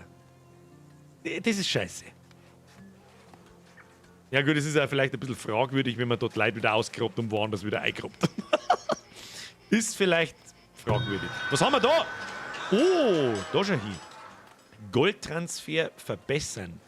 Platz deaktiviert. Was soll jetzt da? Pass auf. Arbeiterposition, Handelsposten. Was kann ich... Und jetzt da... Körbe. Gibst mir einen Korb. Brudi, gib Korb. Und ich da jetzt da? Ich möchte einen Korb kaufen. Ach, das... Ne? Jetzt mal zu. Gegenstände zum Handelsposten verschieben. Ah, da kann ich jetzt halt sagen, nimm von dem Zeug... Oh. Kann man das sortieren? Nein. Von dem Zeug, wo ich viel hab. Wolle Körbe kaufen? Musst erst einlagern in den Handel. Ja, ich verstehe schon. Aber ich möchte ja gern kaufen. Ich möchte nicht anderer Plains Rider. Abreise in 56 Tagen. Bonus. Erhöhte Lagerkapazität, bessere spezialisierte Händler können die Siedlung besuchen, erhöhte Robustheit. Okay. Ich möchte halt gern was einkaufen. Ich möchte nicht verkaufen, ich möchte was kaufen. Und er hat halt nur Gold, oder wie verstehe ich das? Er hat nur, auf seiner Seite hat er halt nur Gold. Nein, er hat da so Sachen, oder? Da hat er Sachen. War der Kiel? Ich weiß nicht, was ich mit Kiel soll, aber egal! Wir können mal, was können wir kaufen? Sollen wir uns einmal 3 Vorräte, sollen wir uns einmal, ich weiß es auch nicht. Oder? Nein, im Handelspost ist nicht genügend Gold geladen. Goldtransfer. Handelsposten, tust du da mal 150, weiß ich nicht, der mal 150 Gold in Handelsposten. Confirm. Und jetzt kommt der Händler. Ah, da oben, der gelbe Teufel da. Jetzt kommt der gelbe Teufel da, der geht jetzt da um, holt das Gold. Hoffe ich. Schauen wir jetzt zu. Da, er da. Wer ist das? Das ist der Gunnar! Gunnar! Der Gunnar hat jetzt 150 Gold am Start und die bringt jetzt in den Handelsposten und mit dem kann ich dann handeln. Ein reisender Händler ist mit neuen Handelswaren eingetroffen. Ja, ich verstehe schon. Verstehe schon. Was ist da los? Was ist mit Worts? Warum kommt da nichts? Was ist da? Was ist das Problem? Auf diesem Feld gibt es mindestens eine freie Anbausaison.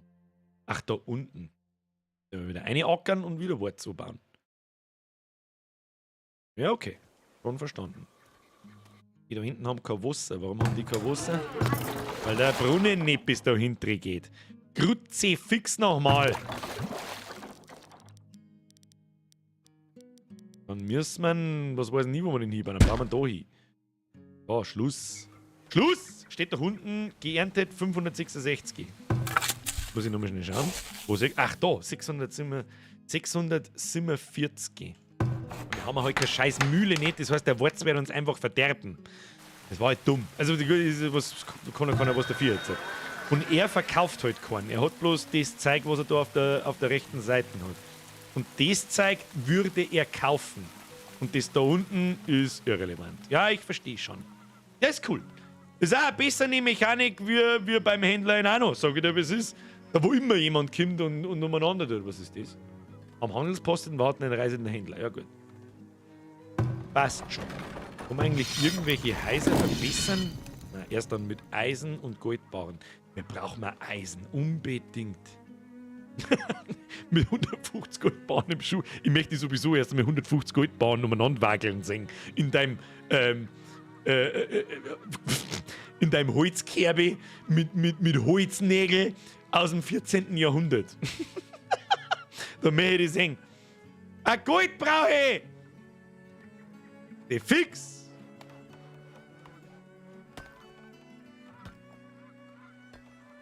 Haben wir immer noch keins gefunden, nicht, gell? Wird wahrscheinlich auch relativ selten sein, nehme ich mal an. Nicht Gold, Eisen. Eisen brauchen wir. Gehen wir mal, machen wir mal so. Soll ja mal da nach unten aufdecken.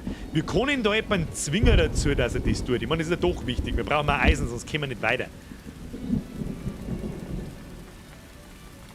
Das war halt einmal schön zu wissen. Haben wir 8 Arbeiter. Da wird sich ja steppert der Bäumer und da jetzt einmal anfangen. 54 Steine haben wir. Weißt du, was der ich jetzt sage? Jetzt bauen wir die Straße zu Stein aus für 30 Stück. Und dann schaut das gut aus. Ja, machen wir 35 Stück, dass der ganze Weg da ist. Und das kann man auch langsam einmal in eine Storstraße verwandeln da. Das Stickerl da auch. Und das Stickerl und das Stickerl auch. Bis der Stor zwar dann gleich sofort fort, aber scheißegal. Hauptsache die wuseln da einmal um. Wahrscheinlich, ich schätze mal 5 bis 10% schneller von A nach B.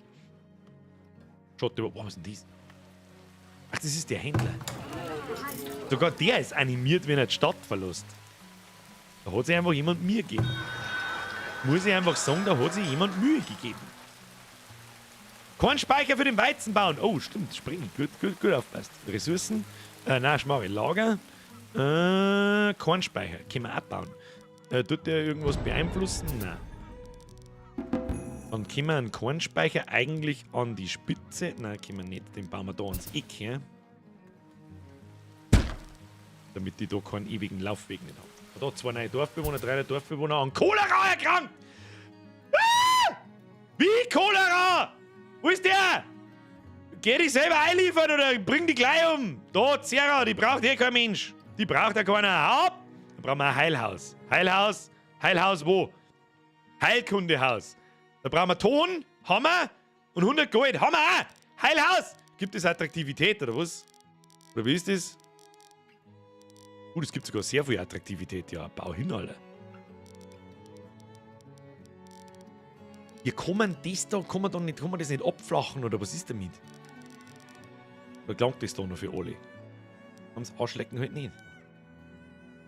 Ja, man sagt, ja, ist wurscht. Hauptsache hinbaut. Hauptsache hinbaut. Das hat Priorität. 5 Arbeiter. Prio. Schüssen aufs Feld. Zum Fressen haben wir genug, Kinder. Zum Fressen haben wir genug. Tee? Was ist mit Tee? Einebnen-Werkzeug. Aha. Wie viel Arbeitskraft braucht denn das wieder? 175. Kann man das auch machen, wenn da das Haus draufsteht? Werden wir sehen. Dorfbewohner geheilt! Wie auch immer das passiert ist, wir haben kein Heilhaus. Aber jetzt haben wir da noch eins. Das ist wichtig. Hier ist schon wieder Wolf. Oh Gott, der Winter! Brace yourself! Winter's coming! Wird schon. Wird schon überleben, sind wir stabil. Wir haben für 10 Monate was zum Fressen. Das klang für den Winter 5-mal. Klang für den Winter 5-mal. Gut, nicht ganz, aber fast.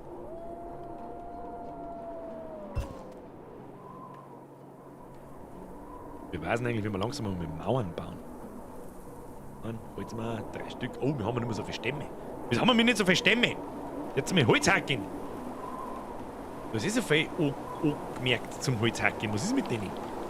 Das zeigt der mir weg. Da hinten könnt ihr schon mal anfangen, das wegzumachen. Da könnt ihr anfangen, das wegzumachen. Da auch. Da. Was ist denn jetzt wieder? Schon wieder Raubtier gesichtet. Kruzifix, Wolf. Haben sie ihn schon erschlagen? Oh, leck, die haben ihn mit dem Schub keinen erschlagen. Der haben einen Wolf da hinten. Der arme Wolf, Alter. Press F for the Wolf. Der wurde mit der Schubkarre erschlagen. Außerdem können wir dann da noch ein Wohnhaus hinbauen, da bin ich gespannt. Wohnraum haben wir nämlich gar nicht so unfassbar viel. Ach so, oder muss man erst einebnen? Erst einebnen, dann schauen wir weiter. Da, was haben wir noch? Dekoration. Bauen wir noch einen großen Garten. Was ist das da? Kleiner Platz. Schrein! Oh, lecker, ein Schrein für 50 Gold, den bauen wir hin. Ah, Schrein ist zu groß. Schrein ist zu groß. Eine Eiche. Pflanzt eine Eiche. Wow, macht gar nichts. Was nehmen wir dann? Nehmen wir nur den großen Platz, ist ja wurscht. Den großen Platz. Ah. Wie viel Beton braucht ein Platz? Hä? Das haben wir unsere Erdkundelehrerin einmal gefragt. Die war so ein bisschen... Frau Geipe! Ja.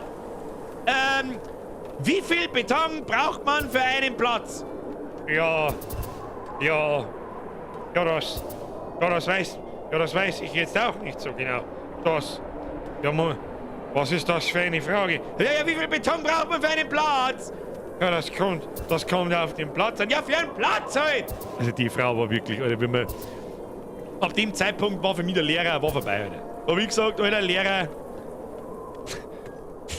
Die sind genauso hoffnungslos verloren wie mir.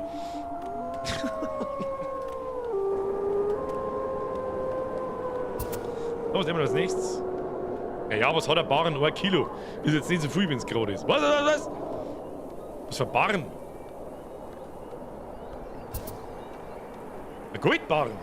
Doch nicht bloß 1 Kilo. Oder haben die in Kilo? Ich glaube nicht, dass ein Goldbarren bloß 1 Kilo hat. Das glaube ich nicht. Steht nicht im Schulbuch oder Lehrplan. Ja, stimmt. Dann weiß es auch nicht. 2 neue Dorfbewohner. Neujahr Nummer 5. Was haben wir da? Da ist nichts. Da geht bloß Produktion in Tee, der Verbrauch geht in Tee und verdorben geht leider auch ein bisschen in Tee. What? 2 Dorfbewohner von Raubtieren. Jetzt wird es immer krasser. Was ist da los? Was für Raubtiere? Was ist denn das da? Bewohner beschweren sich über unhygienische Zustände. Baue einen Kompostplatz, um die Abfallbeseitigung zu unterstützen. Okay. Wo ist der Kompostplatz? Haben wir vorher schon mal gesehen. Plantagen? Wo ist denn der drin? Kompostplatz. Da. Der ist ja voll ekelhaft. Der beeinflusst, das zeigt er aber nicht. bauen wir nicht da oben. Das ist ein Postplatz, oben ins Eck. Oben ins Eck damit.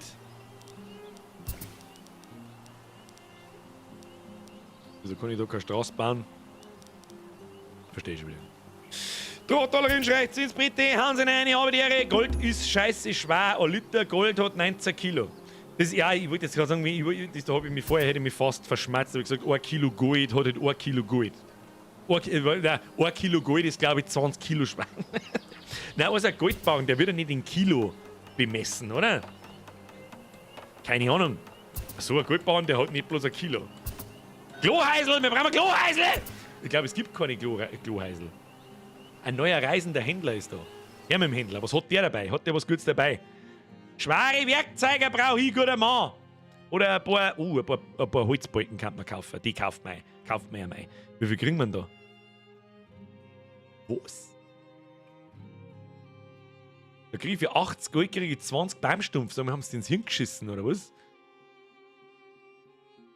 Wie heißt denn der? Beldar der Paddler. Das hat eigentlich Beldler Habeck heißen, wenn du mich fragst. Nein, ich bin schon wieder zu politisch, bin schon wieder steil. Er soll sich bloß verpissen mit seinem Scheiß. Da verkaufe ich lieber Sachen. Sagt er ich. Wo ist jetzt das Gebäude hin? Was? Da verkaufe ich lieber was. Was haben wir denn? Da. Nimm mir Pelzmantel her. Nämlich verkaufen. Die muss ich erst hertransportieren, gell? Ne, ist mir jetzt blöd. Ist mir jetzt auch blöd. Brennholz kann ich verkaufen, da haben wir pfundweise. Ich glaube, die werden auch noch Stor hacken, da kann das sein. Kann das sein, dass die noch Stor hacken jetzt da?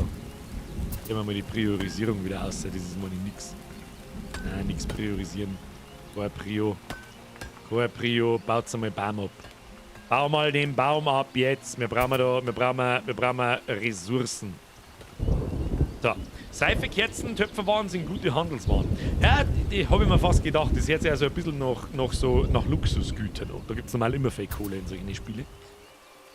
Was ist jetzt mit dem Komposthaufen? Da brauchen wir das im Holzbredel. Da bohren sie mal einer und tragt die Scheiße da oben. Da Wahnsinn, priorisieren wir das. Da ein Holzbredel, da ein Holzbredel am Stapelplatz.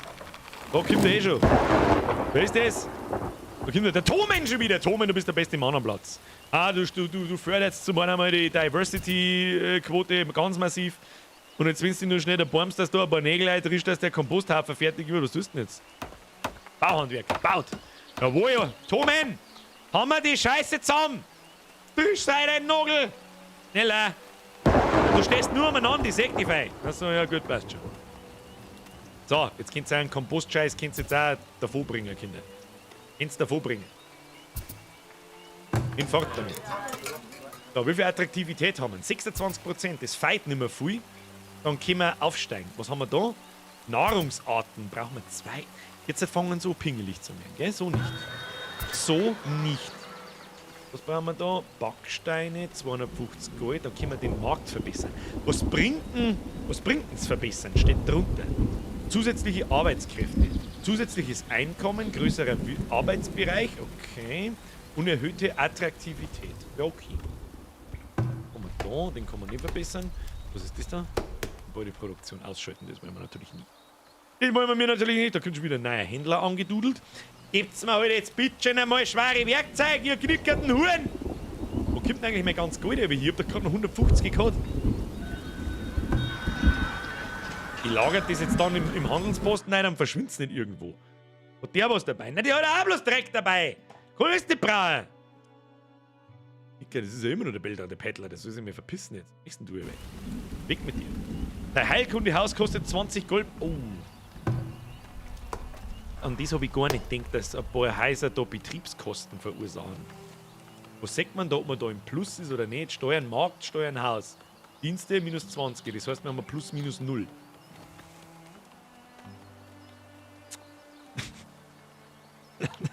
Das war so klar, dass dieser Kommentar. Ich habe meinen Namen nicht gelesen. Ich habe bloß gelesen, ich meine, du gibst zu viel Geld für ein Pirathaus. Und habe automatisch an die Dinger müssen.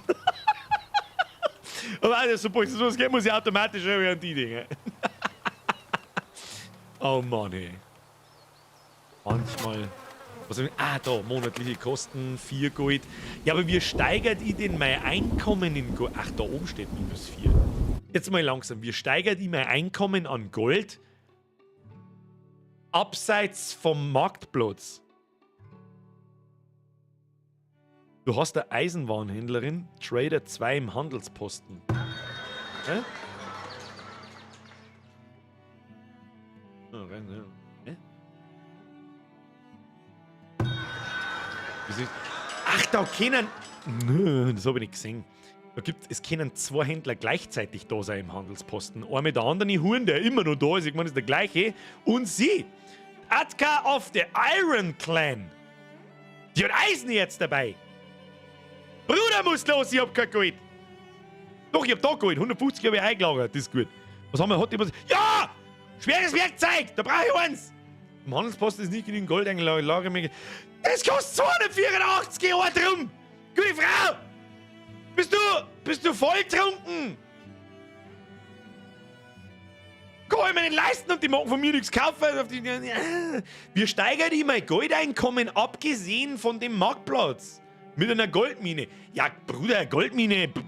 Wo Goldmine? Goldmine. Hab keine Goldmine. Was soll ich machen? Wir haben schon viel aufgedeckt, schaut mir das an. Mehr Häuser um den Marktplatz und keinen Scheiß bauen, der Gold braucht. Okay. Was soll ich dir sagen? Ich reiß das geschissene Heilkundehaus wieder ab, das bauen wir später. Reiß ab, die Scheiße! Oder wenn ich das ausschalte? Du musst mir besorgen, dass man das ausschalten kann und dann verbraucht es keine monatlichen Kosten. Ja, gib ihm! Wie immer noch -4. Weltfrüchte durch Hitzestress verloren. Wo? Ah! Schlecht. Na, schlecht. Ja gut, das ist jetzt nicht so tragisch. Zum Fressen haben wir genug, aber Gold brauchen wir. Wieso geht jetzt das nicht auf, frage ich mich. Verstehe nicht. Monatliche Kosten 0. Monatlicher Geldbericht. Komm, da gibt's ja nicht mehr. Bayern haben alle Geld, ja, das stimmt.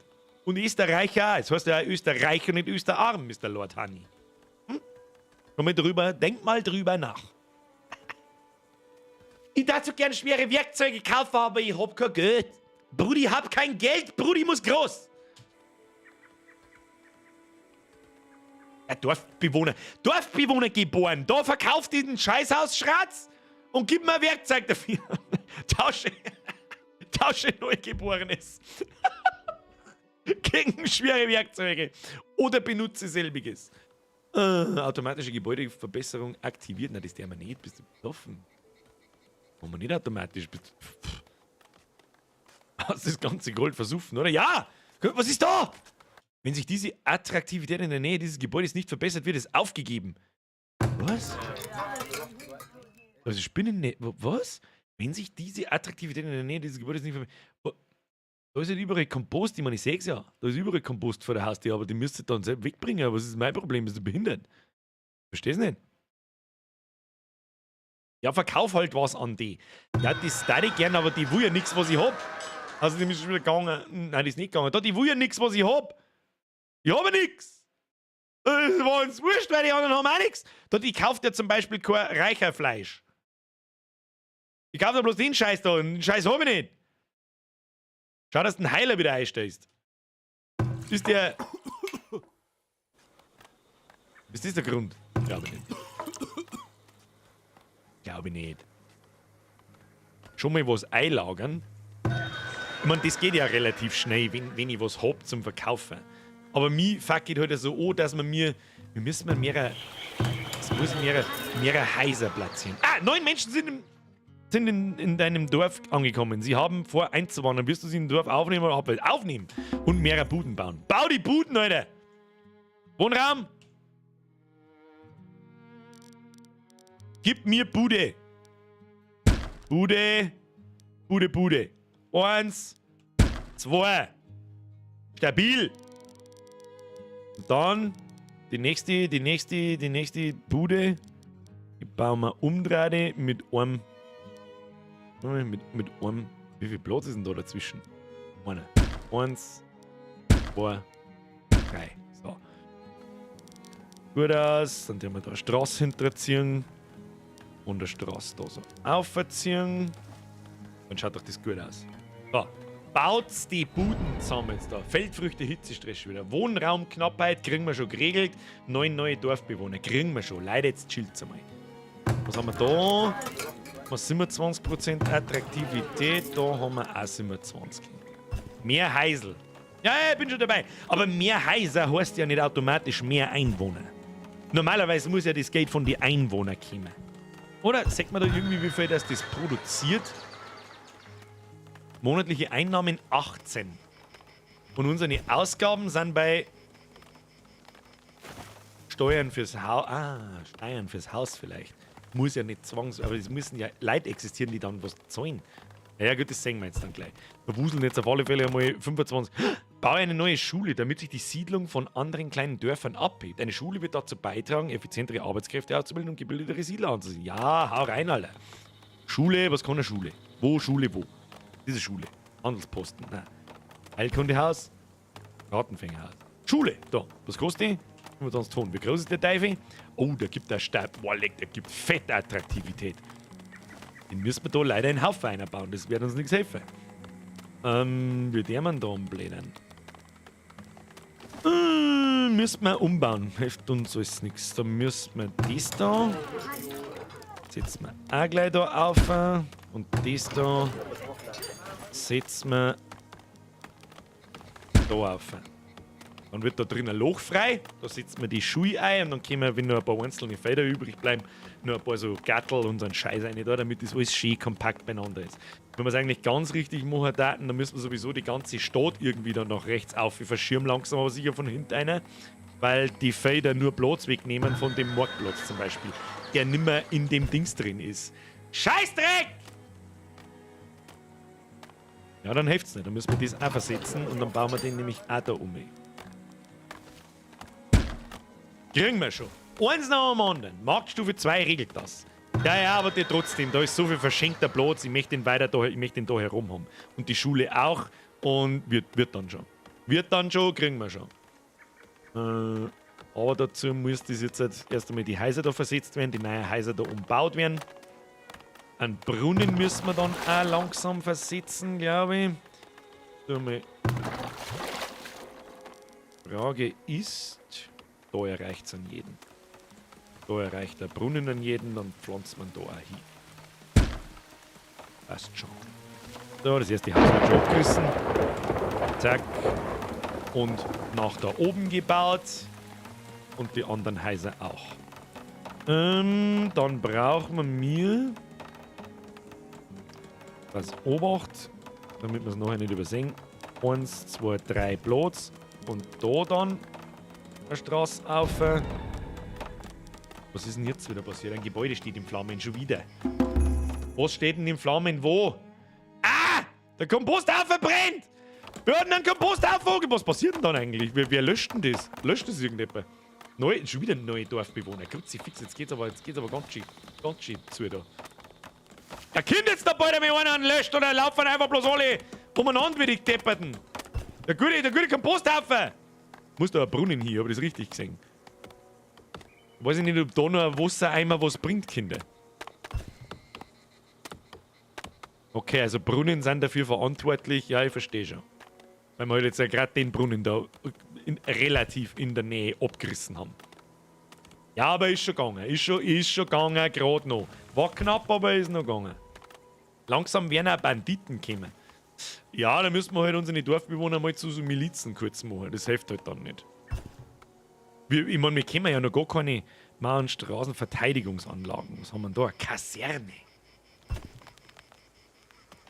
In der Kaserne, die auch als Verteidigungsanlage dient, werden Soldaten ausgebildet und untergebracht. Soldaten werden benötigt, um mit stärker gepanzerten Angreifern und Belagerungsraumen fertig zu werden. Alter, wo sind wir denn eigentlich? Die sollen mich in Ruhe lassen. Mistgabel regelt, ja, Mr. Collapse, da ich aber auch sagen. Sus, bitte! Ich hab leicht die Anno 1800 Flashbacks. Sachen's mal, ich hätte da so eine Frage, wie lange geht's denn heute noch? Muss man einen Stock schießen? Nicht mehr zu lange, es ist auch schon 11:30. Nicht mehr allzu lange.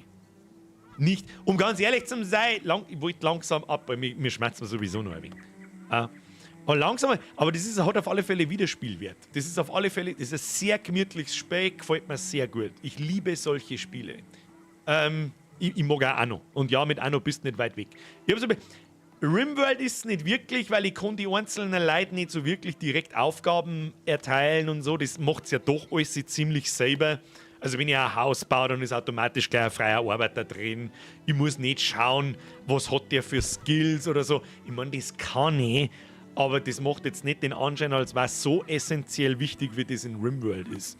Was da jeder deiner Bewohner kann. Das war auch da eine völlige Sisyphus-Arbeit, wenn du da 40, wir haben ja mittlerweile 73 Einwohner, bei jedem Einzelnen schauen musst, was hast du für 25 verschiedene Skills, was kannst, wo arbeitest du, was tust du und so weiter. Und dann stirbt irgendwo einer und dann teilt das Spiel das automatisch wieder ein, wer was macht. Da wirst du narrisch.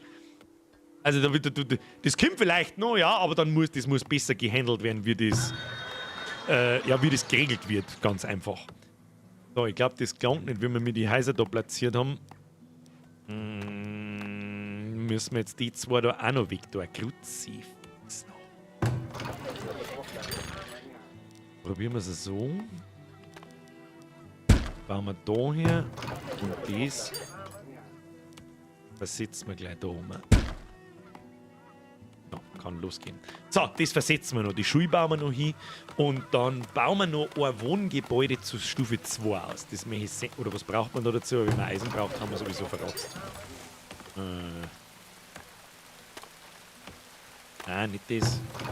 Das heißt. 2 verschiedene Nahrungsarten. Was ist denn da gemeint damit?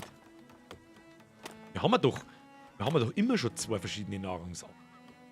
Wir haben Gemüse, wir haben Obst, wir haben Milchsachen, wir haben Protein. Aber die meinen wahrscheinlich halt das Brot. Wahrscheinlich, oder? Oder was ist denn gemeint mit 2 verschiedenen Nahrungsarten? Weil wir haben, wenn ich es jetzt genau nehme, dann haben wir 18 verschiedene Sachen. Nahrungsarten, Protein, Gemüse, Getreide. Sagt man das unter... Haben wir ja. So. Protein haben wir 5 verschiedene Sachen. Getreide. Getreide. Aber wir hätten Protein und Gemüse. Und das kann nicht 2 verschiedene... Und Obst. Und das kann nicht 2 verschiedene Nahrungsarten. Auf Moonshine Inc. bin ich gespannt. Schwarzbrenner Simulator soll bald kommen. Ob das was ist. Sei ehrlich. Ob das was ist. Aber das Spiel hat Potenzial. Also ganz ehrlich, da bin ich auch schwerstens... Das ist ausnahmsweise einmal ein Early Access Spiel, da wo ich den Eindruck habe, fuck, da geht schon wirklich vieles. Unterstützt sicher die Entwickler. Unbedingt. Die leben jetzt da davon, dass das weiterentwickeln können. Und wenn da regelmäßig Updates kommen, das letzte Update war am 24. August, glaube ich, 7.5, habe ich heute gelesen, und da geht wirklich viel. Also da kann man wirklich viel dahin spielen. Sehr viel. Die haben schon, haben schon welche upgraded von die Häuser. Ernst jetzt? Wo denn? Bitte? Welches Haus hat da die upgraded? Da, jetzt haben sie auf einmal Nahrungsarten 2. Haben 3 von 2 sogar. Verstehe nicht. Protein ist, glaube ich, Fleischbotzen. Die 3 mit dem Steinkamin. Ach, das haben schon... Ich hab die ganze Zeit schon gemeint, weil die da... Ich hab doch das extra ausgeschaltet. Automatische Gebäudeverbesserung deaktiviert. Dann habe ich das vorher wahrscheinlich nicht mitgekriegt. Und die haben geupgradet und ich hab's nicht gecheckt. Und seitdem... Hoppala, Entschuldigung, seitdem sind diese Symbole über den ich heisel. Und was bedeutet das? Ja, jetzt brauchen sie Kerzen für Licht drin. Also das sind jetzt Luxusbedürfnisse in dem Zeitalter. Töpferwaren, 3 verschiedene Nahrungsarten und ein größeres Stadtzentrum und so weiter. Ja gut, dann bauen wir zumindest noch die Schule hin. Das tun wir noch. So, jetzt nehmen wir erstmal den Handelsplatz und den schirmen wir ganz weit auf. So weit wie es geht. Nein, der müsste eigentlich noch weiter auf, der müsste eigentlich daher. Dann nehmen wir die Bude. Nimm die Bude. Damit. So. Das warten wir noch. Das Häusl da reißt man ja auch noch ab und dann ist das Tor. Im Prinzip ist das nichts anderes wie das Stadtzentrum in Anno. Das ist einfach der Mittelpunkt von allem. Und das ziehen wir jetzt weiter da oben auf, damit wir schön rundherum bauen können und den Platz so gut wie wir können ausnutzen. Gibt's da auch eine Brauerei? Du wundern darfst mich nicht. In Anno gibt's auch eine Bierbrauerei. Und es wird bestimmt, der Alkohol wird hundertprozentig irgendwann ein Grundbedürfnis von damals. In dem Spiel. Also mit dem Brunnen, wieso gelangt der da nicht hin? Verstehe ich schon wieder nicht. Na, passt schon. So, jetzt kommt dann gleich wieder der Winter. So schaut's aus. Da merkst du erst, wie sehr das Gebäude umsetzen Feature in andere Aufbauspiele fehlt. Wir meinen das Gebäude umsetzen. Ach so. Hast du recht. Geht aber in Anno auch. Oder? Da kann ich schon ein Häuser packen und einfach woanders hin tun, mittlerweile. Das haben sie ja in Anno 1800 als riesengroßes Feature angegeben. Abreißen, neu bauen. Ich habe eigentlich schon relativ lang Anno 1800 gespielt. Ich dachte, da gibt es Umsetzen-Funktion. Die gibt's. Und ich glaube, du kannst sogar ganze Blöcke nehmen und umsetzen. Glaube ich. Bin mir sogar relativ sicher, dass das geht. Was ist jetzt da damit? Setzt das Gebäude um. Wieso hat das jetzt abgebrochen? Weg mit dem Schund. Und das... Nein, da gelangt es mir noch nicht. Ich möchte es da herum haben. Mindestens. Mindestens. Dann müssen wir das Gebäude ganz links unten wahrscheinlich auch gleich versetzen.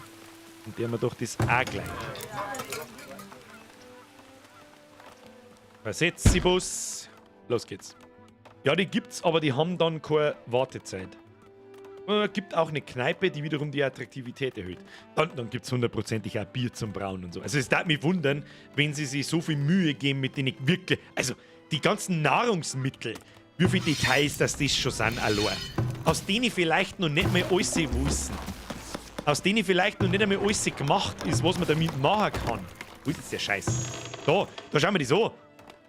Beeren, Fleisch, Räucherfleisch, Bohnen, Blattgemüse, Wurzelgemüse, Brot, Fisch, gereicherter Fisch, Pilze, Nüsse, Obst, konserviertes Gemüse, Konserven, Eier, Milch, Käse, Medizin. Da darf mich schwer wundern, wenn es keinen Hopfen später gibt und verschiedene Früchte gibt und lauter so ein Käse.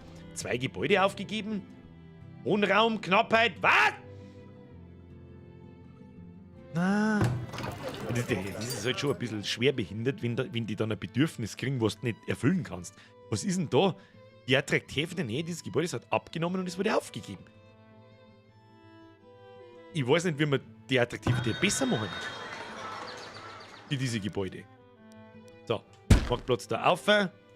Schule. Schule. Aber wir haben keine 100 Gold. Ja, dann werden wir die Schule heute leider nicht mehr sehen.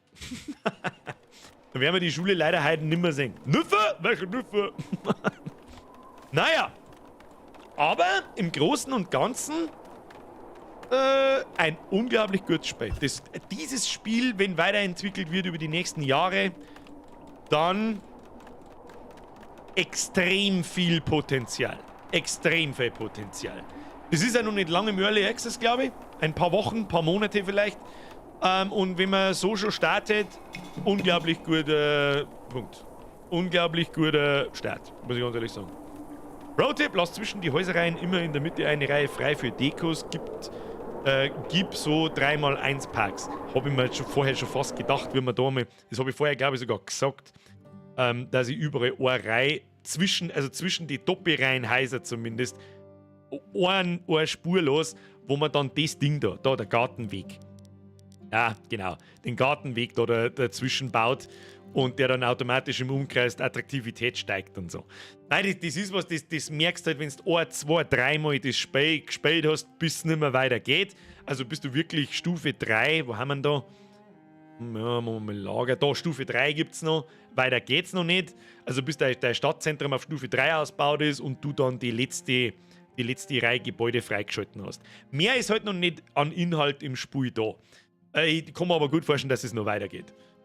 Damit dass dann einfach die Ansprüche werden immer her und immer her und immer her. Quasi. Merci für den Euro.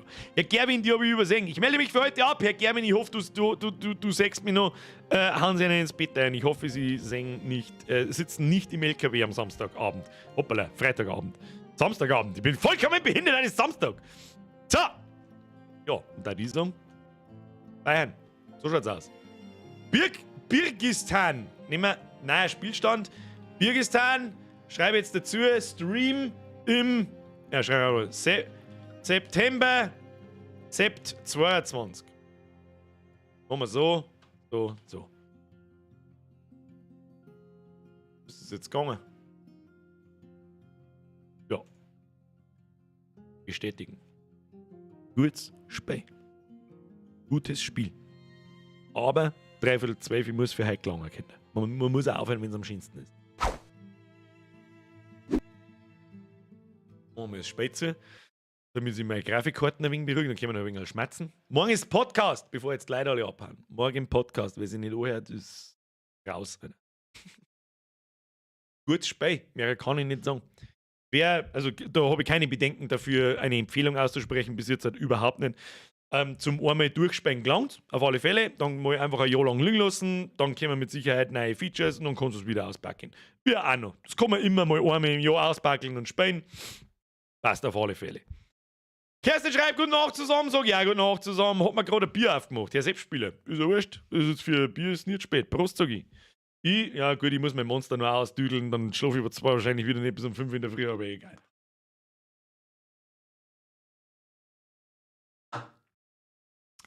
So. Hoppala, asozial. Ja, Kost, was hat's gekostet? 28,99. Wer es kaufen möchte, tut es, unterstützen Sie die Entwickler. Warum nicht? So, kann man jetzt noch durchschneiden? Es ist faszinierend, wie schnell das 3 Stunden vergingen. Das ist eigentlich schon krass, wir haben in der Woche fast 12 Stunden gestreamt. Machen wir 10. Das der man normalerweise früher haben das einmal 2,5 Wochen gewinnt. Naja, aber den Montag und Mittwoch ist der Stream relativ zeitnah um 10 Uhr vorbei. Denn am Montag und am Mittwoch bin ich nicht allein. So viel sage ich. Ich habe schon gesagt, was passiert. Wenn es heute bei sicheren Games mal einen Multiplayer geben, dann wird zum Beispiel bei Factorio, das war Tabs. Ja, da haben sicher die Aufbauspiele aber schwierig. Ich weiß nicht, wie man da einen Multiplayer einbauen sollte. Schwierig. Glaube ich. Gibt's durchaus in solchen Live-Strategiespielen, wie zum Beispiel in Stellaris gibt es auch einen Multiplayer, der ist auch richtig gut, aber ist einfach schwierig. Entschuldigung, der Erinnerung, Sepp hat vergessen, war Ballern. Der Selbstspieler, das ist auch die einzige Entschuldigung, die ich bei dir gelten lasse. Nur schießen. Schau nur mir einen Gangerlo. Wir schauen wir jetzt nicht nur eine Viertelstunde Video vom Gangerlo. Gibt's bei Anno 1800? Was gibt's bei Anno 1800? In Anno gibt es dann immer die 2 Wochen Suchtzeit und dann gelangt es auch wieder für 4, 5, 6 Monate. Ja, genau. So ist es bei mir auch. Bloß mittlerweile habe ich so viel sicher nicht Spiele, dass ich nicht weiß, was ich auspackeln soll und habe dann Bock auf gar nichts. Das ist, ja. Speedy sagt, ist Bürgerin dabei? Höchstwahrscheinlich schon. Montag und Mittwoch. Und da hören wir heute um 10 Uhr auf, weil sie tut sich eh schon hart, bis um 10 Uhr wach zu bleiben. Und habe ich zu ihr gesagt, gut, um 10 Uhr ist Schluss. Okay. Und am Dienstag bin ich zu Gast in einem anderen Stream. Das sage ich euch am Montag am Schluss vom Stream, wo genau. Und im Laufe, am Rest, ich meine, das sagt halt dann nicht jeder, das ist eh klar, und dem Rest im Laufe des Tages vom Dienstag. Ich poste es im Discord, ich poste es auf Facebook, ich poste es in die Instagram-Stories. Das sind so meine Kanäle, wo ich am meisten Leute auf kurze Zeit erreiche. Und dann hoffe ich, dass wir dem Herrn seinen Stream zerpimmeln. Ich sage nur so viel, ich habe Kochmützen auf. Ich bin nicht beim Dampfi. Manche werden es schon ahnen, ich denke auch. Wird gut. Und ich bin nicht beim kein Stress kochen. Bin ich nicht. Der zeigt sie doch nicht im Stream. Keiner weiß, wie der ausschaut. Was soll ich da? Ein Trailer von Evil West gesehen, schaut sehr gut aus. Nein, habe ich noch nicht gesehen. Dann beim Mike. Nein, es gibt ja noch andere Streamer wie einen Dampfler und einen Mike. keine Stötzen-Eskalation. Mindestens auf Twitch. Also ich bin derjenige streamt nur auf Twitch. Und ich sage jetzt einfach einmal, ja doch. Ohne, dass sie das jetzt irgendwie überheblich klingen soll, er ist weit kleiner als ich. Aber ich finde cool, was er macht. Und darum ich bin gefragt worden und dann habe ich gesagt, ja, warum eigentlich nicht? Das einfach mal machen. Außerdem kriege ich ein gutes Essen. Welche Uhrzeit ungefähr? Nicht nur ungefähr, der Stream wird von 6 bis 9. Von 6 bis 9 gehen. 3 Stunden lang. Gordon Ramsay streamt auf Twitch. Ja, der ist auch weit kleiner als ich, der Herr Gordon Ramsay. Ist richtig. Hat der Ramsay nicht sogar 15 Millionen Abonnenten? Also, das ist schon krass. Bist bei Preissensee, der Weißwurst im Pfannenbrett? Ja, wahrscheinlich. Birgit sagt, also ich pack's dann sehr aus. Herr Danos, hau die eine, habe die essen. Herr YBO, keine Ahnung, von wem du redest. So, wir haben jetzt noch. Was sind jetzt? Gehen wir ins Bett. Oder? Freunde, ich bedanke mich. War gemütlich. War ein gemütlicher Samstagabend. Genauso stelle ich mir das vor, wenn ich spontan. Der Ramsay hat 19,4 Millionen. Ah ja. Okay. Also 19,4 ist kleiner als ich, ja. Das ist fast schon heftig, stell dir das mal vor. Er ist ja dann einer der größten YouTuber, die es überhaupt gibt. Also gut, du kannst ihn nicht als YouTuber bezeichnen. Aber was meinst du, was solche Leute Geld haben? Das denke ich mir immer und immer wieder. Das denke ich mir so, Alter, das ist so absurd. Naja.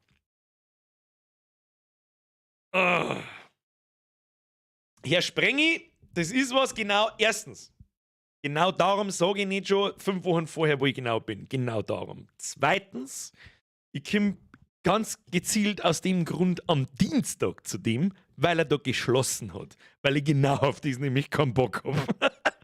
Und drittens, nein. Ich hab da auch keine Zeit nicht. Ja? Also ich bin da kurz vorher, dann triff ich mich mit ihm, dann schmatze ich erst einmal mit dem in echt, dann bereiten wir das vor, dann gibt's den Stream, dann easy und dann verpisse ich mich. Ich möchte mich da weder mit Leuten unterhalten, die dann meinen, sie müssen da hinfahren oder irgendetwas. Nothing. Und ich fahre da auch nicht allein hin, sondern mit ein paar Leuten von mir und überhaupt sowieso. Ja, deswegen bitte jetzt mir den Gefallen und lungert dann nicht 5 Stunden lang da umeinander. Danke. So. Schön war's wieder. Hashtag zauberhaft. Steffi, das freut mich. Fix leiten, mir fallen nur 3 Bewohner für Stufe 3. Dann, Herr Erdnussbrot, schneller. Was auf Security ist bereits informiert. Das habe ich ihm aber schon gesagt. Also, wenn da wirklich Leute daherkommen und so weiter, das ist halt genau der Grund, warum ich solche Sachen eigentlich nicht machen mag. Er hat gesagt, ja, dann sagst du halt keinem, wo du hingehst und relativ kurzfristig, das wird dann schon. Wird nicht so tragisch. Da braucht auch keiner aufkreuzen, stramm anschauen und fertig. Du, es ist jetzt kein absolutes Verbot, dass da Leute kommen. Ja, um Gottes Willen, ihr sollt ja zu dem hingehen und was isst, weil das da, glaube ich, richtig geil ist. Aber ich mag halt das einfach nicht. Ich mag das halt einfach nicht. Ich bin hinter der Kamera, hier bin ich zu Hause, vor Leid, in direkten Kontakt mit Leid, will ich nicht. Ganz einfach. Wenn es das noch mehr auspackst, freue ich mich schon, mal schauen, ob er es noch anhole. Was? Wenn es das noch mehr... Also noch mehr aus, spul noch mehr auspackst. Herr Langenegger, ja, du kannst auch andere Gameplay-Videos anschauen, wenn du da mal überlegen bist. Und ansonsten, wenn man mal noch mehr ich habe es schon gesagt, ich versuche dieses Jahr im Winter ein paar mehr Samstag-Streams zu machen. Was da denn sonst? Ja? Also, ob ich jetzt solo da sitze und irgendeinen Scheiß spiele oder ob ich einen Stream schnell einschalte, warum nicht? Ihr habt es am Freitag, mir taugt es ja auch, wo haben die 4 Stunden fast hingekommen jetzt? Ich weiß es nicht. Habe ich Bock. Und Spiel ist nicht schlecht. Da kann man schon noch mehr einlunzen, Runden, würde ich sagen. Und ansonsten ist aber demnächst angedacht, dass wir Warhammer-Streams machen. Also Bastel-Streams. Aber das Zeug, was ich mir bestellt habe, das ist halt nur ein Teil heute gekommen. Ich bin ganz stolz auf mich. Ich habe heute die erste, pass auf. Sag euch was.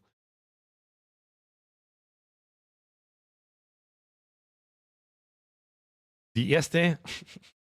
Ich habe keine Ahnung von so einem Scheiß, was mich normal nicht interessiert, aber jetzt interessiert. Ich habe heute die erste. Pass auf. Die erste elektrische Schaltung meines Lebens gelötet. Selbst. Pass auf. Ja, super, das ist eine Mio leichten. Kamera leichten. Pass auf.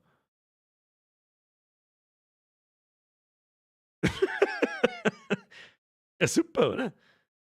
Funktioniert.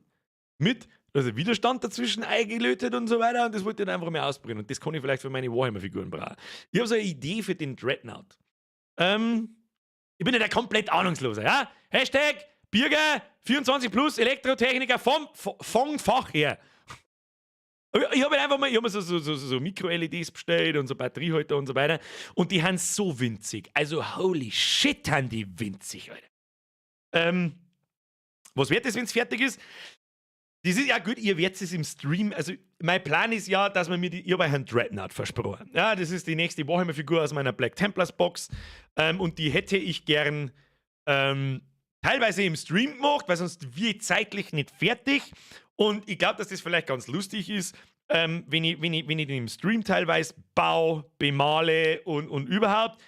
Ihr seid da dabei und macht gleichzeitig die Aufnahmen dafür fürs Video. Ich habe jetzt keine Ahnung, wie unterhaltsam dann dieser Stream wird, weil ich muss mich halt doch darauf konzentrieren, dass die Beutel was werden und so weiter. Und wir werden noch weniger schaffen in dem Stream, als so schon, wenn ich stream. Und da hätte ich gern eben solche Dinge verbaut. Ja, also LEDs und so Geschichten. Nicht viel, das ist dann zu übertrieben, aber halt an ein paar Steine, wo es passt, in seiner Plasmakanone zum Beispiel. Und wenn bloß vorn so eine rote, gut, rot passt jetzt nicht, aber so eine blaue LED, wenn man die unter der Base die Batterie einklebt, wird das schon das erste Problem, weil die zu dick ist. Wenn ich die Base draufstelle, dann wackelt es halt, das ist egal, dann muss ich ein Loch einschneiden, dann klebe ich das Teil drauf, dann muss ich da was drüber tun, dass man es nicht erkennt, dass ich halt die Batterien auswechseln kann, dass ich an den Schalter nach wie vor hinkomme und so weiter. Und dann hätte ich gerne so eine blaue LED in seiner fetten Plasmakanone drin. Das war geil. Da werde ich aber wahrscheinlich nur einen Dremel brauchen, damit ich das schön ausschneiden kann. Und lauter sein Kack. Nein, das ist nicht Spielerei, aber ich mag das. Und ihr habt das Video auch gut gefunden. Das schlägt jetzt natürlich nicht so durch wie manch anderes How-To oder Kruzifix oder sonst was. Aber das hat Spaß gemacht zum Machen. Das war mal was anderes. Und es gibt ja auch Leute, die haben Bock auf das Hobbyzeug. Ja. Ich weiß, dass mein Kanal mittlerweile oder mein Content sehr breit gefächert ist. Ja, ich weiß das. Aber auf meinem Kanal steht halt Birger und das bin nun mal ich und ich mache solche Dinge und dann schaut halt zu. Und wer es nicht sehen will, der schaut halt weg. Was soll ich machen? Ich habe damals mit Löten angefangen, um meine Bässe und Gitarren zu reparieren. Kann es bis heute nicht richtig sauber, wie es sein sollte. Du, sauber muss ja gar nicht sein, es sagt ja keiner. Ja, der Plan ist, dass diese Kabel halt in der Figur natürlich, dass das nicht 6 durchgängen und so. Und unten der Schalter und der Bass und fertig. Mehr braucht es gar nicht sein, es muss ja nicht total eskalieren. Aber bloß 1, 2 LEDs und ja. Dremel gibt es beim Hagebaumarkt mit Flexschlauch, ist ziemlich praktisch. Habe ich auf Amazon auch schon welche gefunden. So ganze Kasten mit Ding für einen 50er. Da ist so viel Zeug drin, dass es ganz aus ist. Ich will sehen, wie du lötest. Jetzt muss ich aber einen löten. Grüße an Elektrotechniker. Ja, das ist eh klar, dass ihr da einen Schlaganfall kriegt. Hauptsache es ist zusammengelötet und fertig.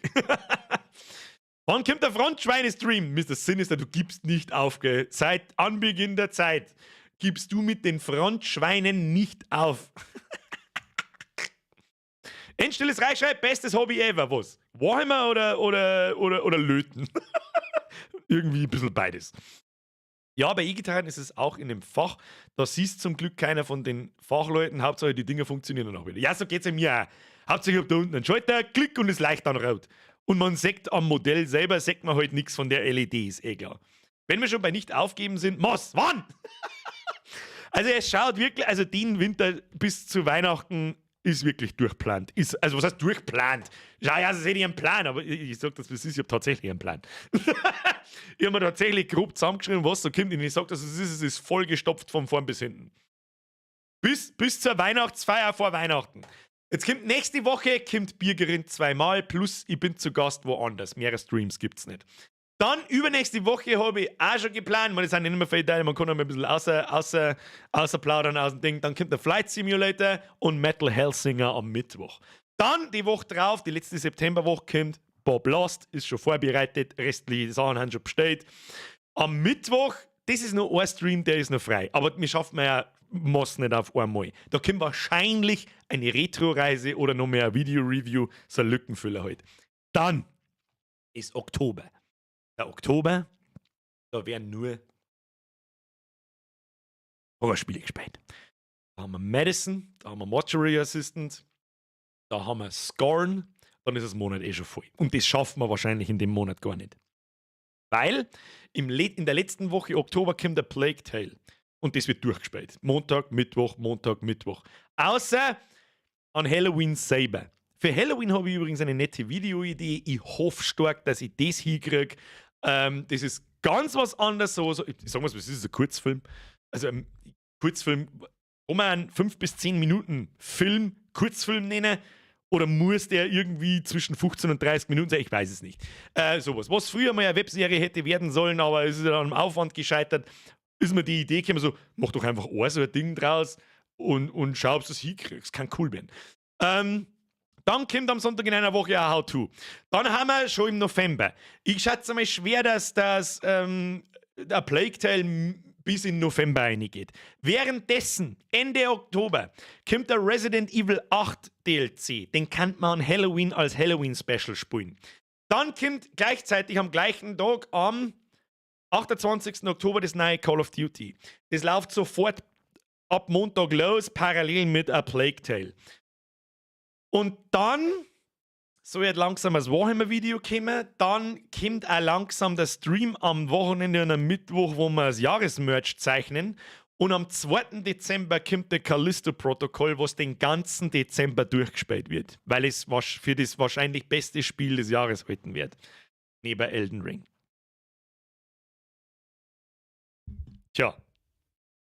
Und ich glaube, Bob Lost kommt Ende September. Letzten Montag im September am 26. Habe ich es drin stehen.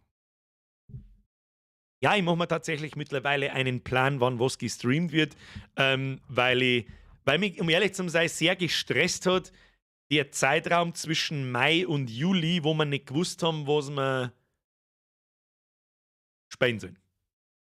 Deswegen mache ich mir da vorher so ein bisschen einen Plan, so was kommt wann, was erscheint wann, was kann man spielen, was kann man ausprobieren und so weiter. Und, also Samstag-Streams bleiben spontan. Ich schaue aber natürlich, dass wir ein bisschen mehr machen wie letztes Jahr. Wie viel waren es letztes Jahr? Ich glaube zwei Samstage. Ich versuche mich mal so mindestens einen Monat, vielleicht 2. Ja, und da tun wir irgendwas. Da gibt es keinen Plan dafür, an dem Tag, wo ich dann streame, auf was ich Bock habe. Wie jetzt zum Beispiel gestern, also wenn ich gestern einen Stream eingeschaltet hätte, hätte ich irgendwas mit Warhammer gemacht. Irgendetwas. Ich mal zum Beispiel momentan an so einer Krell-Figur. Das ist von 1995 eine Zinnfigur, die außer Kreide habe und gespannt habe, dass man die nicht mehr kaufen kann, nicht mehr auf Ebay. Der Bürger schaut nach euch, oh, voll der verplante Mann. Ja, irgendwie schon. Ja, ein bisschen brauchst du auch einen. Tut auch ganz gut zum Singen, dass ich weiß, Alter, bis Dezember haben wir voll bis oben hin und es ist eigentlich, da ist kein Spiel dabei, da wo ich irgendwie mir denke so, das kann der Scheiß werden und dann weiß ich wieder nicht, was wir 2 Wochen lang tun. Sag ich keins. Außer Scorn vielleicht. Da bin ich mir nicht so 100%ig schlüssig, ich kann das was sein oder nicht. Hat sich noch ein Plan, Bürger, weiter so, schön zu sehen, wie der Kanal wächst. Du, so viel wachsen, der man nicht mehr. Schon lange nicht mehr eigentlich. Schon sehr lange eigentlich nicht mehr. Wir wachsen wir eigentlich schon seit 3 Jahren nicht mehr, wenn man es wirklich mal genau nimmt. Wie ich angefangen habe mit dieser Streamerei und wie ich gespannt habe, dass das so gut funktioniert, sage ich mal, ist, dass der Stream ist schon ein bisschen größer geworden in der Zeit, aber stagniert auch seit 2 Jahren, sage ich mal. Außer es sind so Specials wie der Landi und es sind auf einen Schlag 3000 Leute drin. Das werden wir nie wieder erreichen. Nie wieder. Außer wir spielen vielleicht einen neuen Landi. Und selbst dann ist es fraglich, weil es ist ja jetzt nichts Neues und nichts Besonderes mehr. Man wächst nur noch in die Breite. Richtig. Ich hab's auch nicht mehr, wie soll ich sagen, ich hab's auch nicht mehr vor mit Videos und so weiter. Da müssen die im 2-Wochen-Takt oder im wöchentlichen Takt Videos außerhauen und müssen es ausschlachten, wie es manch andere übrigens tun, auf TikTok und so. Aber ich mag es einfach nicht. Ja, es wäre möglich, dass ich 100 Mal denselben Witz mache. Oder zumindest 2-mal. Zumindest 2-mal.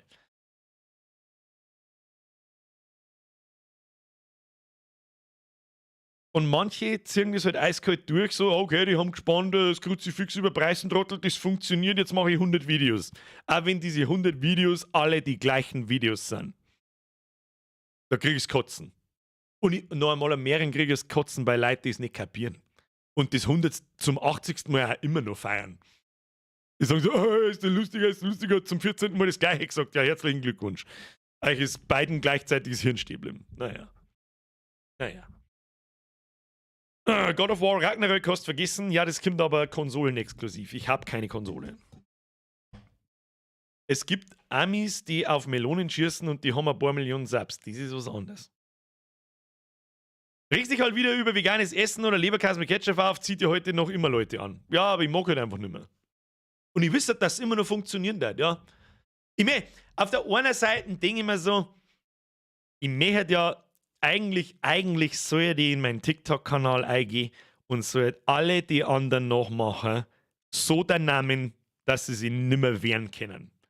Und ich glaube, einige darin wissen, ich glaube, das könnte ich. Die Hälfte davon, dass sie sofort erschießen gehen können und die anderen die Hälfte können vielleicht noch ein bisschen zurückschießen und dann gibt es einen Execute. Aber na, einfach na. Weil wenn die TikToker-Horde da herin in Chats auftaucht und in YouTube und wo, Alter, nur noch Hirn verbrannt. Stell dir vor, ich erzähle euch ungefähr 3 Jahre lang, wie du deinen Leberkäse zum Essen hast. Und wenn der Erste an die Tür klopft, hey, ich hätte da einen Leberkäse aus dem Glasl, du kriegst x Euro dafür. Ja, mohe. Ihr verdammten, heuchelnden Fotzen, Alter. Ja, du Radlertrinker, wer Sachen in sein Bier einmischt, ist ein Behinderter. Ja, Entschuldigung. Wir hätten da ein Gas halbe in der Dosen, kriegst du die und die Euro dafür, darfst du das bewerben? Ja, du her. Oh mein Gott, oder oh Gott, ich darf ihn so gern so hart beleidigen, wie er noch nie in seinem Leben beleidigt worden ist. Ne? Execute, schöne Zeit mit Worry in WoW. Lang ist's her. Profit muss ja nicht das Ziel sein. Die 2000 Hansen, die zuschauen und du haben Spaß und das steht richtigerweise im Mittelpunkt. Der 5 Nase, das ist mir auch das Wichtigste. Und warum? Weil dann, wie du am Anfang schon sagst, Profit muss nicht sein. Das ist richtig, der muss nicht sein. Mit dem Gedanken habe ich auch nicht angefangen. Mitschwimmen tut er. So ehrlich muss man auch sein. Aber der kommt von allein. Wenn du da Spaß hast und das was Gutes ist und Leute Bock haben, das kommt einfach von alleine. Man kann natürlich auch dann noch betteln, wie manch andere, den ich zum Beispiel gerade geredet habe. Herr Irrsinn, Rainer, das lese ich jetzt halt vor mit Hochgenuss. Ich weiß nie, was das mit dem Radler immer soll, wenn es so richtig heiß ist, ist ein eiskaltes Gösserradler. Wichtig, Gösserradler, traumhaft. Bestätige. Der Typ, von dem die Rede ist, dürfte sich jeden Morgen vom Spiegel beleidigt fühlen. Das ist richtig, ja. Naja, soll das ja ein Wichsen drauf. Nein, eigentlich ist es mir nicht wurscht. Ja, weil ich es für unmöglich gehalten habe, dass er mit seinem unfassbar peinlichen Scheißdreck auch nur mehrer Leute erwischt wird zwar. Aber auf TikTok ist halt leider Gottes der IQ im Durchschnitt einfach so weit unten, dass man das zum 4000. Mal auch noch lustig findet, wenn man mir einfach nachlabert und teilweise meine Videos 1:1 einfach nachmacht. Also wirklich teilweise wortlaut 1:1 nachmacht. Da ist sicher nicht über Fotzen drüber droschen, das alles kann. So, und jetzt hat der Stream 4 Stunden, 2 Minuten geschlagen. TikTok ist ganz schwierig. Nein, eben nicht. Das ist ja das.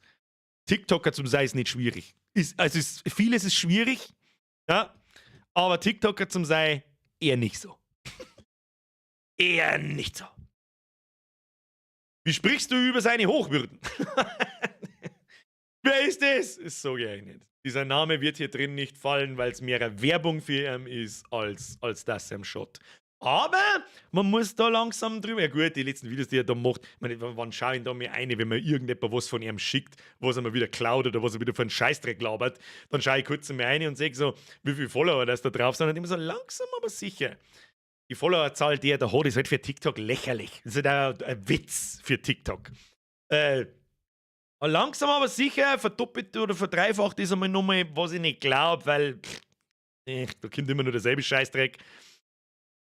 Dann rendiert sie sich fast, dass man mal anfängt zum Schießen. Ich würde gern.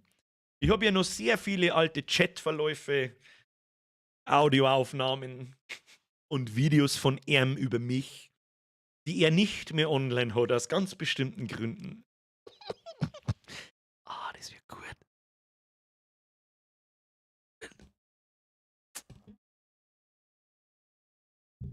So, geh ins Bett.